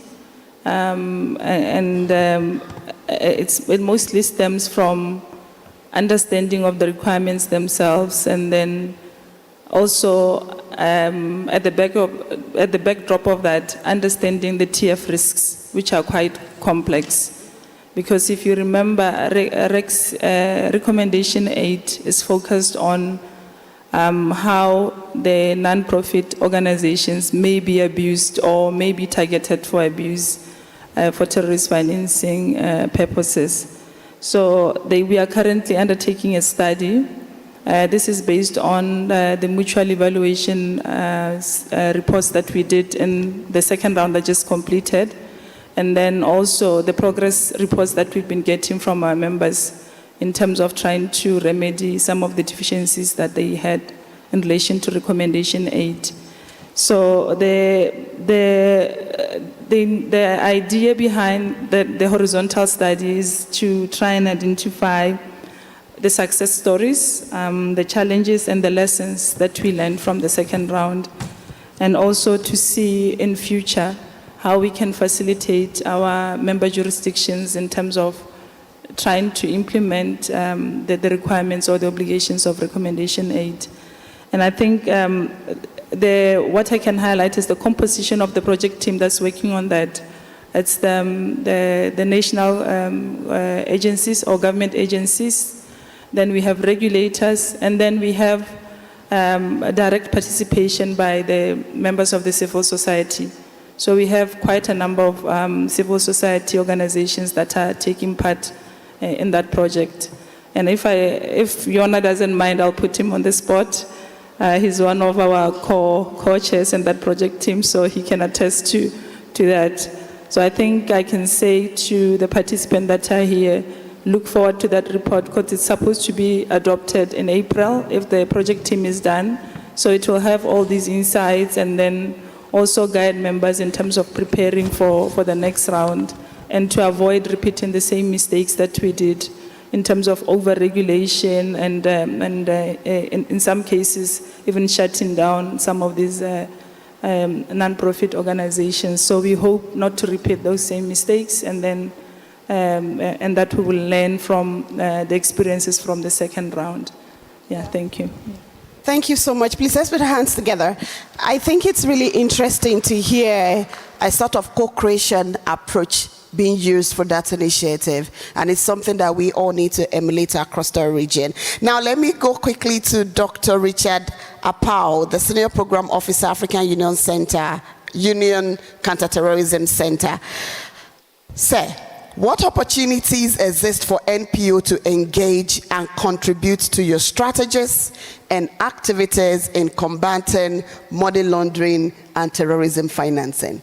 How can we be useful? How can we be useful? How can we contribute to the work you are doing in combating money laundering and terrorism financing?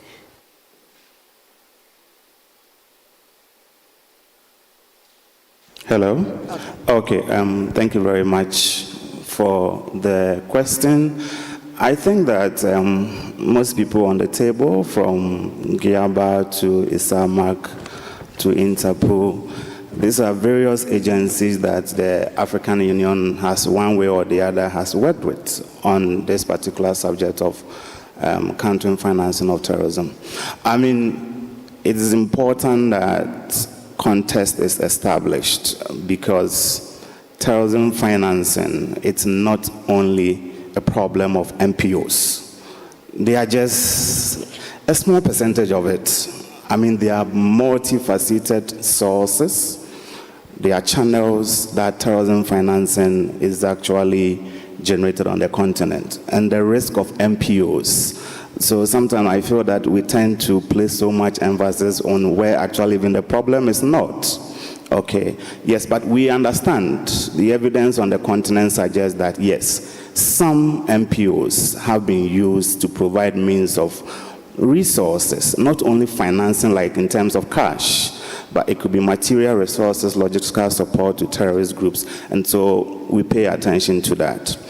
Now, on the question of what support or what opportunities exist, I think that the African Union has a platform for civil society organizations, and for me, I'm surprised that I don't find them here. I thought ECOSOC would be here by this time, because the ECOSOC is the African Union organ. It is not even an agency.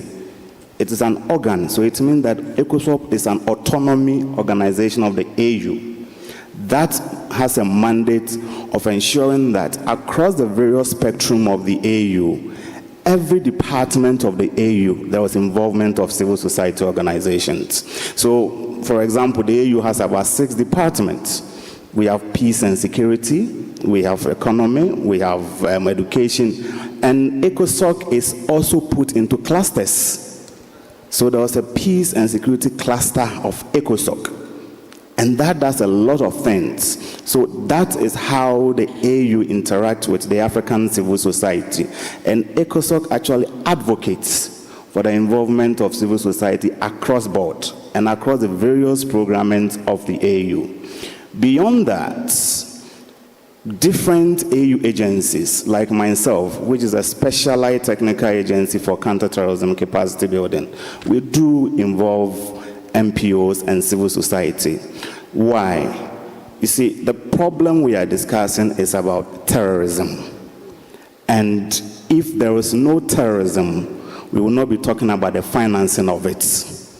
And so we believe that once we address the root causes of terrorism, then it means that the problem of the financing of terrorism will also be a thing of the past. And so our mandate has been to actually do what we call building community resilience. That's community that can withstand the shocks of violent extremism and communities that can withstand the shocks of terrorism. And for us, this is where the role of civil society is very important, because in the local communities, there are those that are present. And we've done quite a lot of research from the Sahel, from the coastal states, from the Lake Chad Basin, and from the Horn of Africa. And you realize that at the typical local communities, where even the state presence is not there, civil society is present. And so it means that we cannot address this challenge without effectively incorporating civil society in the kind of work we do. But we have noticed that there is an increasingly pushback from various governments with respect to involvement of civil society in this space. We have noticed that in so many of our areas, immediately you mention civil society, in the room, you could see the pushback. It could be from government security agencies, but there cannot be any smoke without fire. Okay, the problem are there, but I have always said that the responsibility is with the government. It is your responsibility to ensure that every civil society that is operating in your country is registered, and those civil societies obeying the rules. But sometimes the inability of states to effectively regulate the civil society and the MPOs, then they begin to shift the responsibility to the civil society organization. But that notwithstanding, it's a conversation we believe that government has to make, because our understanding is that you want to counter terrorism, you want to counter violent extremism, and you have to do this through building community resilience. And the CSOs are the most important pillars in this. Because look, overall, and to security forces here, the purpose of national security is to ensure national cohesion, and it will ensure national resilience. And so national security policies have to be evolved, and that has to be about the human security response approach. And if you are doing the human security response approach, it's just about addressing the vulnerabilities of your people, and that is where civil society is very important. Thank you. Thank you so much. Please, can we put our hands together for him? I think those are very, very instructive feedback, talking about the utilization of AU ECOSOC and community resilience, and also, you know, using the community where civil society are pretty much present to leverage, you know, their local intelligence in contributing to national security through cohesion. Thank you so much. I think now I'm going to go to my colleagues. I've just checked. We've spent about 35 minutes of our time, and I want to invite my colleagues now from the civil society sector. Let me start with Miss Namwembe. Here, okay, great. So please, can you just share with us what your experience has been trying to engage with national security systems to contribute to AML CFT combating?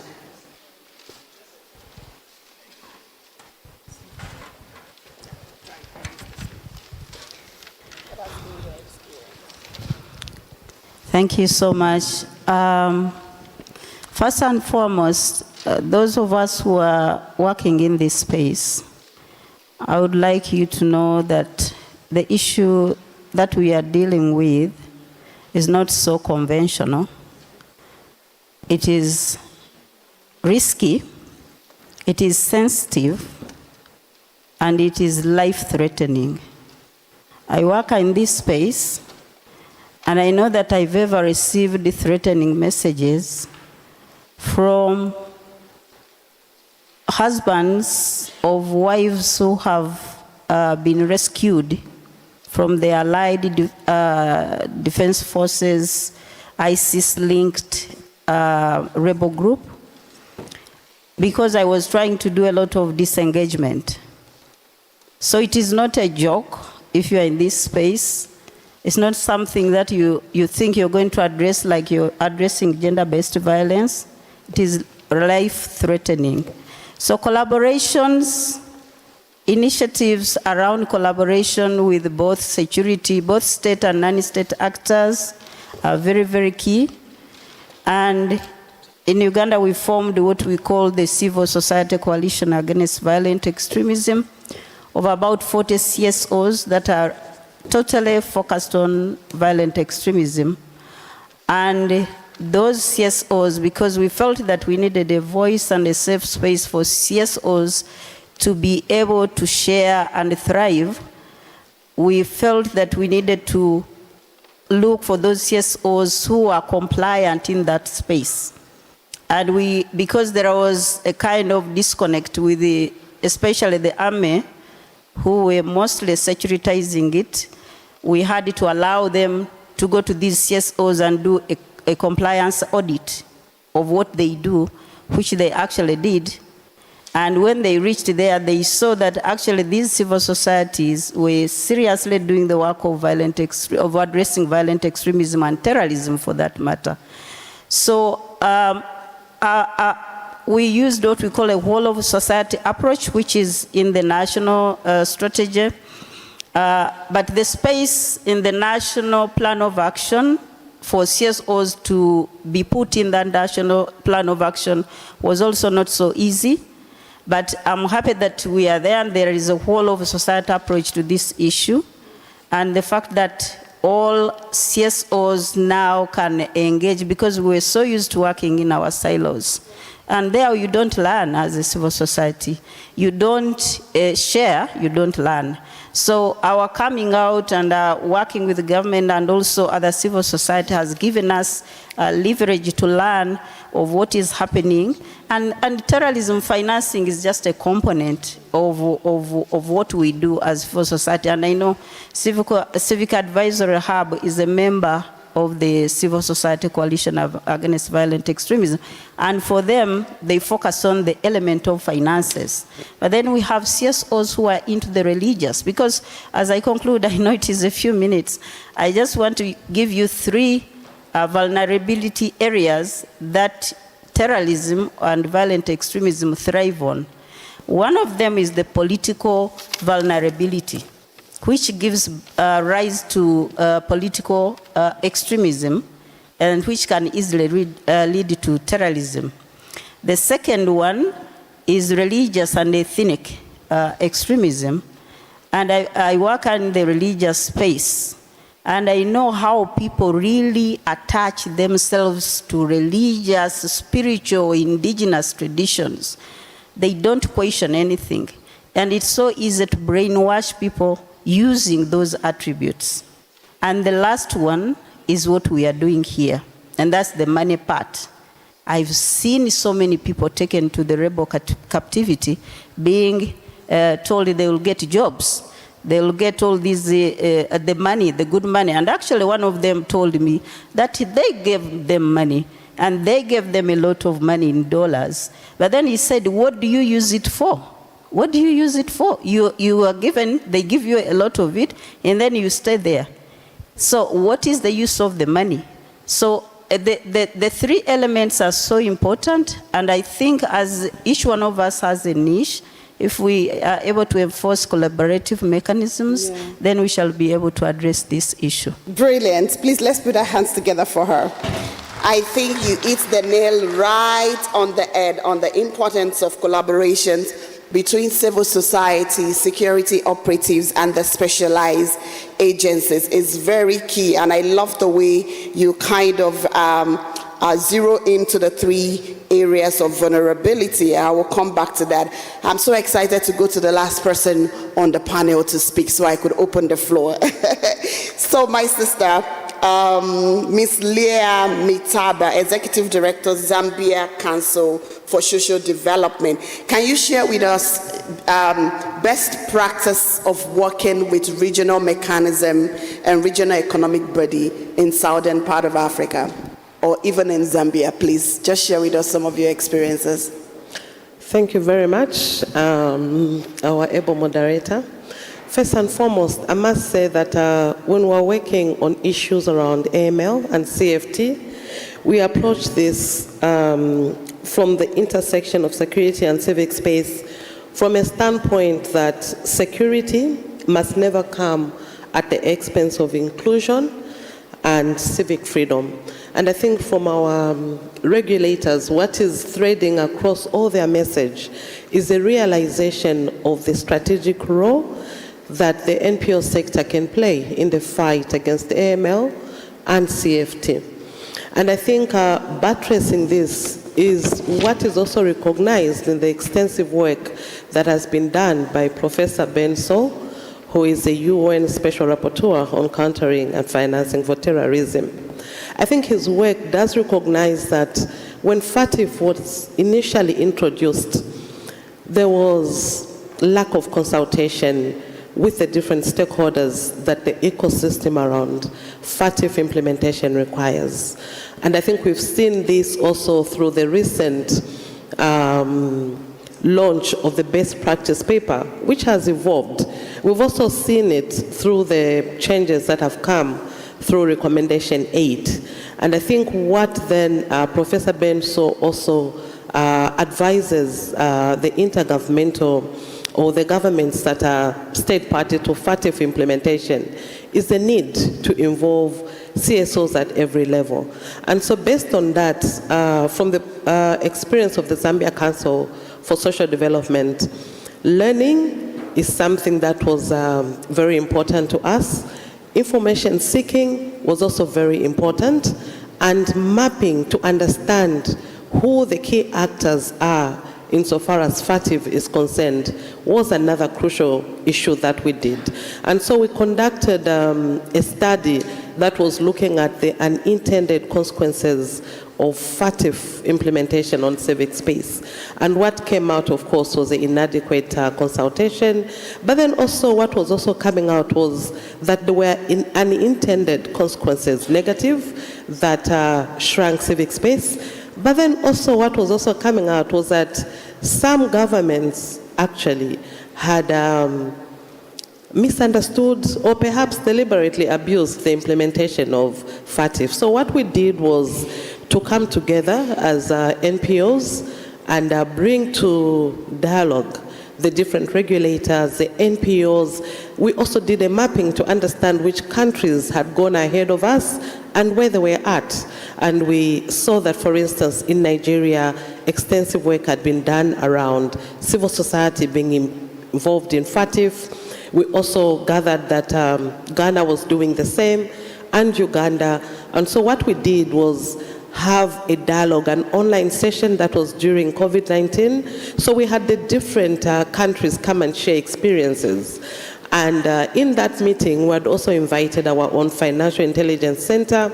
We also invited our NGO regulation body, as well as the company registration body, because it does also bring into being civil society organizations. So by learning from what other jurisdictions had done, we've seen that whereas when we started implementing FATF recommendations, the NPO sector in Zambia was listed as a reporting entity. As of 2019, this has actually been removed, so the NPO sector is no longer a reporting entity. I was also learning today, and so this is why learning never really stops. I was also learning today that in Kenya, even the lawyers have actually been fighting to be removed from being reporting entities. Well, in Zambia, lawyers are still reporting entities, and I think as the sharing was going on earlier on, I was just thinking, what does this mean in terms of justice and fairness? What does it mean when you look at the issue of client confidentiality? So I think this is something also that would want to sort of like picking up. And that then brings me to the fact that some of the best experiences we've had is a cross-learning that's been happening within the nation, but then also across the region, and also across the international level. Finally, but not least, I think this space that we're in here is another best practice. The first conference we had was in Uganda. A lot of shared. It was a high level, and I think even now we've really raised the bar, because now we've even involved the presidents at the highest level. So you can see that with civil society, there's some practice that is really positive, that has shown innovation, but then also we've been deliberate in trying to reach out to the regulators, bring them on the same space, interact, and I would end by saying that a problem acknowledged, which I think came across all our interventions, that there's need for regulators and the regulated to interact, is half solved. So I think the future for FATF implementation is positive. It's positive. Thank you so much. A round of applause for Ms. Leah. Finally, I think we've heard from both the security agents, regulators, specialized agencies, and civil society on the importance of collaborations across the different spectrums. And from what the last speaker said, we can see the results of what collaborations can prove to us, as she has said, in sharing experiences and also sitting with the different actors to unpack the provisions within FATF's recommendation. What does it actually mean, without necessarily, sitting within your space or spaces alone and having self-interpretation of it, coming together to really unpack it and see how we can effectively apply them to our local realities. On this note, I'm going to open the floor for comments, questions, recommendations before I come back to my speakers. We have exactly 35 more minutes before the end of this panel. So if colleagues who are sitting with microphone, do we have questions? Your questions may be targeted to any of the speakers or just general comment on the importance of national and regional collaborations around anti-money laundering and countering financing of terrorism mechanism across the continent. So if you'd like to take the floor, please may I see your hand? Okay, so I'm just going to give numbers so we stay within time. So I'm going to start with my brother Derek, and then to Alfred, and I saw 2 hands here. All right, 3, 4, and then 5. So I think that's a very good number to start with. So Derek, you have the floor. Just please go straight to the point, comment, questions, or recommendation on how the coordination can be more effective. So my comment is, in Ghana, we have the FIC, Financial Intelligence Center, that coordinates activities in terms of fighting money laundering and terrorism financing. And they've been working with other agencies. They mobilize the various stakeholders, including my organization, which is the non-profit organization secretariat, the regulator for MPOs. So they invite meetings, national security, EOCO, Office of Special Prosecutor, and even the police. So there have been that national collaboration. And I know with the Ghana police, they also have the collaboration with West Africa, Africa, and in the international Interpol. But my question goes to Dr. Alpa of the AU. I don't see or hear of their presence in Ghana. I don't know how they collaborate with other countries or national agencies at the AU. So if you can comment on that. Thank you so much. Alfred.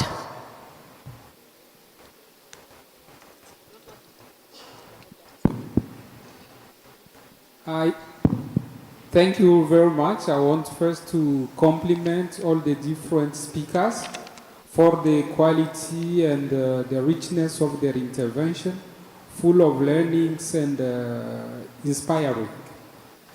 I don't have a question, I have a comment and maybe a recommendation.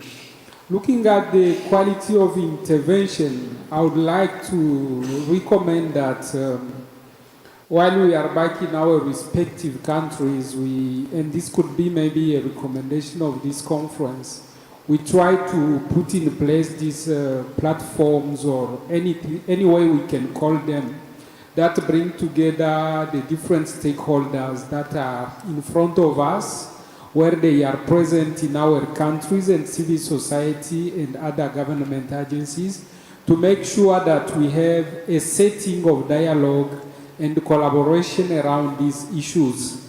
We've been speaking about how the laws are harassing us, and I think that by having this permanent setting of dialogue and collaboration, it can be an opportunity to address such issues as we can talk from like one understanding of the obstacles, the difficulties, and the possible solutions that can come under in these respective laws.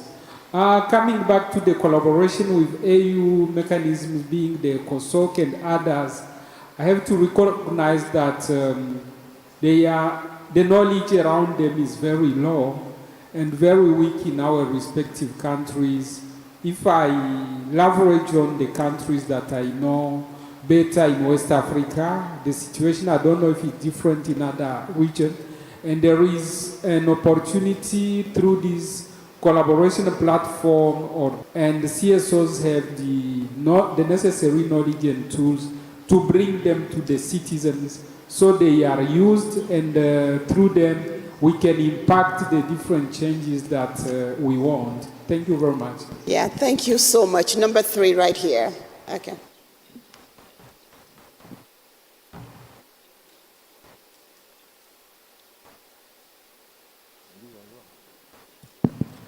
Okay. Great. Yeah, thank you very much for this very interesting question. The spirit of collaboration is super excellent.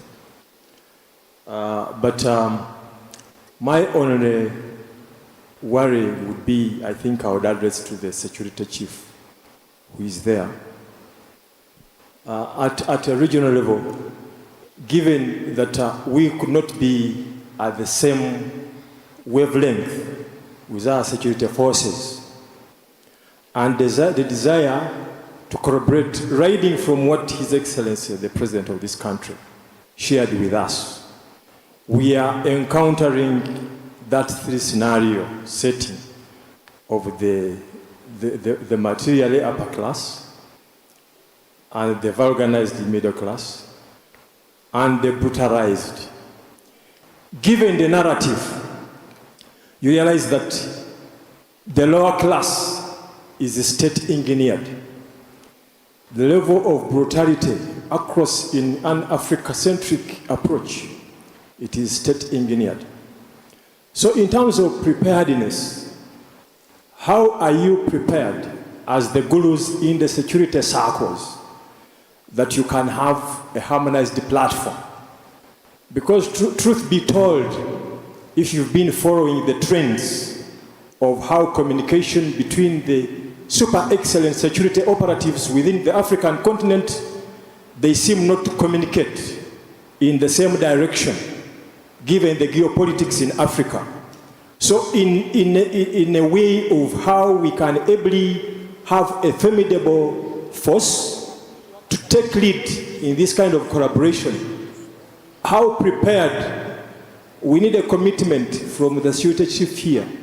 How prepared are you, and who should take lead to ensure that the super security agencies within the African continent can focus, agree to agree, and speak the language where the brutalized can have hope that we can now reverse and fix the gap between the materialized, the president called it that way, and he ably said that even you realize within this collaboration, the judicial system is also compromised. I beg to move. Thank you. Number 4. Thank you.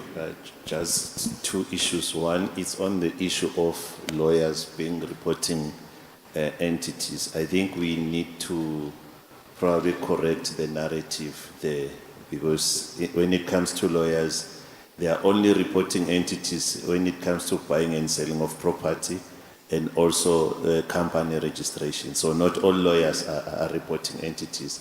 I just wanted to put that one up so that when we summarize it, when it comes to this conference, it doesn't come out as we said all lawyers are reporting entities.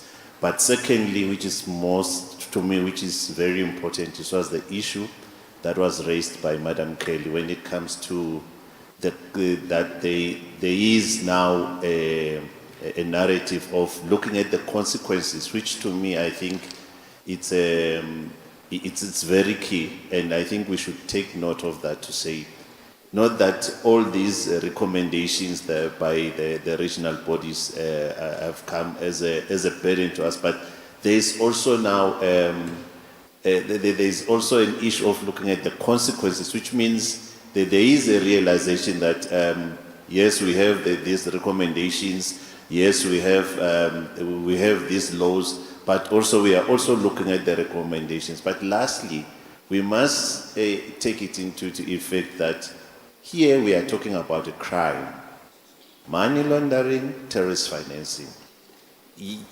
And one of the speakers in the morning said, we can remove FATF, we can remove everything, but do we realize that what we are discussing or what we are talking about, it's a crime?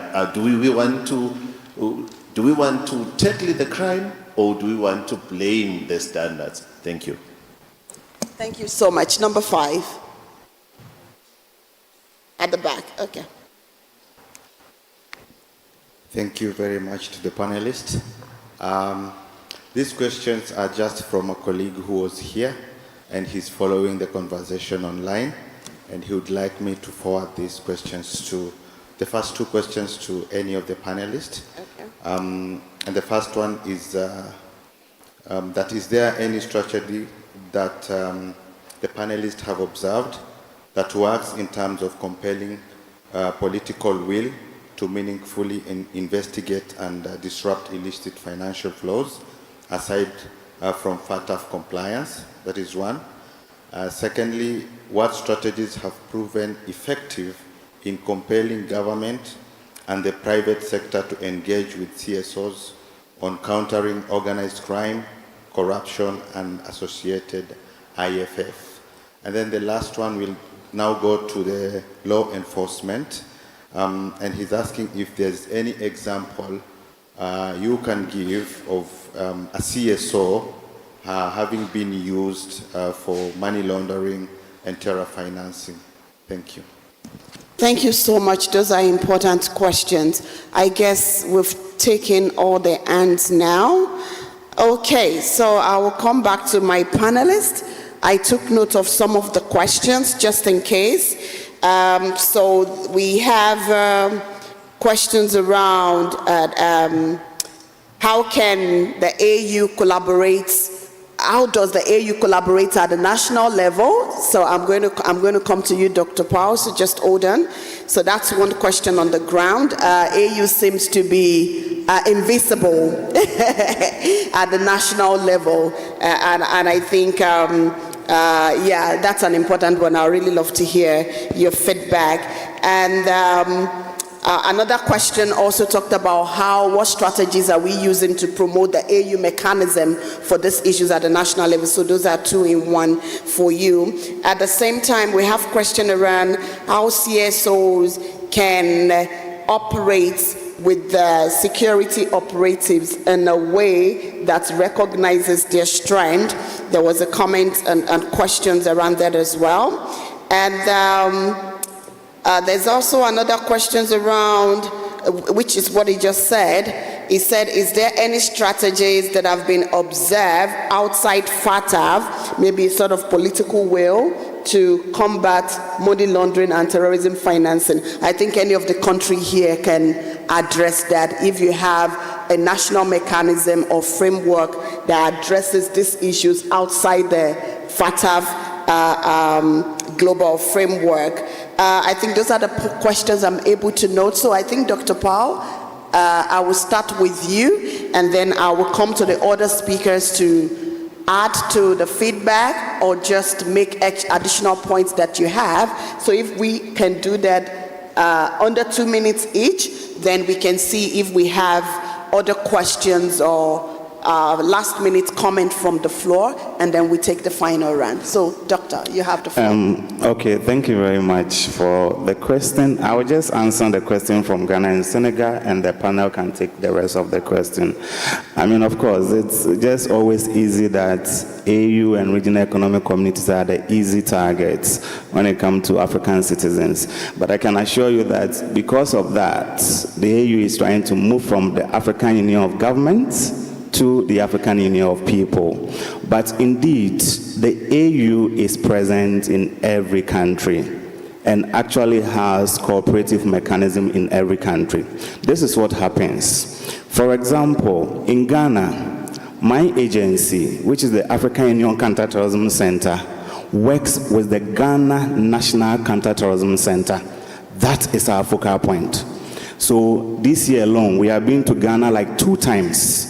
We have done training for them, which they were present. In fact, there is no country here that has a counterterrorism strategy that the AU Counterterrorism Center was not involved. In fact, we have a draft counterterrorism strategy developed for Botswana that they are yet to take to their National Assembly to be able to be adopted. So every counterterrorism strategy that is developed on this continent, we are part. As I speak to you now, we have a continental research that the AUCT is undertaking on looking at the new trends of sources and channels of terrorism financing on the continent for purposes of coming out with policy response to the situation. And we have contacted GABAC, we have contacted ICIFF. GABAC has already submitted their report to us. ICIFF is in the process, even GABAC So everybody. So in terms of also the platform, I do agree that maybe communication at the level of member states have not gone that well. But like I mentioned, ECOSOC is present every year. They do announcement of MPOs that are registered in member states to register and be part of that platform so that you can be part of the activities that they are doing. So the AU deals specifically with agencies. So if your work doesn't interact, it becomes difficult for you to know what the other agencies of AU are doing in your country. But we are there. Yeah. All right. Thank you so much. And maybe to add to this point before I go around, I think it's very typical of feedback to most of the regional economic blogs, ECOWAS, IGAD, ECAS, etc. Because most times in their engagement with the African Union is limited. I mean, it stays at that level. It does not really cascade to the grassroots. And when it does come to the national level, it stays with what we call the elites, the big boys. Those that could speak the Queen's English and understand the different nomenclatures that have been invented, you know, at the level of others. But like I think she raised in our point, the issues we are dealing with is very local. How do we ensure that the AU instrument designed to address these issues gets to the community, to community-based organizations, faith-based organizations, youth networks across our different levels? In fact, in the ECOWAS region, we are still struggling to achieve this kind of this goal. And it's really interesting that the African Union is mirroring, moving from ECOWAS of government to ECOWAS of people. So we want to believe that we get to the people eventually. So I think I'm going to just hand over the mic now to Ms. Moemi. You have 1 minute to react to any of the comments you've heard, or if there's an outstanding point you really want to share with us, please just use that opportunity to share it now. Can we get the mic to her? Thank you. I think just to share something very quickly, to share an experience where most of our member countries are failing. It's in terms of the effectiveness of the system in terms of supervision and monitoring of NPOs, which is often, undermined by limitations when it comes to mapping NPOs that are at risk. Because it's very important that you start there. Because remember, the NPOs is not the whole universe. It's only those that fall within the FATF definition, and we know it's the faith-based one, religious ones, cultural, and the list goes on. But I think we know that. But then, what then is critical is that once you identify those organizations that fall within the NPO definition, you must now go another step to now identify activities and characteristics of some of those that fall within the FATF definition that may be at risk of abuse or that may be targeted by terrorist organization or for terrorist financing purposes. So if you are able to do that, then you realize that it's only a select few, or it's only a few or a small segment within the NPO sector that will be subject to the requirements under recommendation 8. So you'll find that once you do that, the approach, even in terms of allocation of resources, the outreach will be targeted to those select few. Now the problem is our member countries fail to profile the NPO risks in that sector. So that means whatever measures you come with, then there is an overreach. Yeah. So those that are not supposed to be subjected to those measures then become subject to those, and then it creates a problem. Because now you are over-regulating or you are overreaching in terms of the space that you should be zeroing in. So if we can learn to do this step by step, then we'll realize that most of the NPO sectors will fall outside this bracket and will not have this conversation where we are having over-regulation. Precisely. Yes, thank you. Yeah, thank you so much. And I think it's really important. We can't overemphasize the need to adopt this risk-based approach to profiling, responding, and even data presentation or gathering. I remember in 2016, thereabout, when we received the result of the evaluation in Ghana and the NPO sector came back as non-compliant. That was actually the very first panic that government had, which instigated the development of the NPO law at a time. So when the previous section talked about panic, and I've seen that really, happening in the course of my working in this space. And when panic happens, governments just want solutions. They don't really care how it happens, because you don't want to taint the image of your government. You don't want to be on the grey list. You see them coming up with different mechanisms, different laws, different agencies, which end up, leading to overregulation, as we had in the panel before now. So I'm going to go to Mr. Selone, South Africa. Can you share with us, I think one of the questions we have on the floor is that outside FATF recommendations and mechanism, do we have in Southern Africa, all the countries or any of the countries, national or regional mechanisms that respond to money laundering and terrorism financing? Is there anything like that? Thank you very much. I think it's yes and no. No, in the sense that it has not been formalized, except where we have a regional mechanism that under the SADC integrated strategy to combat transnational organized crime, financing of terrorism, which endeavors to bring all actors that are involved in the commission or in the scenario where terrorism financing is perpetuated through the suspicion of the involvement of the CSO. I want to use the word suspicion because there was also a question there that came from the floor that do we have evidence as law enforcement to really pinpoint out the role that were played specifically by CSO or NPO in perpetuating the financing of terrorism? That can be answered because also let me put it as fashion. Law enforcement, it's a quite a complex organization on its own. You have the civil intelligence, you have the crime intelligence, you have the investigative authorities, and all of them has a role to play.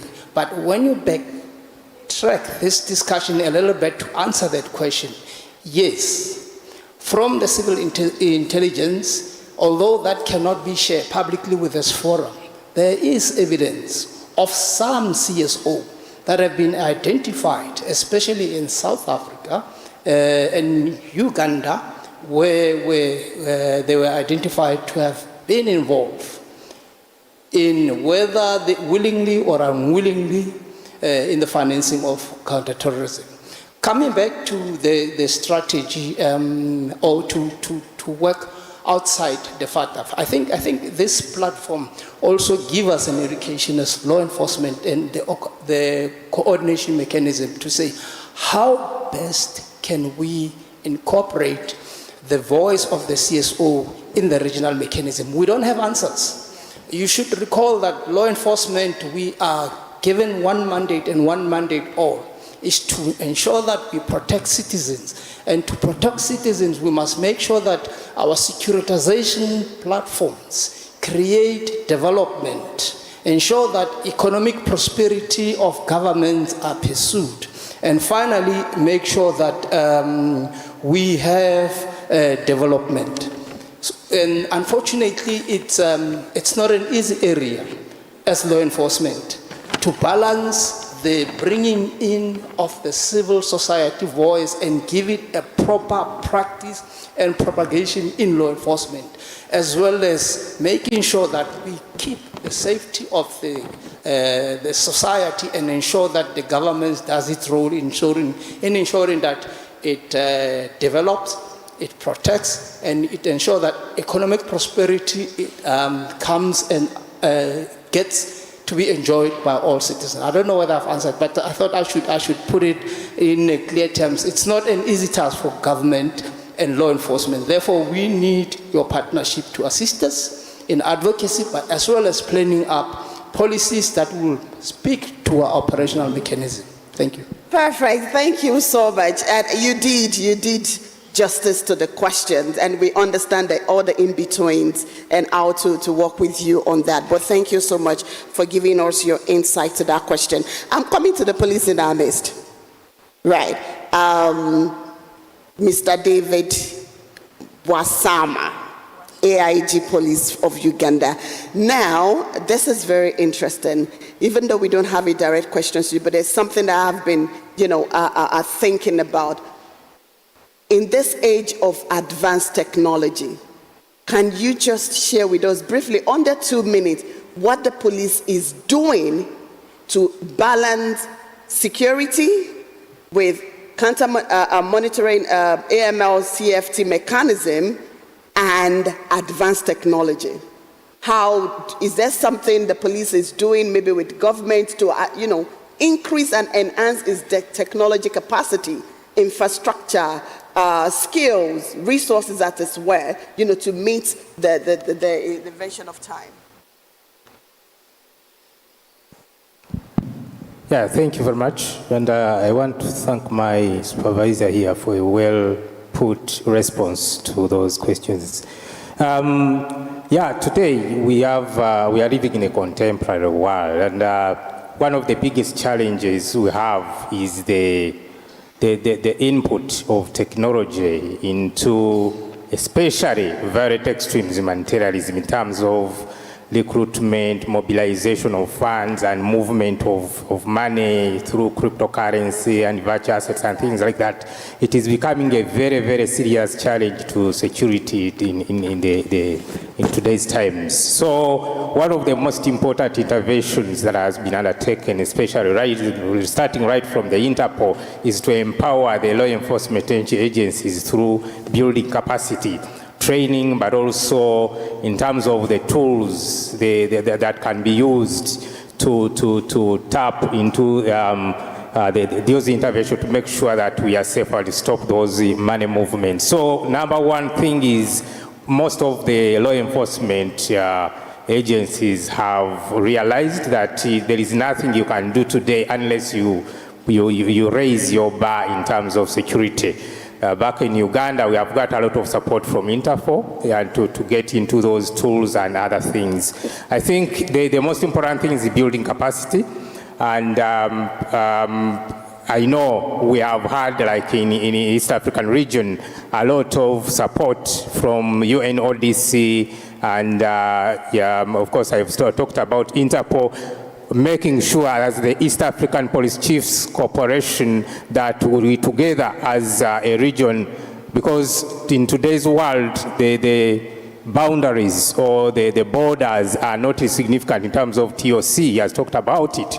So there is no way you can think that you can look at yourself alone and you will be safe, yet your neighbor on the other side is not safe. So there has been a lot of regional efforts to make sure that together we lift our capacity, especially in managing cryptocurrency and recruitment online and things like that.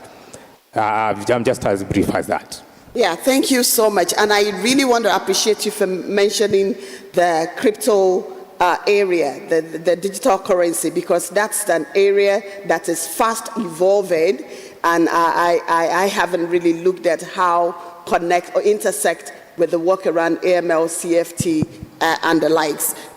Thank you so much. So I want to come to Mr. Despina. Yeah, pardon me. Please, your comments to the questions that are on the floor. I think one of the points that you raised in your initial submission was how you're engaging with the different actors at the local level. Are there some inherent challenges that you face on the ground that you think that the police, the Interpol could be of assistance when we look at the collaboration gaps that we currently have? So,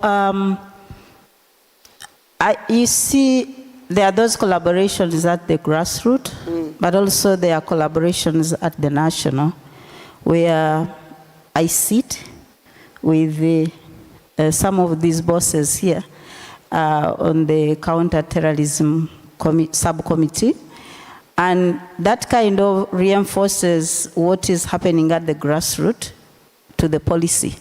Because CSOs are so involved into the grassroots efforts, but then very rare are their voices shared by the top. And that is where the challenge is coming from, because they don't get a chance to see what is happening. And this being a security issue, sometimes they feel left out, and then they will put the roadblocks. Because they don't understand what is happening there, and maybe you're engaging with all these people and you are talking to them. And the one other thing that I've seen is that we talk actually to former terrorist fighters as CSOs, we do. And that is for a fact. But sometimes we fear to tell the law enforcement, because then we are exposing some of these other people who are simply saying, we want to live a normal life, and we give up all this kind of stuff. So we fear, there is also that fear that comes with the information that you have at the grassroots and the collaborations that we will have with the former terrorist fighters, and then how you share that with the policy, for fear of exposing this other person and putting that person in harm's way. But at the same time, you also have to balance it off. Because what if this person is a danger to society, then it is going to be something that can harm the whole community. So we try as we can to be balanced in the way we do things. And those collaborations that we do at the grassroots, and we make sure that they inform policy, but at the same time ensuring that we don't harm those ones who are giving us information. Like CSOs, we are kind of a buffer between policy and grassroots. Yes. Yeah, thank you. And that's the space we've occupied for a very long time, the buffer between policymakers and the grassroots. I want to come to Ms. Chantal, Madam Chantal. Very quickly, are there mechanisms in... Why quickly? Because we have less than 10 minutes. So just the same question I sent to Southern Africa. In Central Africa, are there mechanisms to tackle money laundering and terrorism financing outside FATF that we can learn from? At the national level or at the ECAS level?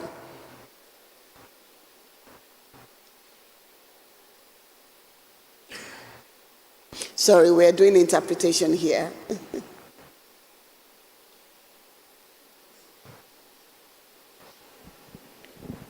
Rapidement.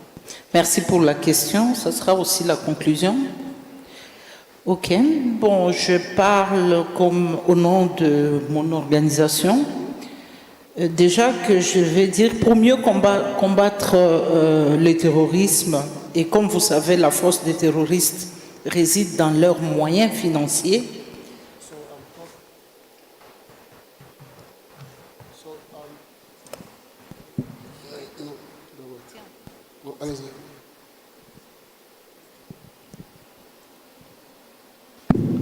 So I'm talking on behalf of my organization, and as you know, the force of terrorism rely on their financial capacity. Et donc, j'ai dit que la fois dernière dans la présentation, je vous ai parlé des différentes notices d'Interpol. So I would like to talk about the different notices of Interpol. Vous savez, vous avez entendu des notices rouges, bleues, jaunes et autres. So we have heard about the notice, the red notice, the blue, the yellow notice. En 2025, Interpol vient de lancer la notice argent. In 2025, Interpol has launched the silver notice. Spécifique pour localiser et identifier les biens criminels dont which is a specific notice that can help identify resources, criminal resources, notamment leurs propriétés, véhicules, comptes bancaires, criminal resources through their bank accounts and their flow mechanisms. Il s'agit donc d'un outil important pour la recherche et la récupération des biens des criminels au-delà des frontières. This is a mechanism, a tool that is used to find and resources that have been earned across borders.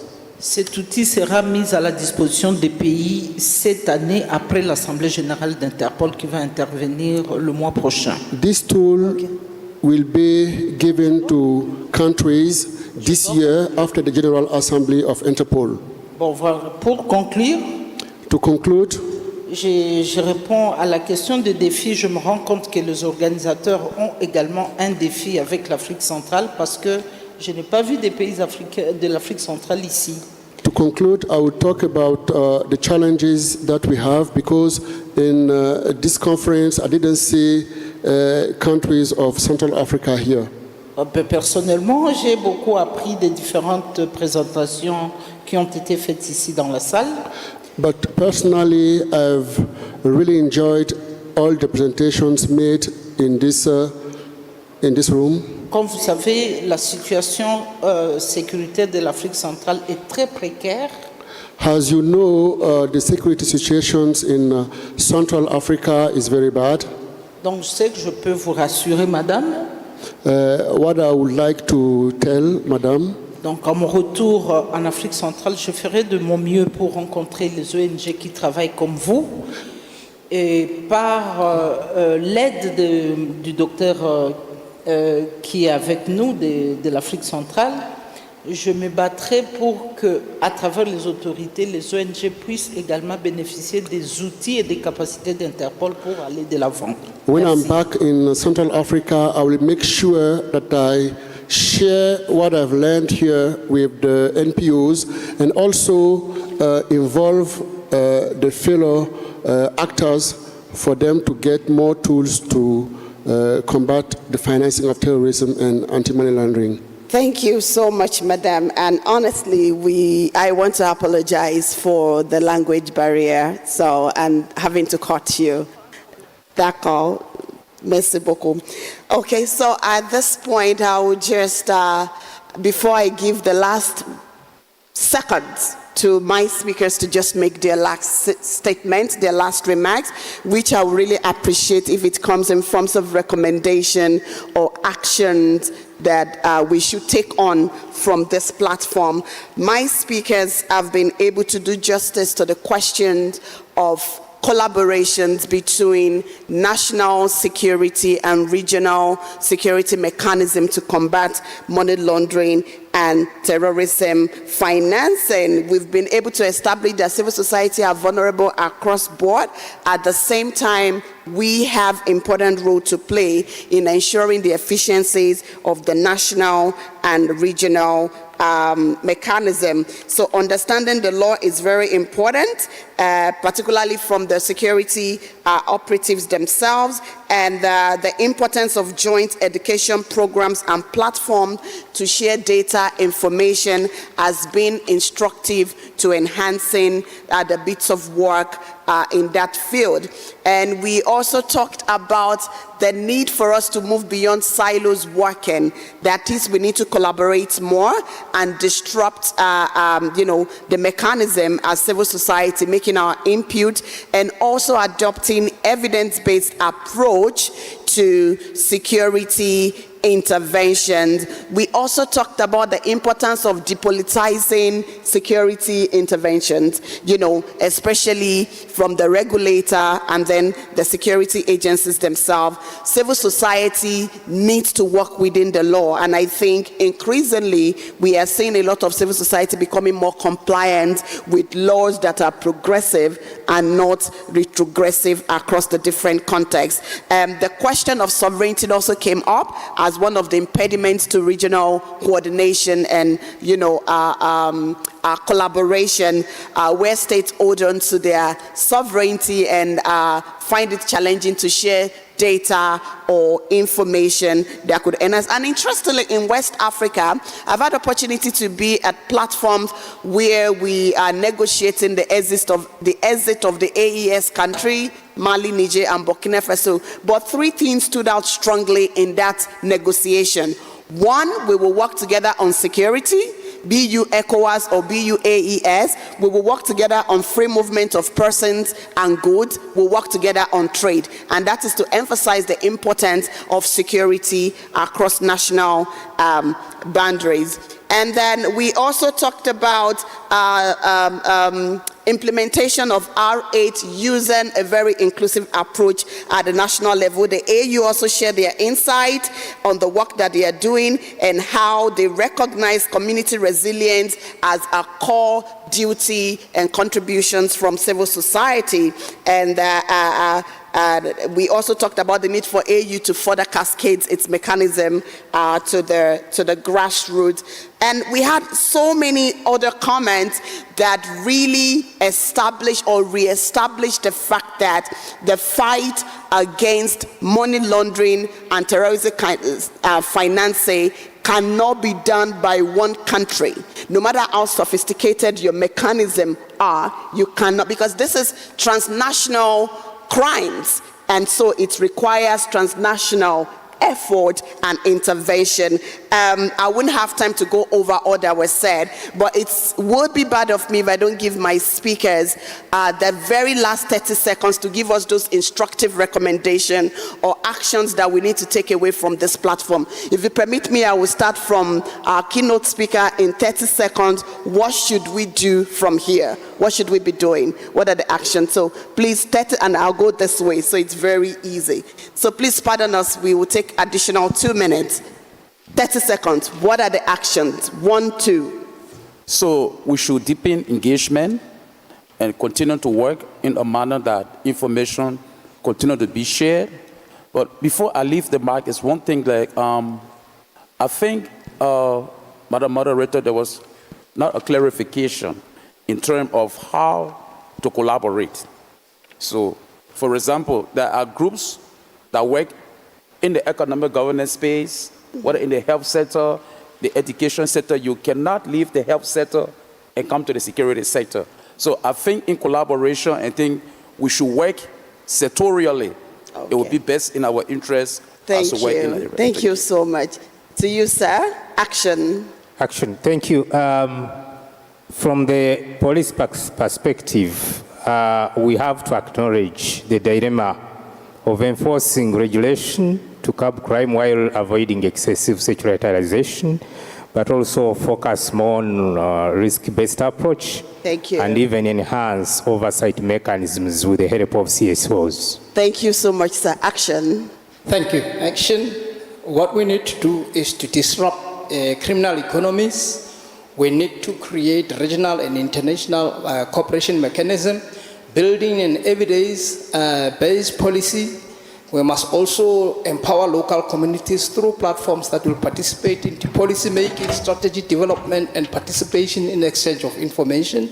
And furthermore, to create a dialogue of a platform where multilateral sectors come together to define the policing architecture of the 21st century.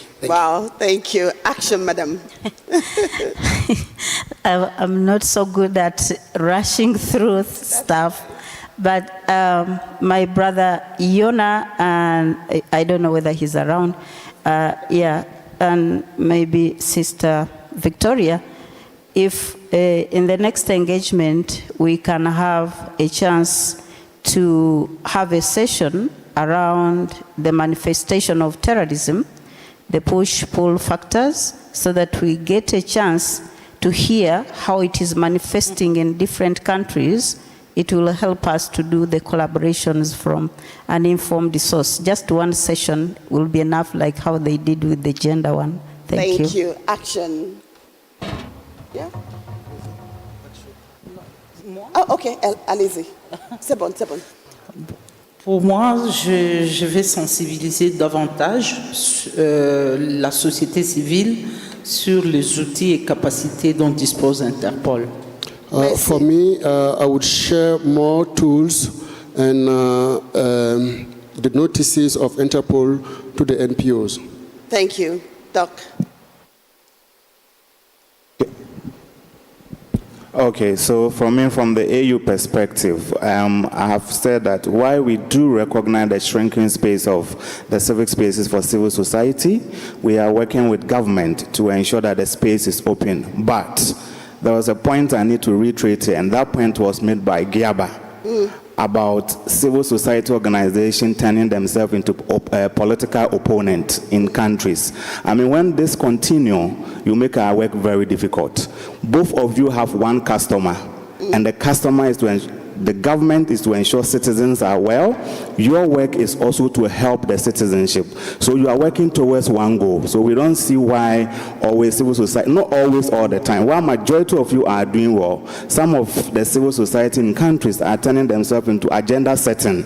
And that actually closes the space for interaction between them and the government. Thank you. Thank you. Yeah.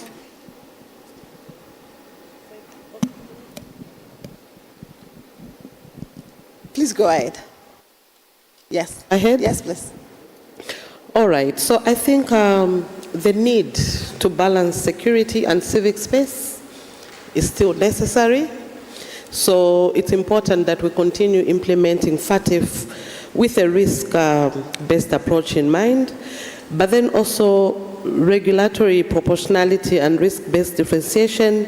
We might receive help if, as a globe, we have SAMLAG, SADC, the AU, ABC, setting standards that would promote a balance between security and rights. Secondly, I think we need to also acknowledge the existence of gaps, information gaps, so we need to plug them. The limited trust already coming from the AU and I coming from the civil society, I would argue to say sometimes we receive negative narratives as CSOs when we're doing our work, which is to provide checks and balances, and you find that governments who accuse us of being political, we're not political, we're just reminding you that we have Agenda 63 and we're not doing so well in implementing it. So I think that reality is important and it must be rooted in trust building. Yeah. And I think this dialogue, sitting together here, we're building trust. Yeah. We're not politicians, E with a big P. We're politicians in just reminding us of what we need to do. And then I think finally also it's important to note that a secure continent where civic freedoms and financial integrity exist or coexist is possible. So I think we need to work together towards that. Thank you so much. And I think for me it's to urge the members, those that are here, particularly the regulators and from the countries, the member states themselves, to go back, identify properly the NPOs that are at risk and have a comprehensive and updated, when I say updated, regularly updated mapping of NPO risks, and ensure that we have controls and measures that are tailored to TF risk and avoid any other thing that doesn't fall within that bracket. Yes. Thank you. Thank you so much. That was a very difficult one, but I want to thank all my speakers. David Wansawa, Assistant Inspector Director, General of Police, Ugandan Police, Mr. Sello, Head of Bureau, Interpol Southern Africa, Ms. Chantel, Head of Regional Bureau, Interpol Central Africa, Ms. Moremi, Legal Expert, ESAAMLG, and Dr. Powell, Senior Program Officer, African Union Counterterrorism Center, and my colleagues, Ms. Depina, Regional Coordinator, United Religious Initiative, and Ms. Leah, Executive Director, Zambia Council for Social Development. Thank you so much for joining us. We appreciate you, our audience and contributors, and then we'll bring the panel to a good close. Thank you. Thank you very much. As you prepare yourself for a group photo, we are drawing towards a close.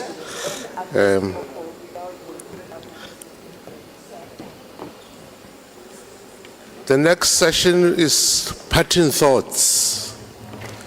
We are going to make commitments as different stakeholders on what we commit to do after this conference, so that we are not just a talk shop.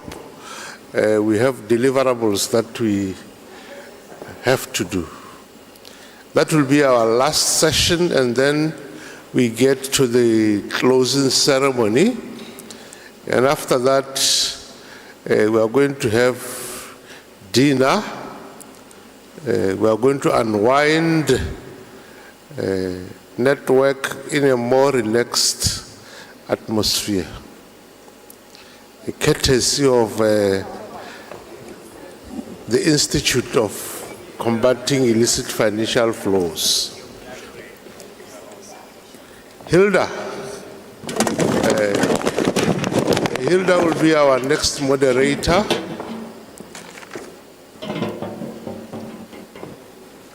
Can we give them another round of applause? And give yourselves an applause. You have the stamina to sit and listen and participate. You're not thanking yourselves. It's been 3 long days, so you survived. We need to be appreciated for that.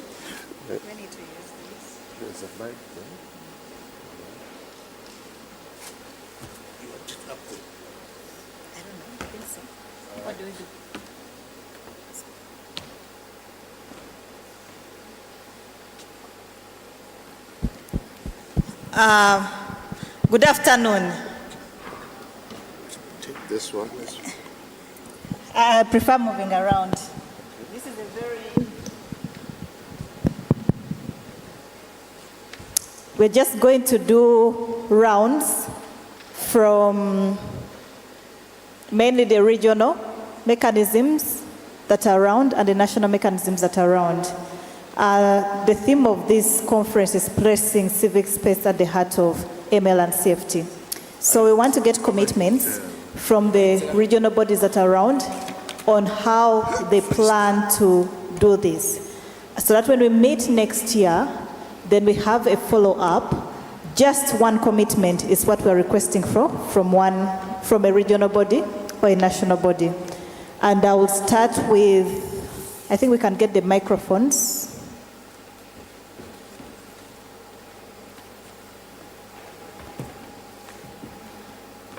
So we'll start with Dr. Richard Apau. You have a microphone. Yeah, you mean the commitment that the African Union will work with the African civil society? Is that what? Yes. I mean, the commitment already exists, and we are going to reinforce that commitment. I think this session cannot take place next year without the active role and participation of the African Union, either through the ECOSOC or any of the agencies. And so that one, I think the commitment is there. We will be well featured in this and then any other platform that is created. Thank you. Oh, thank you very much. We tried so hard to get to ECOSOC, but now that we have you here, it's assured. All right.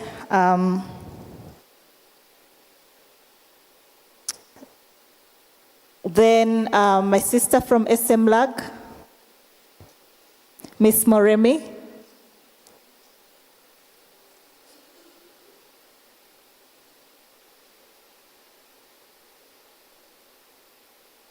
Oh, there are no microphones. I can walk there.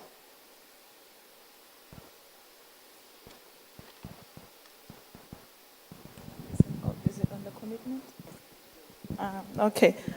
I think as noted earlier, we've started engaging with civil societies through the national coordination offices of the different member countries. So I don't think it will be the first study that we do which directly involves the civil society. So I think it's just one example that exemplifies the commitment that we have towards having them taking part in some of our typology studies and the reports that we undertake. I know that there are other projects that are in the pipeline, and I want to believe where there is need, we will reach out to civil societies and ensure that they are fully engaged in those. Thank you. Oh, thank you very much. And the next is Dr. Stephen Okello. Commitment. How do you commit to place civic space at the heart of AML CFT in Uganda?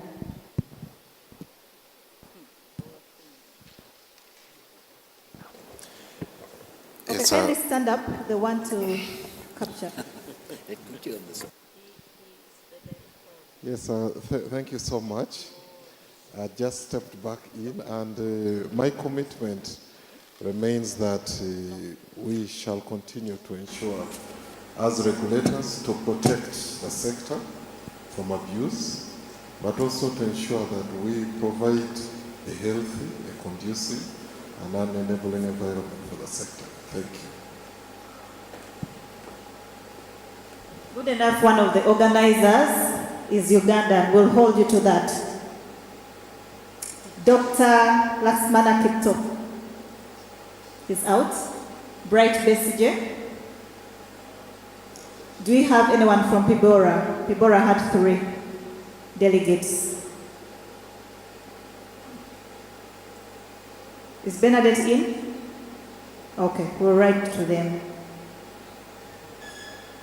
Mr. Glenn Amaru, FIU South Sudan.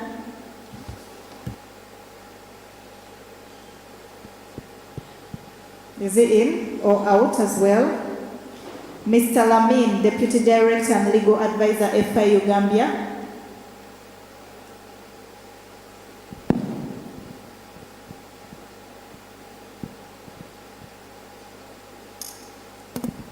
Hello. Good afternoon, distinguished participants, and I will say a big thank you to the organizers for hosting this important meeting. The FIU Gambia is ever committed to partner with the civil societies, and as we speak now, we are collaborating or partnering with Spaces for Changes to help the Gambia conduct a successful risk assessment on NPOs. And as from this day on, we will renew that commitment. Thank you.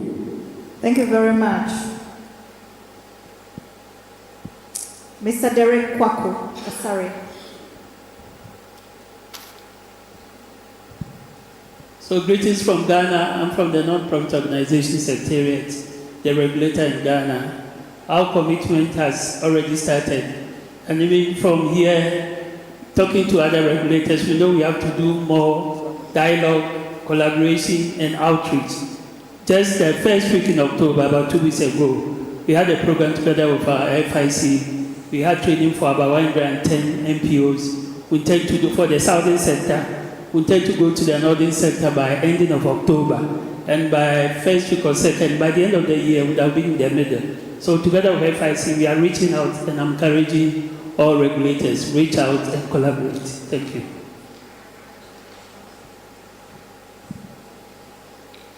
We'll hold you to that next time we meet. Since for you, you've already started. Mr. Patrick Mwale, NGO Regulatory Authority, Malawi. Thank you. Our commitment as the NGO Regulatory Authority in Malawi is to continue engaging the CSO or the NGO community. We've already started. Currently what we are doing is to ensure that all NGOs know the recommendation 8 or its requirements, to ensure that they know what they are supposed to do, how they are supposed to avoid being used or abused by terrorism financing. Thank you. Thank you very much, Patrick. Heading over to Mr. Selo. Moreni.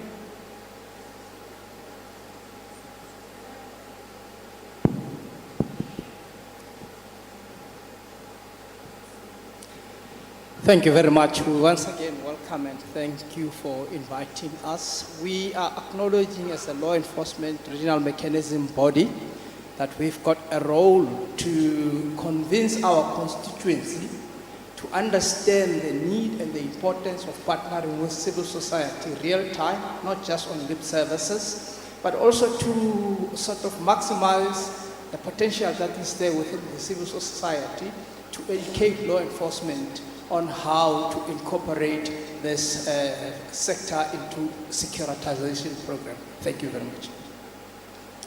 Thank you very much. We've been looking for our way to get into Interpol as members of the civil society. Next is Ms. Chantal Apendeki.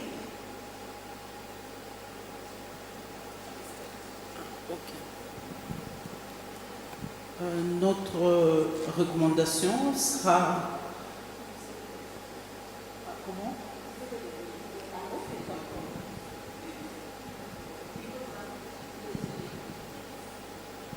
Merci pour la parole. Donc, je disais, notre recommandation sera celle de faire participer l'année prochaine les pays de l'Afrique centrale à ces assises, donc 2026. Aussi, comme je l'ai dit,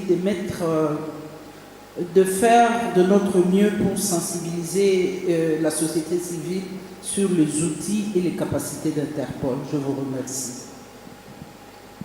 Okay, she says she's committing that in 2026 conference, she's going to make sure that Central Africa is represented by mobilizing through her good office of Interpol. And then she says, as she's going back, she's going to sensitize civil society organizations about these existing tools and opportunities for capacity strengthening on the issues so that they can also engage.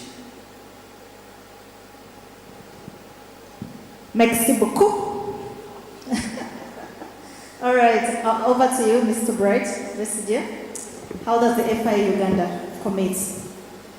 Thank you so much. In Uganda, we are in the middle of two important processes. I was simply indicating that in Uganda, we're in the middle of two important processes that are ongoing. The terrorist financing risk assessment for non-profit organizations, as well as the national risk assessment exercise for money laundering and terrorism financing.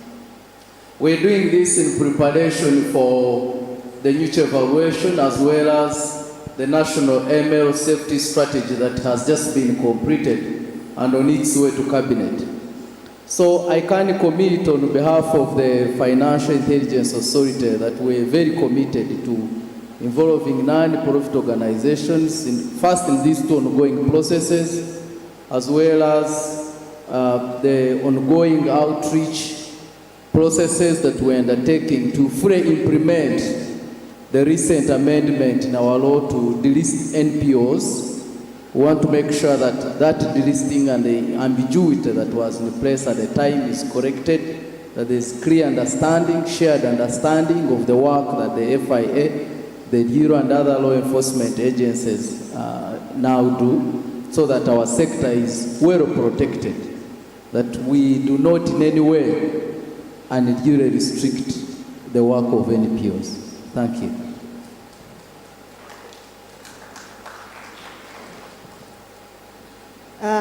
The thing with the Ugandans is that you cannot run away because one of the organizers is from Uganda and all the regional conferences will hold you to that. And this brings me home, Ms. Diane Moabe, the Acting Deputy Director General, FIU. Botswana. A very good afternoon. As we close this important gathering, one message which is very clear is that the fight against money laundering and terrorism financing, it is a joint responsibility, and of course, it is a shared duty for all. Therefore, on that note, we also recognize the powerful role that the civic society plays in combating money laundering as well as terrorism financing.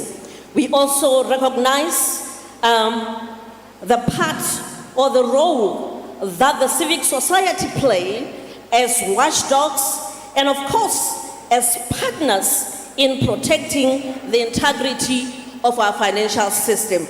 That is why, as the Financial Intelligence Agency, we commit to strengthening our relationship with the civic society through the Register of Societies.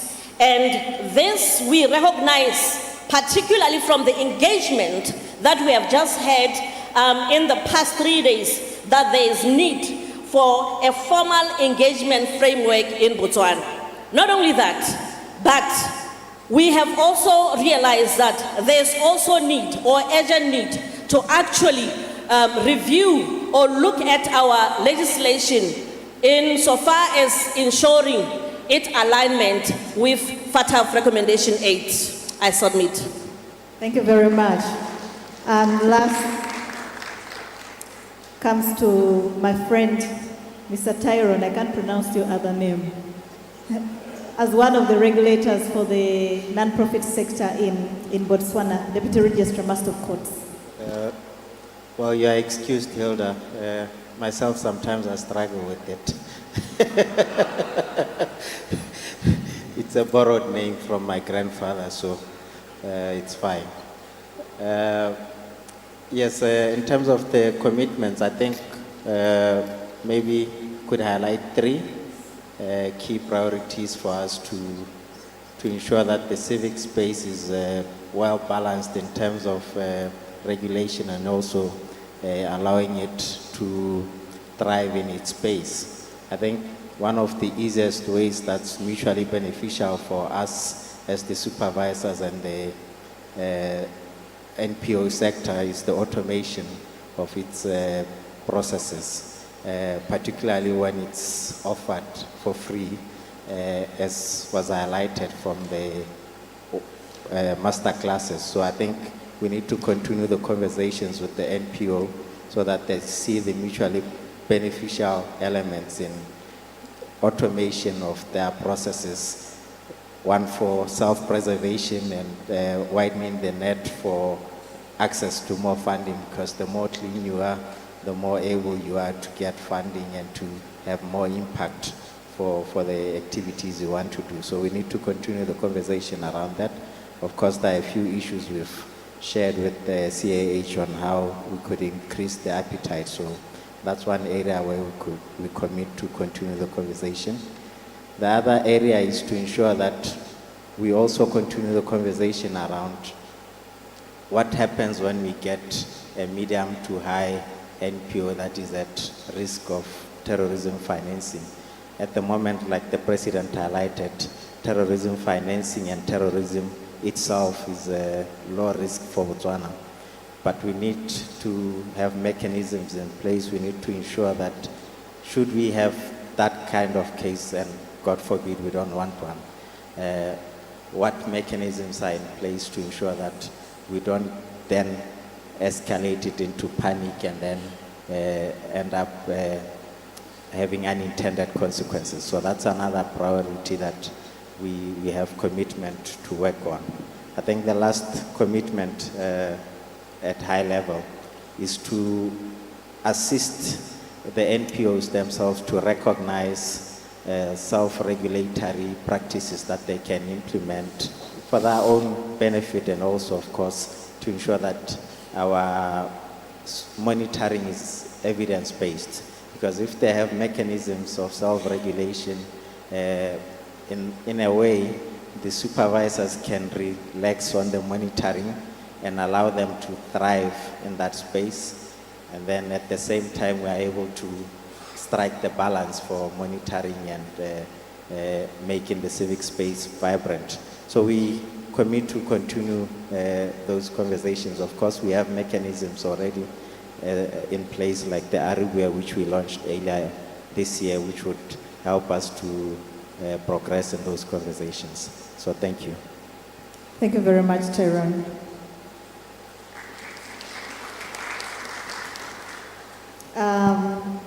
My apologies, I omitted Nigeria, and yet we have 3 representatives of the FIU Nigeria. Can we have commitment from one of the representatives? Nigeria FIU. So for the FIU, I think as a stakeholder in this process, and very with the relationship we have with the body responsible for oversight of MPOs at risk of TF abuse, we remain committed to ensuring that all actions taken by the authority is risk-based and ensure that no unintended consequences result from implementation of the recommendation 8. Thank you for this opportunity. Thank you very much. I would request all the participants to kindly scan through that and give us feedback. It's a very simple, there are not many questions. We're just looking out what you think should be the theme for the next year and the topics that you propose we should have at the master classes and maybe the panel discussions. And also, in case you didn't register for the conference, kindly come to my desk at the back and register for it, because we are going to share with you the report for the conference and some of the recordings and some of the presentations that were made at both the master class and the panel discussions. So don't miss out. We'll also put up the WhatsApp link to get photos. Kindly scan and join the WhatsApp group. After all the communications, if you're not comfortable joining the group, you can always exit. Thank you very much. Thank you. Let's give her a round of applause.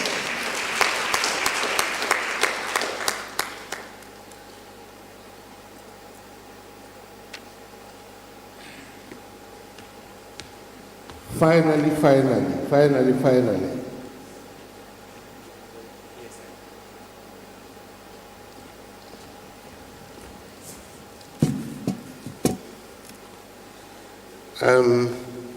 As they say, parting is not nice, but we meet so that we part.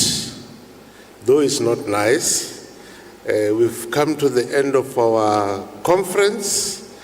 It's been quite an educational and exciting process. A lot of information has been shared and exchanged, experiences, which I believe will help shape our AML CFT frameworks and responses. Without much ado, we are going to do the closing ceremony. The closing remarks. Up here we have Victoria from Spaces for Change. We have Baoki is the Director, Institute for Combating Illicit Financial Flows. And then we have Yona from Civic Advisory Hub. Help me invite to the podium Mrs. Victoria to come and give us her closing remarks.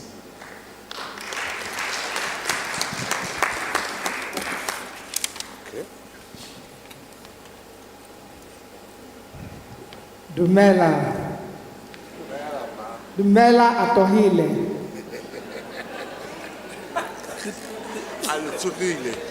Antsuhile.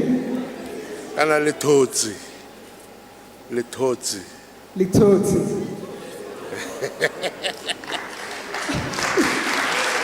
Litotsi, how's your afternoon?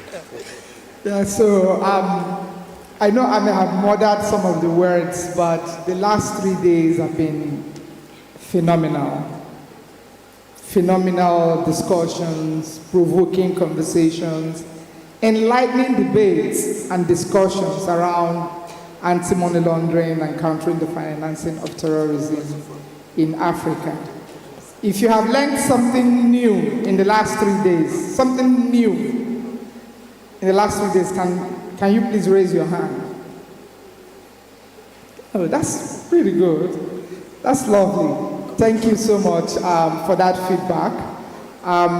We couldn't have, I think that's the essence of this conversation, is for us to, some of us are experts, some of us are learning, some of us have a lot of practical regulatory practice experience, but the essence of what we have done over the last few days is to reflect on what we already know, share that information with one another, and also to create opportunities for new engagements, new activities, and new reforms. So we are hoping that some of the conversations we have had over the last 3 days, a lot of our regulators, we've had them shaking their heads. We've had some people who have won to our side, like Dr. Kelo, who is now talking like a civil society leader, which is an advantage, which is actually a win and a victory. We are grateful for all of you, the way you have traveled and the way you have listened to us. And the governments, we continue to appreciate you for listening. And our partners and donors who have been supporting this initiative, supporting this collaboration between Civic Advisory Hub and Spaces for Change. Over the years, it's quite a long journey, continuing from the days we were still being tutored by the ICNL, ECNL, and the baby days of the PSCF, and up till now that we can hold these conversations. Nicholas, I'm giving you a shout out to you, yeah. So, and also people like James Savage. James Savage, please, I'm giving you a big shout out, who have, James Savage is one of the people who sowed the seeds of AML CFT conversation in Africa.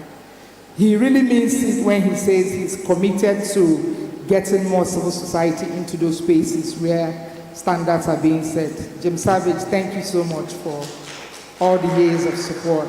And all the civil society organizations, all the regulators, the Nigerian delegation, I'm waving at you back. I just want to say thank you to you and to Civic Advisory Hub, our partners. We are very proud of this collaboration. We're very proud, we are very, very happy about this. We celebrate this collaboration. Our donors always talk about it and use that as a reference point, both regionally, nationally, and globally, and we hope we'll continue to sustain it. Yes, so, and lastly, I would like to say that this conversation next year, some of you were asking me during lunch, so what will happen next year? A lot of people were asking. He was bribing me. Please, FIU, somebody's trying to bribe me. I'm whistleblowing. So I'm proud to announce that this conversation, we're taking it to West Africa next year.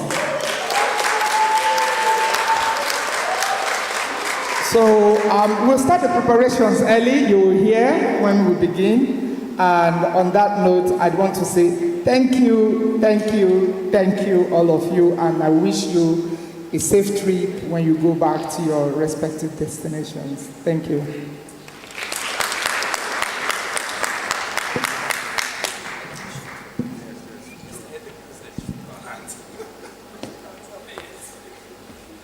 Thank you, Victoria, for those closing remarks.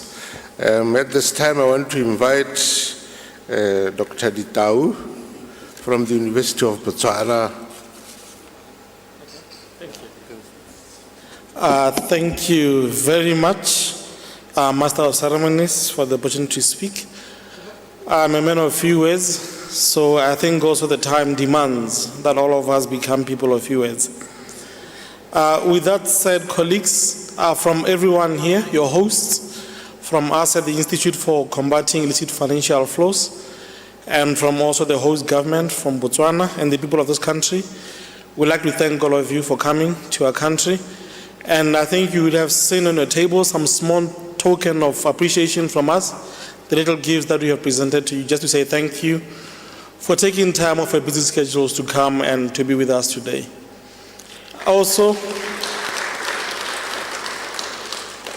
I think it would be amiss of me as well to leave this stage without thanking our colleagues, our protocol team. I think they've went above and beyond in making sure that all of us know where to be. So if we have them in the room, can they just rise so that we can properly acknowledge them?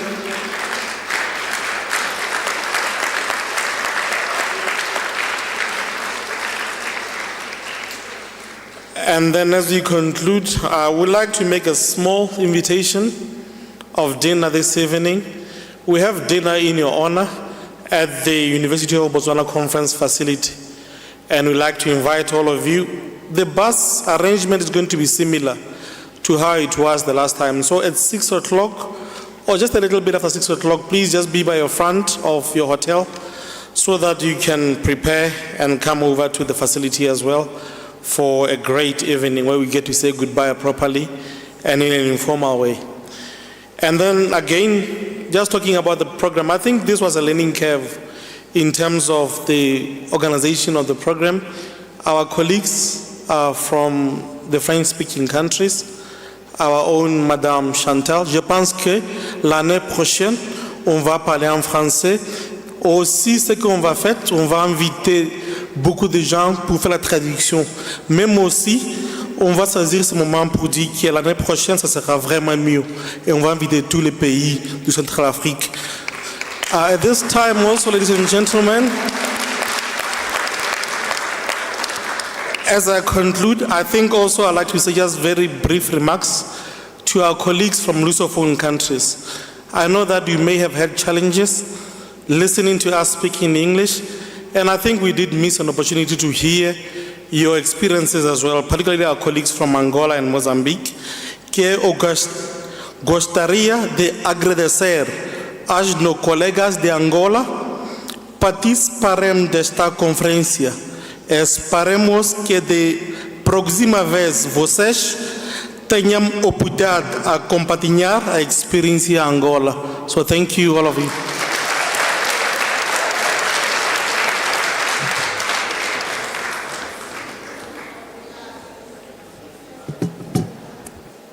Those who don't know Portuguese and French, he was saying next time when you come here, he's going to make sure there is interpretation and translation service so that we all participate. Thank you very much, Dr. Litau, for that.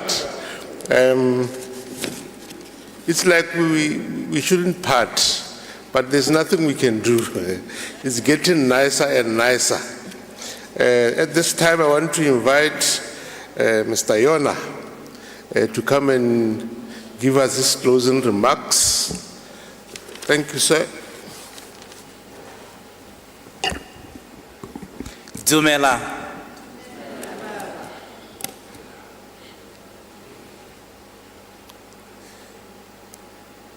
I should say, see what the Lord has done. What we've been waiting for has come to pass. See what the Lord has done. Thanks goes to the government of Botswana. Truly speaking, few governments on this continent can welcome you like Botswana has welcomed us.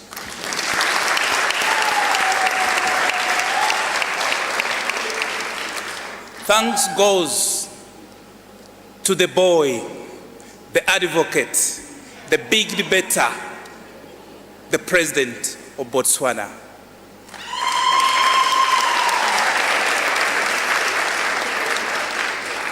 He did not only deliver a keynote, he instilled sense in us.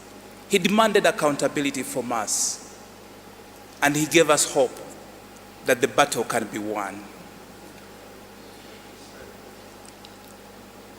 Colleagues, we were hosted fully by the Ministry of Home Affairs, Labor and Home Affairs, by a Major General, not an ordinary citizen, a uniformed officer, who gave us hope that dialogue is the solution.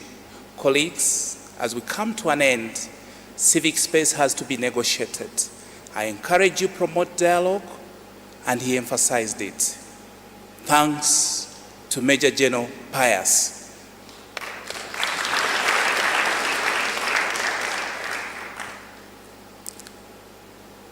Colleagues, mine is a closing, but key to it is thanks.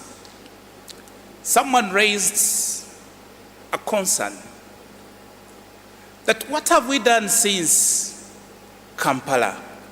In my speech, I highlighted some of the aspects, but also on the video, I request my team to actually post it there. But I just wanted to emphasize that when we were in Kampala, we did not have the 30-style regional bodies represented. Colleagues, in our midst, we have a Director General Gagiaba, we have a representative of SMLAC. Couldn't we say that actually we are expanding territories of CONCA? We have the AU here, the Algiers Institute. These are great partners. On our logos, we did not have COMESA, here it is. So I should say thanks for the supporting partners.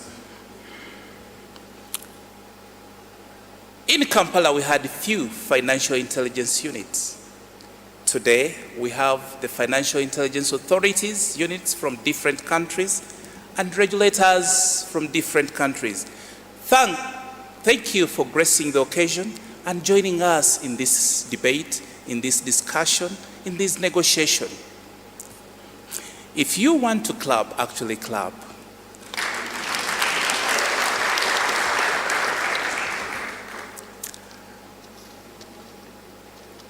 Putting everything together did not require just a single brain or a dual brain, but it did require collective effort.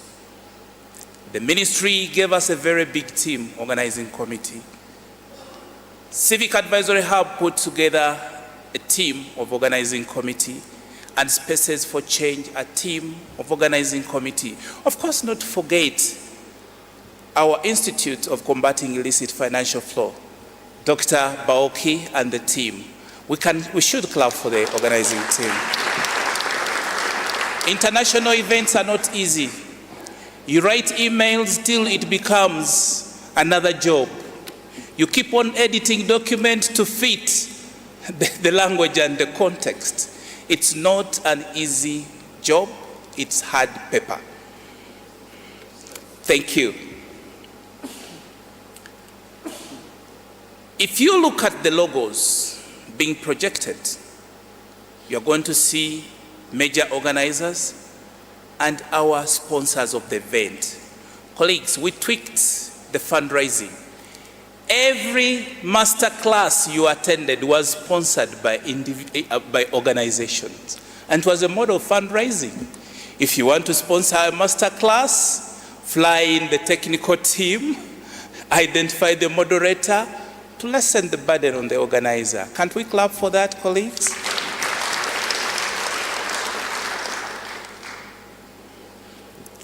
Colleagues, we had very brilliant panels, fine brains on the planet Earth who shared their experience. We say thank you.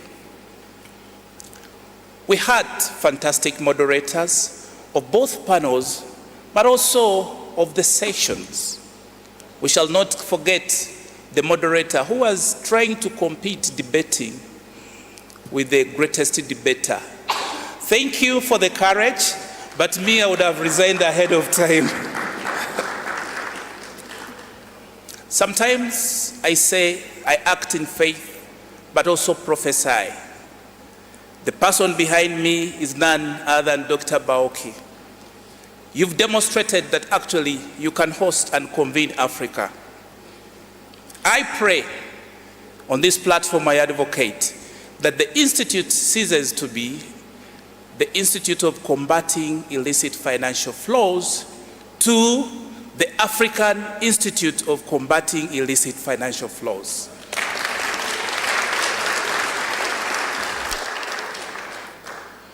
Colleagues, If we remained inside here on our own, debated and spoke to ourselves without the media, nobody would know what is taking place.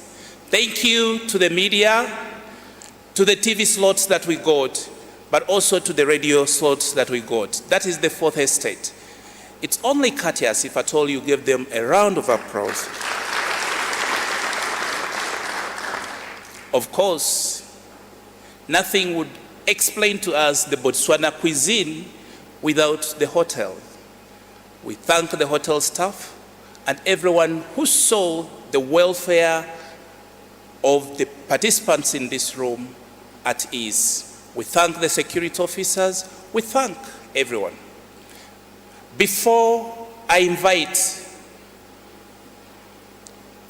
the person who is going to give us a closing remark of just 3 minutes, I would like to request Team Spaces for Change to come in front, Team Civic Advisory Hub to come in front for a memorable photo for this event.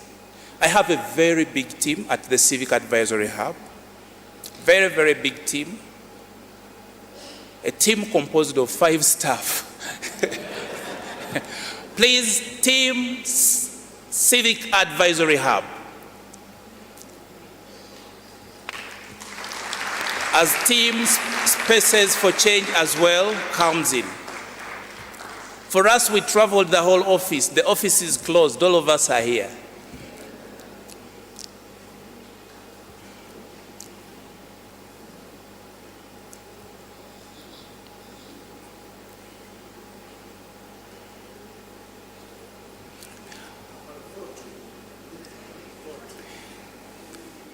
All our offices are gender sensitive.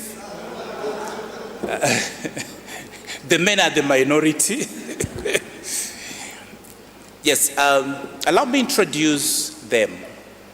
They'll just raise up a show of hands. The lady putting on black, she's called Nancha Sharon. She's our head finance.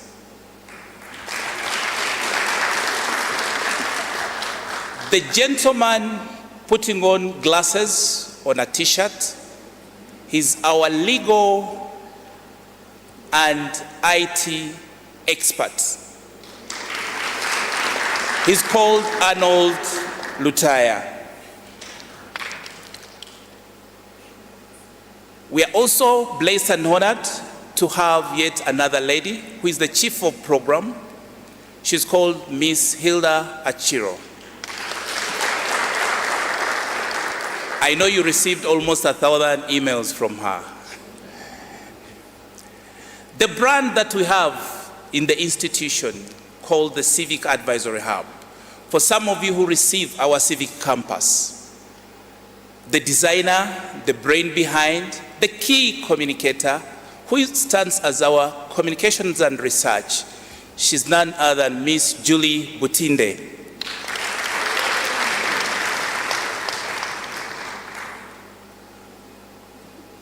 The person in their midst is a staff of Spaces for Change. She's Miss Shola.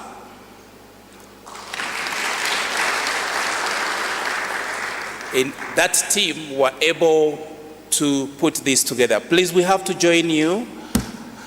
I now invite the Director General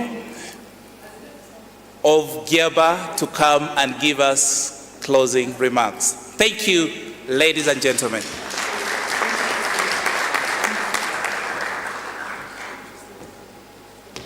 As usual, I'm joining you. As usual, I'm joining you.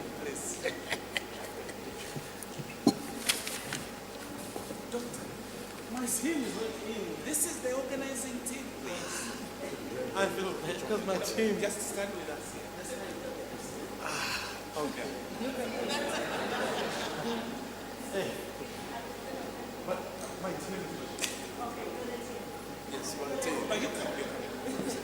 It's an African institute, remember.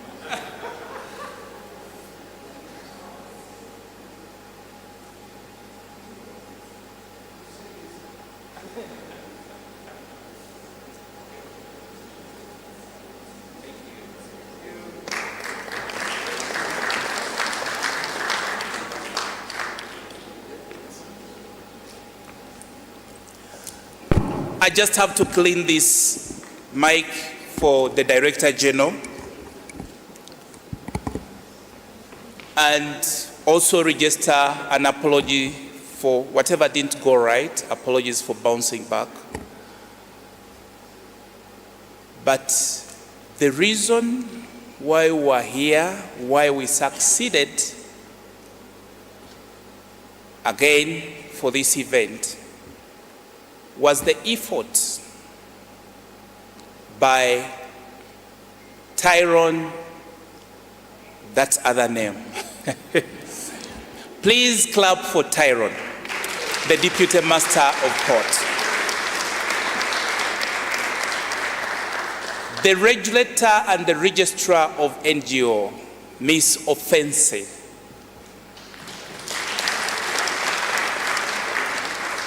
A hands-on lady. She's a hands-on regulator. She supported us in all the organizing. I thought it was unfair for me not to recognize their effort.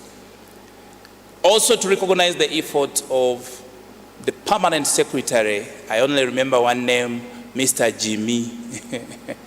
Clap for Jimmy in absentia. The mic is clean, Director General. Please assure me. Thank you very much, and it's a pleasure to give this closing remark. Actually, at GIABA, we have worked and continue to work with civil society organizations on an annual basis. In fact, this year, GIABA gave up $546,000 in grant, cash grant to civil society organizations in West Africa. $220,000 was given to organizations in the Mano River Union to work on extreme violence and extremism with religious leaders in the Republic of Guinea, Sierra Leone, Cote d'Ivoire, and Liberia, and also in northwestern Nigeria. We also provided $265,000 to 12 civil society organizations across West Africa to work on assets recovery initiative as a public discourse in the community. This shows our commitment to civil society organizations and bringing it into space. Not only so, but providing the means for them to do their work. We are excited to participate and learn lessons from how you do it in East Africa. There were a lot of lessons learned, and we will continue to work with you. As Veteran stated that the next meeting will be in West Africa, GIABA wants to announce her partnership with you in organizing and will make appropriate contribution to support the meeting in West Africa next year. As I leave the podium, a resounding message to civil society organizations is to have themselves equipped, professionalize themselves in various thematic areas in making themselves more relevant.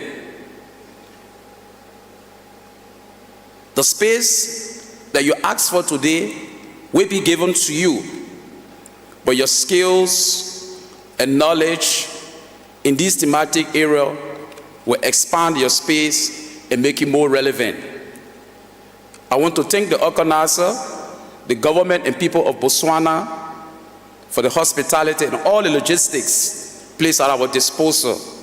We learned valuable lessons to take to West Africa and look forward to continue to work with you, partner with you, so as to make our world a better place and our continent more prosperous, peaceful, stable, and safe. I thank you.